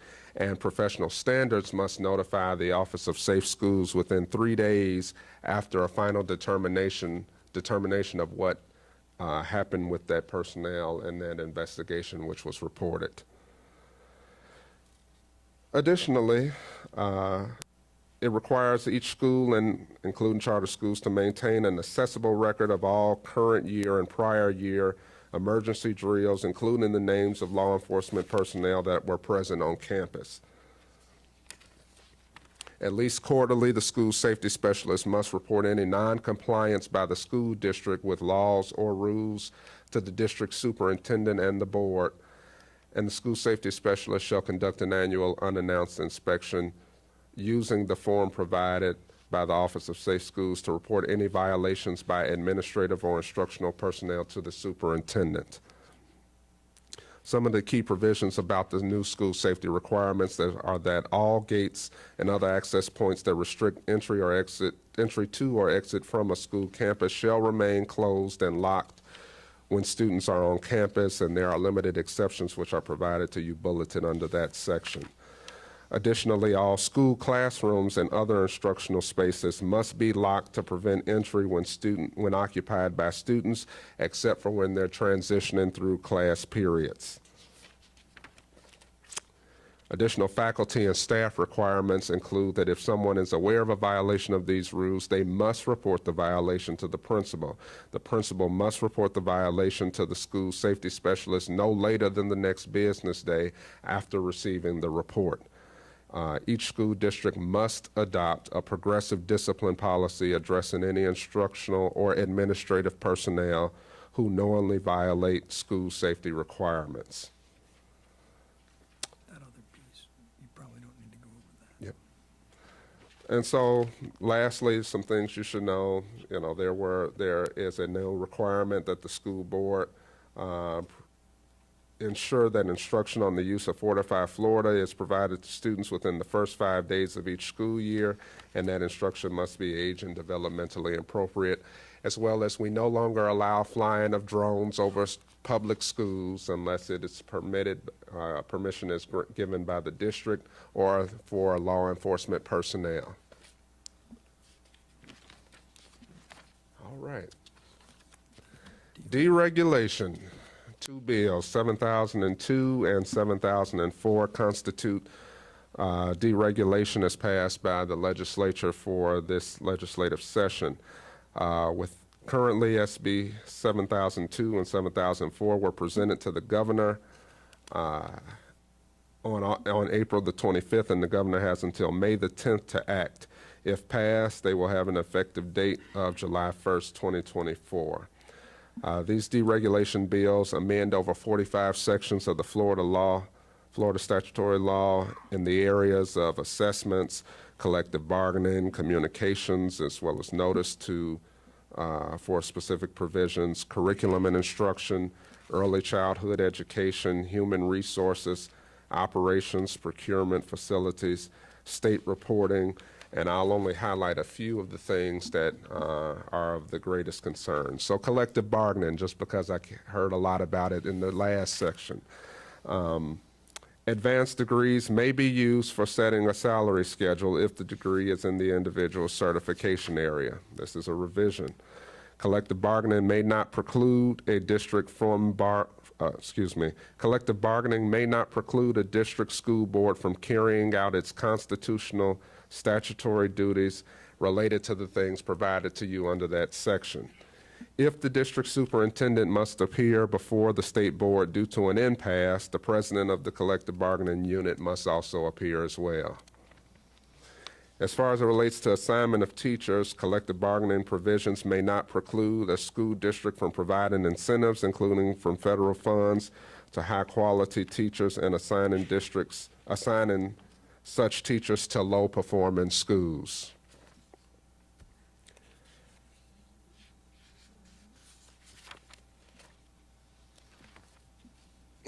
As far under facilities maintenance and new construction, I think this is relevant. For educational facilities contracting and construction, it raises the limit from $280,000 to $600,000 for day labor contracts for construction, renovation, remodeling, or maintenance of an existing facilities. As previously stated, and under human resources, assignment of teachers, as it relates to the assignment of teachers at schools graded D or F, the restriction on the number of temporarily certified teachers has been replaced with a restriction on the number of inexperienced teachers assigned to those schools. The statute now defines inexperienced teacher as a teacher who has been teaching for 3 years or less.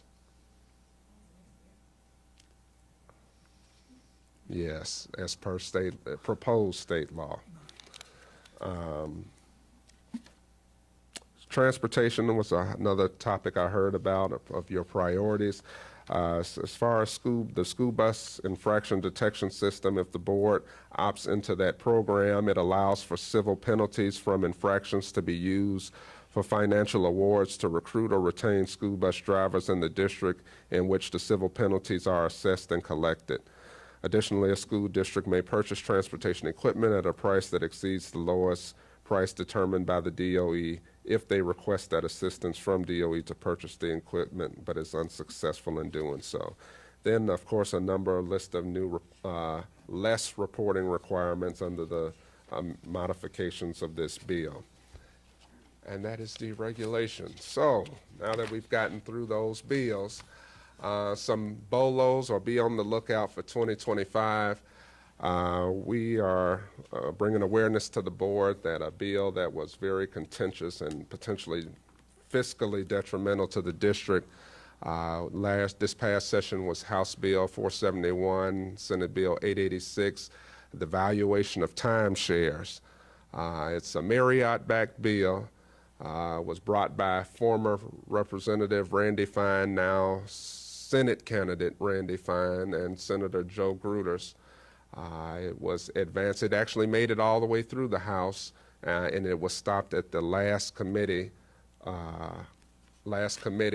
in the Senate. Chief Communications Officer Scott Howard and I, we spent 6 weeks trying to kill this bill. While the measure did pass in the House, it was killed after rigorous advocacy from a coalition of Central Florida partners. It is highly likely that the bill will be revived, contingent on election outcomes, and because the impact is disproportionately impacting Orange and Osceola counties, it is not a priority for other educational or governmental agencies outside of Orange and Osceola County. So we're kind of alone in this fight. But under that proposed legislation, it would have allowed timeshare owners with over 300 units to appeal to the valuation board their valuation assessments and appeal for an adjustment. The Revenue Estimating Conference estimated that this would cost Orange County Public Schools approximately $40.7 million, though approximately $25 million would be recovered through the FEFP. The district would still stand to lose $15.7 million annually in perpetuity. Other local agencies, the Orange County government and the Property Appraisers Associations are advocating to reform the timeshare valuation process in anticipation of the return of this legislation as well. As you see on your slide there, it impacted Orange County. 60% of the fiscal impact impacted Orange County, while only 20% impacted Osceola, and the other 20 impacted all the other 65 counties within the state. Just some political awareness. There are some legislative leadership transitions. We will have a new Speaker of the House, the incoming Speaker of the House is Speaker Designate Representative Danny Perez out of Miami, as well as the new Senate President, President Designate Senator Ben Albritton out of Wauchula, Florida. Session will begin in March 2025, specifically March the 4th. But with the general election will come a change in the leadership in the legislative branch of state government in Tallahassee. This will bring a reorganization of committees and committee assignments. We do anticipate that with the current speaker, there will be a push to readdress school start times, to try to have those amended, as well as other priorities that have yet to be determined. And we will address those when we come back before the board to discuss the new legislative platform. As far as our delegation, we have some transitions that are occurring within our delegation. We have a turnover of 3 state senators, either by retirement or by term restrictions. These seats are for Senators Baxley, Stewart, and Torres, and they will be determined in the November general election. As far as the Florida Senate re-elections, we have 5 Senate districts within the OCPS delegation that have 4 seats up for re-election. Currently, the only senator we don't have up is Senator Broder out of District 10, but Districts 13, 15, 17, and 25 are up for re-election for a full 4-year term. In the Florida House portion of our delegation, all the members, of course, are up for re-election. None of the members are capped in this cycle for term limits, and so they will all be seeking to. Representative Keene will be up for his first full year term. He was elected in January and just came to the House, but he will be seeking a full 2-year term this election cycle. The colors, of course, I'm sure you understand, they are to show the composition of our delegation. As far as our federal delegation, we have one of our Congress members is retiring, Congressman Bill Posey out of District 8. He represents the area Bithlo West down through Brevard County. He represents that portion of our district. He is retiring.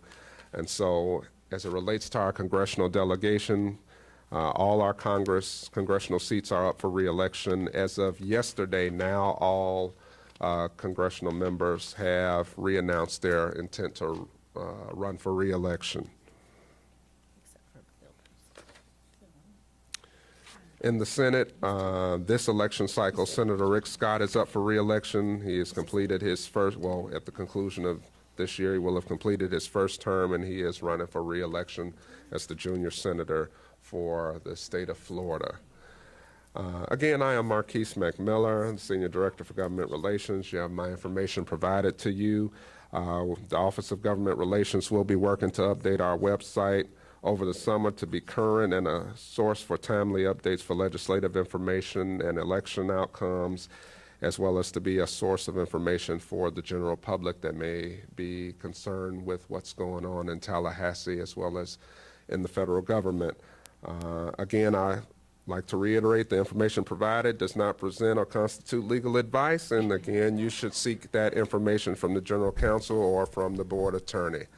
Thank you all for your time. At this time, I turn it back to the hands of the Superintendent, Dr. Vasquez. Thank you. Now you can breathe a sigh of relief. You've done your first legislative update. Board members, yes. Applause. He's not done yet. Well, and we know he's not. What is that? You did not give us legal advice, Yes, correct? that's right. Board members, we are ready to answer any questions you might have at this time. Thank you, Dr. Vasquez. Representative Stark is red, not blue. So she would probably love it if you would switch that Thank over. you. Well, it will immediately switch it, yes. Dr. Caster-Dental. Thank you, Madam Chair. And thank you, Marquise, for that great overview. I have just 2 questions. One is going back to the Family Empowerment Scholarships, transportation stipends. Okay. Yes, ma'am. How would that work? Is that in the details yet? Do they know if is that like providing reimbursement for parents' gas money? How does that work? Or a Lynx ticket? So I'll go back to the slide for you. Number 5101. No, number 4. Okay, so as the information that's provided from the legislature, and again, the district is working on the implementation of how it will impact the district, but what's been provided through the legislature, it's on a first come, first served basis for the students that are in K through 8, and they will get a stipend for transportation. It doesn't detail. It would be assumed that the Department of Education will release more details about how it will be implemented and used, but I don't have that information. Once it's released, and I will see if it's already been put out, then I will gladly get that information to you. We've had this law in place for a while, and it goes through the SFO. They have to apply through the SFO. So this isn't new. Did they just increase a dollar amount? Is that what they did with the stipend? Because you've been able to get a transportation stipend through the SFO for a couple years. $750, but they've expanded it, and this would require that it's only Talk one. closer into the mic, Scott, Yeah. please.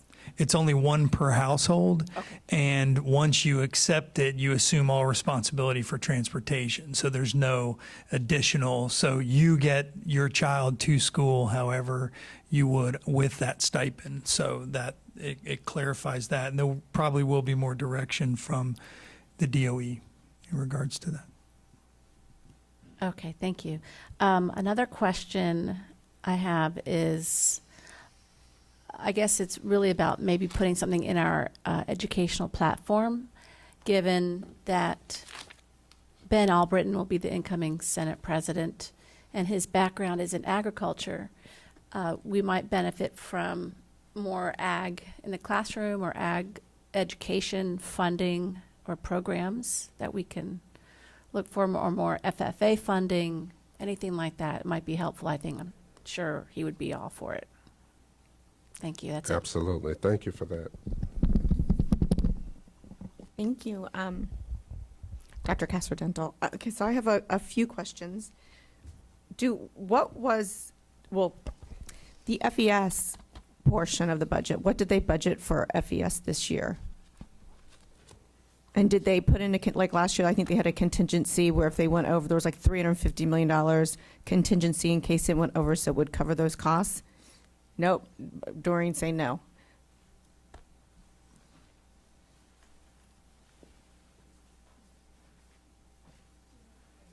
Okay, I'll go to my next So yes, question. of course, I don't have the budget here. That's not my That's okay. wheelhouse, but we will get that information. I guess they're looking it up. That's But we okay. can provide that information as far as what was provided. Yes, that'd be great. I'm just curious what was budgeted. And then on the New World Scholarship accounts, which they kind of renamed it, right? Because we've had this in place for they increased it to K through 5, but K through 3 prior could get these dollars for tutors if they did not score well on the FAST test. And I know in previous years, I thought we partnered with the organization that Glenn Glitzen worked for. I can't remember the name of it before he went on. The Urban League. Thank you, Karen. We partnered with the Urban League, and they helped us kind of disseminate those dollars to those students. Do we have plans on how to capture those dollars and to be able maybe to use it for like high dosage tutoring? Or I know that the parent has to apply for it, but maybe we could give guidance, or we could help parents walk through that, and it could be an additional avenue for high dosage tutoring? Or we could even combine the money and do it ourselves. Like if they want to apply for it, we could provide the space and the opportunity for the tutoring. In the past, that went through the chief academic office, and specifically their family engagement department, and so we can coordinate with them to be able to share and provide the resources for the parents. The high dosage, absolutely, they could use our facilities, and my recollection is in the past they had certain providers that they could go to, and then we connected them to the provider, and then the parent then took it from there. 'Cause I know in the past it could not be their current teacher. It had to be a certified teacher. Yeah, our OCPS policy doesn't allow teachers to tutor their own children for pay. Okay. Oh, thank you. My next question, I'm assuming that we're applying for the Career Opportunities Grant Program, the $20 million for the pathways. I guess that would be a CTE question. Is Mike there?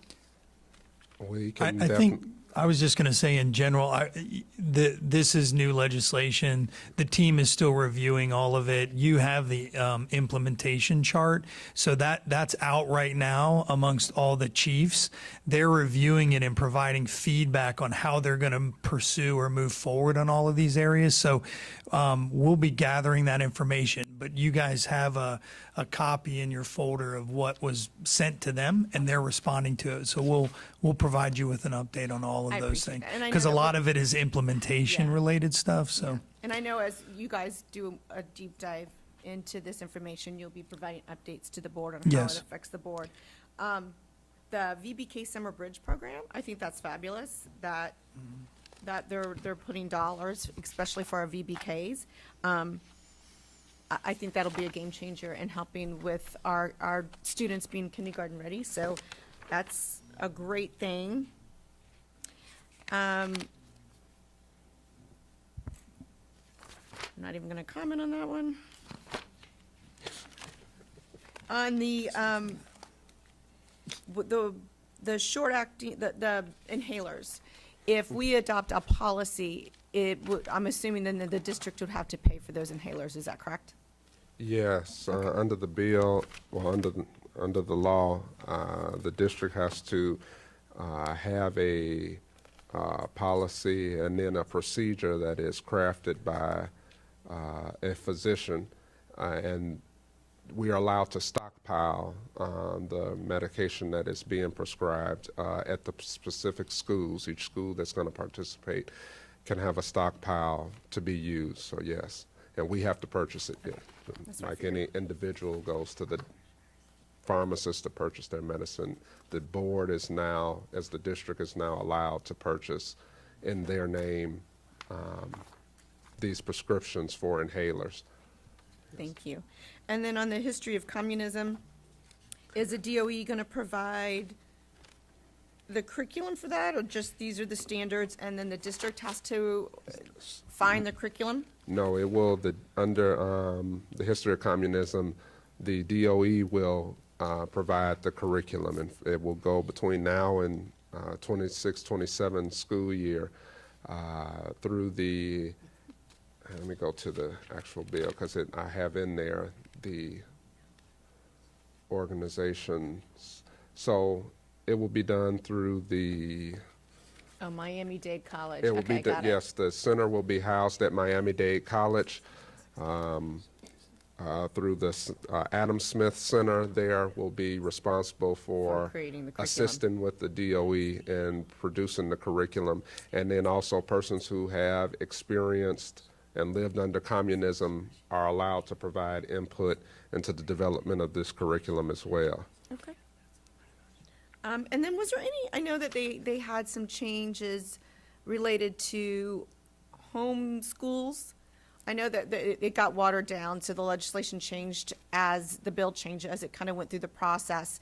But I know they were really trying to tap down on some of corruption, for the lack of a better word, on what the money was being spent on. Were there any guardrails put in place for if a homeschool child doesn't perform well on the academic tests that they take at the end of the school year? Is there any guardrails that would then say you have to choose another pathway, whether that be private school, charter school, public school, maybe Florida virtual school? Was there any guardrails put in place to ensure that that student's learning? So there was no provision in there that if certain benchmarks weren't met, then they had to choose another path. There are only restrictions put in as far as what money was spent on, far as the materials they purchased. But they also authorized the DOE to come out with more regulations related to this, which has not come out yet. Okay, thank you. And I, just in reading through a lot of like the virtual for dual enrollment, I know that we offer that already. A lot of this stuff that we already do, which is great.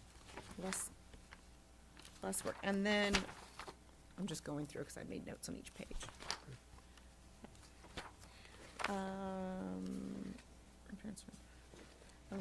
I think we already do the CTE in middle school. We already try to keep them informed and make them aware what programs are available. School safety. All right.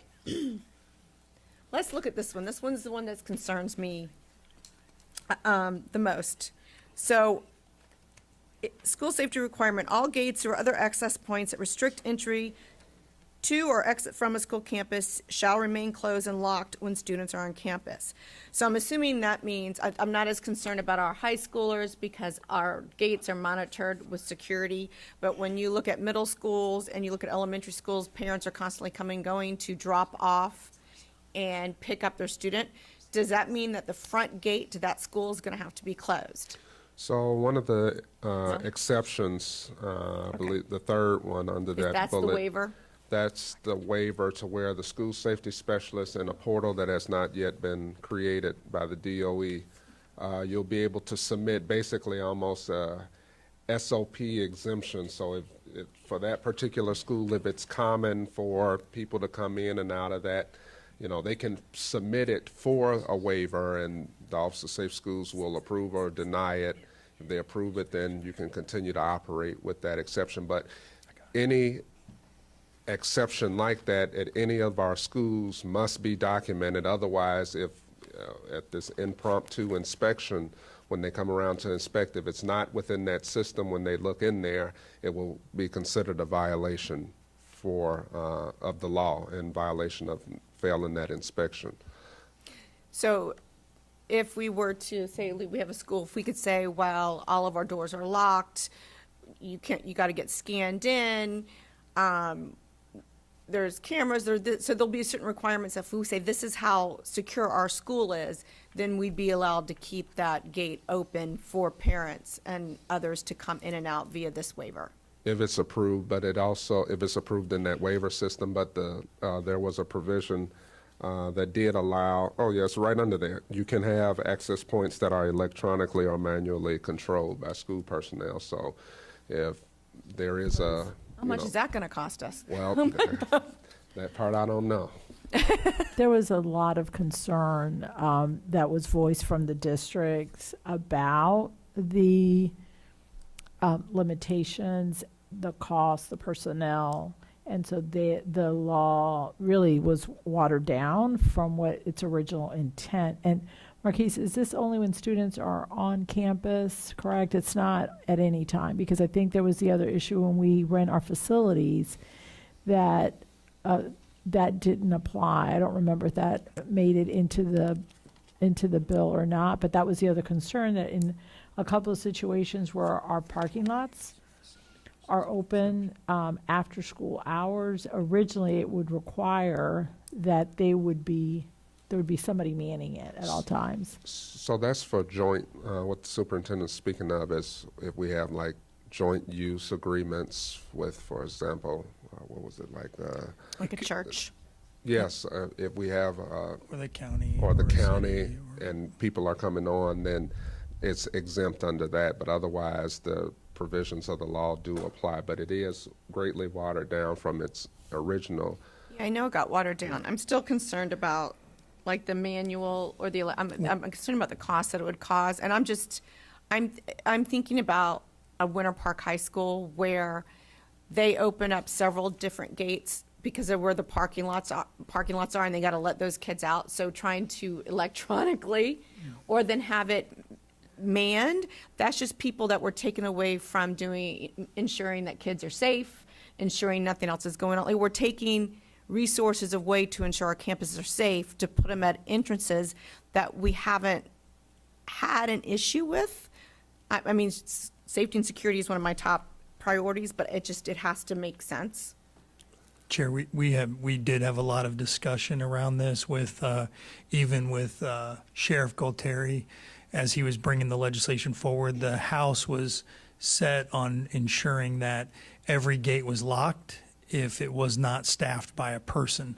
And so we vehemently, emphasize the fact that this is difficult. If you have athletes traveling back at 10 o'clock at night and they pull into the school and there's students on campus, do you have to leave a personnel at the front and man the gate while parents are coming to pick up their children at 10:30 or 11 o'clock at night? So we asked all these questions. They claim that the out is the school safety specialist. So we need to, push on that, see if there's any additional guidance around that. We're hoping that they do understand the complexity, especially in high school. When school is in, that's fine. We can do that. But it's when school is not in session and saying that it has to be staffed by a person anytime students are on campus becomes very difficult. I know, and I know that I appreciate all the work that you and Marquise did to try to make this bill better. And it is better because initially we were all looking at it and we were nervous about what this would mean for all the districts in the state of Florida. But I'm thinking about ninth grade centers. You got we don't have very many schools with ninth grade centers, but they still have to get on and off the campus. And that's just personnel that isn't doing their job that we need them to do because they're standing by a fence, letting people in, or we're spending millions of dollars to make every fence electronic on a budget that we just heard today is tight. Okay. Yes. I know I'm speaking to the choir. It doesn't specify who the person has to be either. So it could be, is it a volunteer? Is it another student? Who is the person? They don't define in the statute the person. So that's the other I know thing. one of the challenges with the pilot that we did with the metal detectors. The biggest issue was really just the personnel because we're putting all of our personnel by the metal detectors and then other areas weren't covered. And there was times they had to shut down the medical detectors to run in because there was a fight in the cafeteria. So those challenges are real, right? We want to keep our schools safe and we don't want to implement something that will make our schools less safe unintendedly. Those unintended consequences we talk about all the time. Who was the bill sponsor on that school? I think it was a committee, wasn't it, on the school safety? It was actually it was a committee bill. It came out of 1473. Yeah. It is Rep. Trabulsi. But there was a whole series. It was of her them. whole They ended committee. Up, They ended up adopting it in her committee, though. Her committee became the sponsor. Yes. Thank you. And I just want to say, I know that the deregulation bills got really, really watered down. The Senate was here for it. The House wasn't. And there was some really good legislation. Senator Simon tried really hard to give us a bill that would really be beneficial to us as a district. And we didn't, and he was unable to get the House to where he needed to be to make it passed. It's still a good bill. It still did some things that we needed to do, less of what we kind of wanted it to do. I am hearing that conversation's not over, and that they will continue to work on deregulation next year. So hopefully we'll get some more reprieve there. But thank you. Marquise, you did a fabulous job. You came in right as session started, and you hit the ground running. And he used to be a former teacher. I don't know if y'all knew that. So he does have some education background. So at least he wasn't starting from scratch. But we appreciate all that you did as well. Thank you. So thank you for that, and that's all the questions I have. I appreciate all that he did as well. And I think Alicia had to leave. Member Berg. The school safety bill, that it said it has to be signed by today? The governor did it ahead of time. He passed it yesterday. Mm-hmm. Okay, never mind. That's all. I was just curious if we had. I did not see that he had signed that. Okay. Okay. You know what though? To be honest, I've actually spoken about the gates, and while I understand, definitely the after hours thing is a whole nother issue. But while I understand the concerns about the financing, I don't know. I feel like it makes me feel better when I drive by the high school, my daughter's high school, and all the gates are locked except for the one where there's a security guard manning it. And he checks every single person that comes in that school, park in that school. So there's no other way anyone can get in anywhere on that campus in a car without being seen or checked in. So that makes me feel better. And I don't love the fact that anybody can drive up onto our elementary schools and our middle schools. So while I understand the concerns about the finances, I can understand also the reasoning. I just hope we can kind of, figure out a way to make it make sense for us. So thanks. That's it.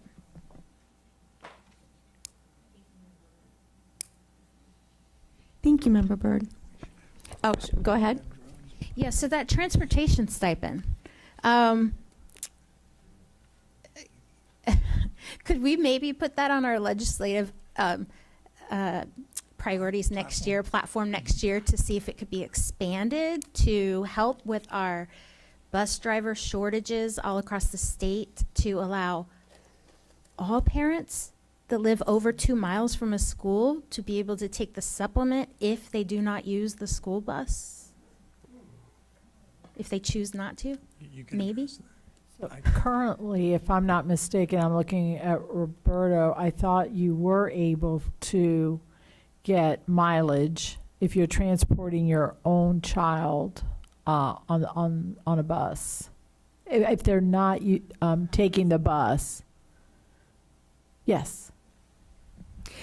I also thought the bill was expanded to include public school students for transportation to magnet schools. Like if they're going to a different school that they're zoned, I thought public school students could get it through the SFO, but I'm not certain. I know we advocated for it. Good afternoon. Just to clarify the question from the superintendent, board members, Vice Chair Gallo. Yeah, we do provide some compensation to some parents when we're not able to provide that transportation for the students. But I don't believe it equates to $700. I think it's less. The reason that we were, and again, I'm not completely familiar with the supplement, but there's a lot of our parents that do not use our transportation at this time. So just on the ballpark, we have about 200,000 students. Maybe those that do qualify probably are in the range of 85,000. We have about 60,000 that are using our transportation so for those students that or parents that do qualify but they don't use it or have never used it, I wonder if that will be applicable, that they'll be able to request for those funds. All right, thank you. Yeah, I get it. I'm just thinking, and I'm not even worried about the online students. I'm thinking, obviously for students that attend the schools. I think they might be open to exploring something like that just because they heard so much this year from constituents about busing. So maybe it's just something we could look at for another tool to assist. Thank you, Member Byrd. And I do agree with you about schools being safer if all the gates are locked, including the gates that parents come in from. I wish that they would fund those initiatives. I wish they would have given a larger percentage to the school safety allocation than they did, to at least let us offset it if we could even find the personnel to man it, which we all know is challenging right now. So, any other questions from any other board members? Marquise? I do encourage you all to please take my direct mobile, as I'm usually out of the office, and I would like you to be able to access me if you have any questions related to, especially when session comes back into, committee week start in January, so I'll be directly accessible by my cell.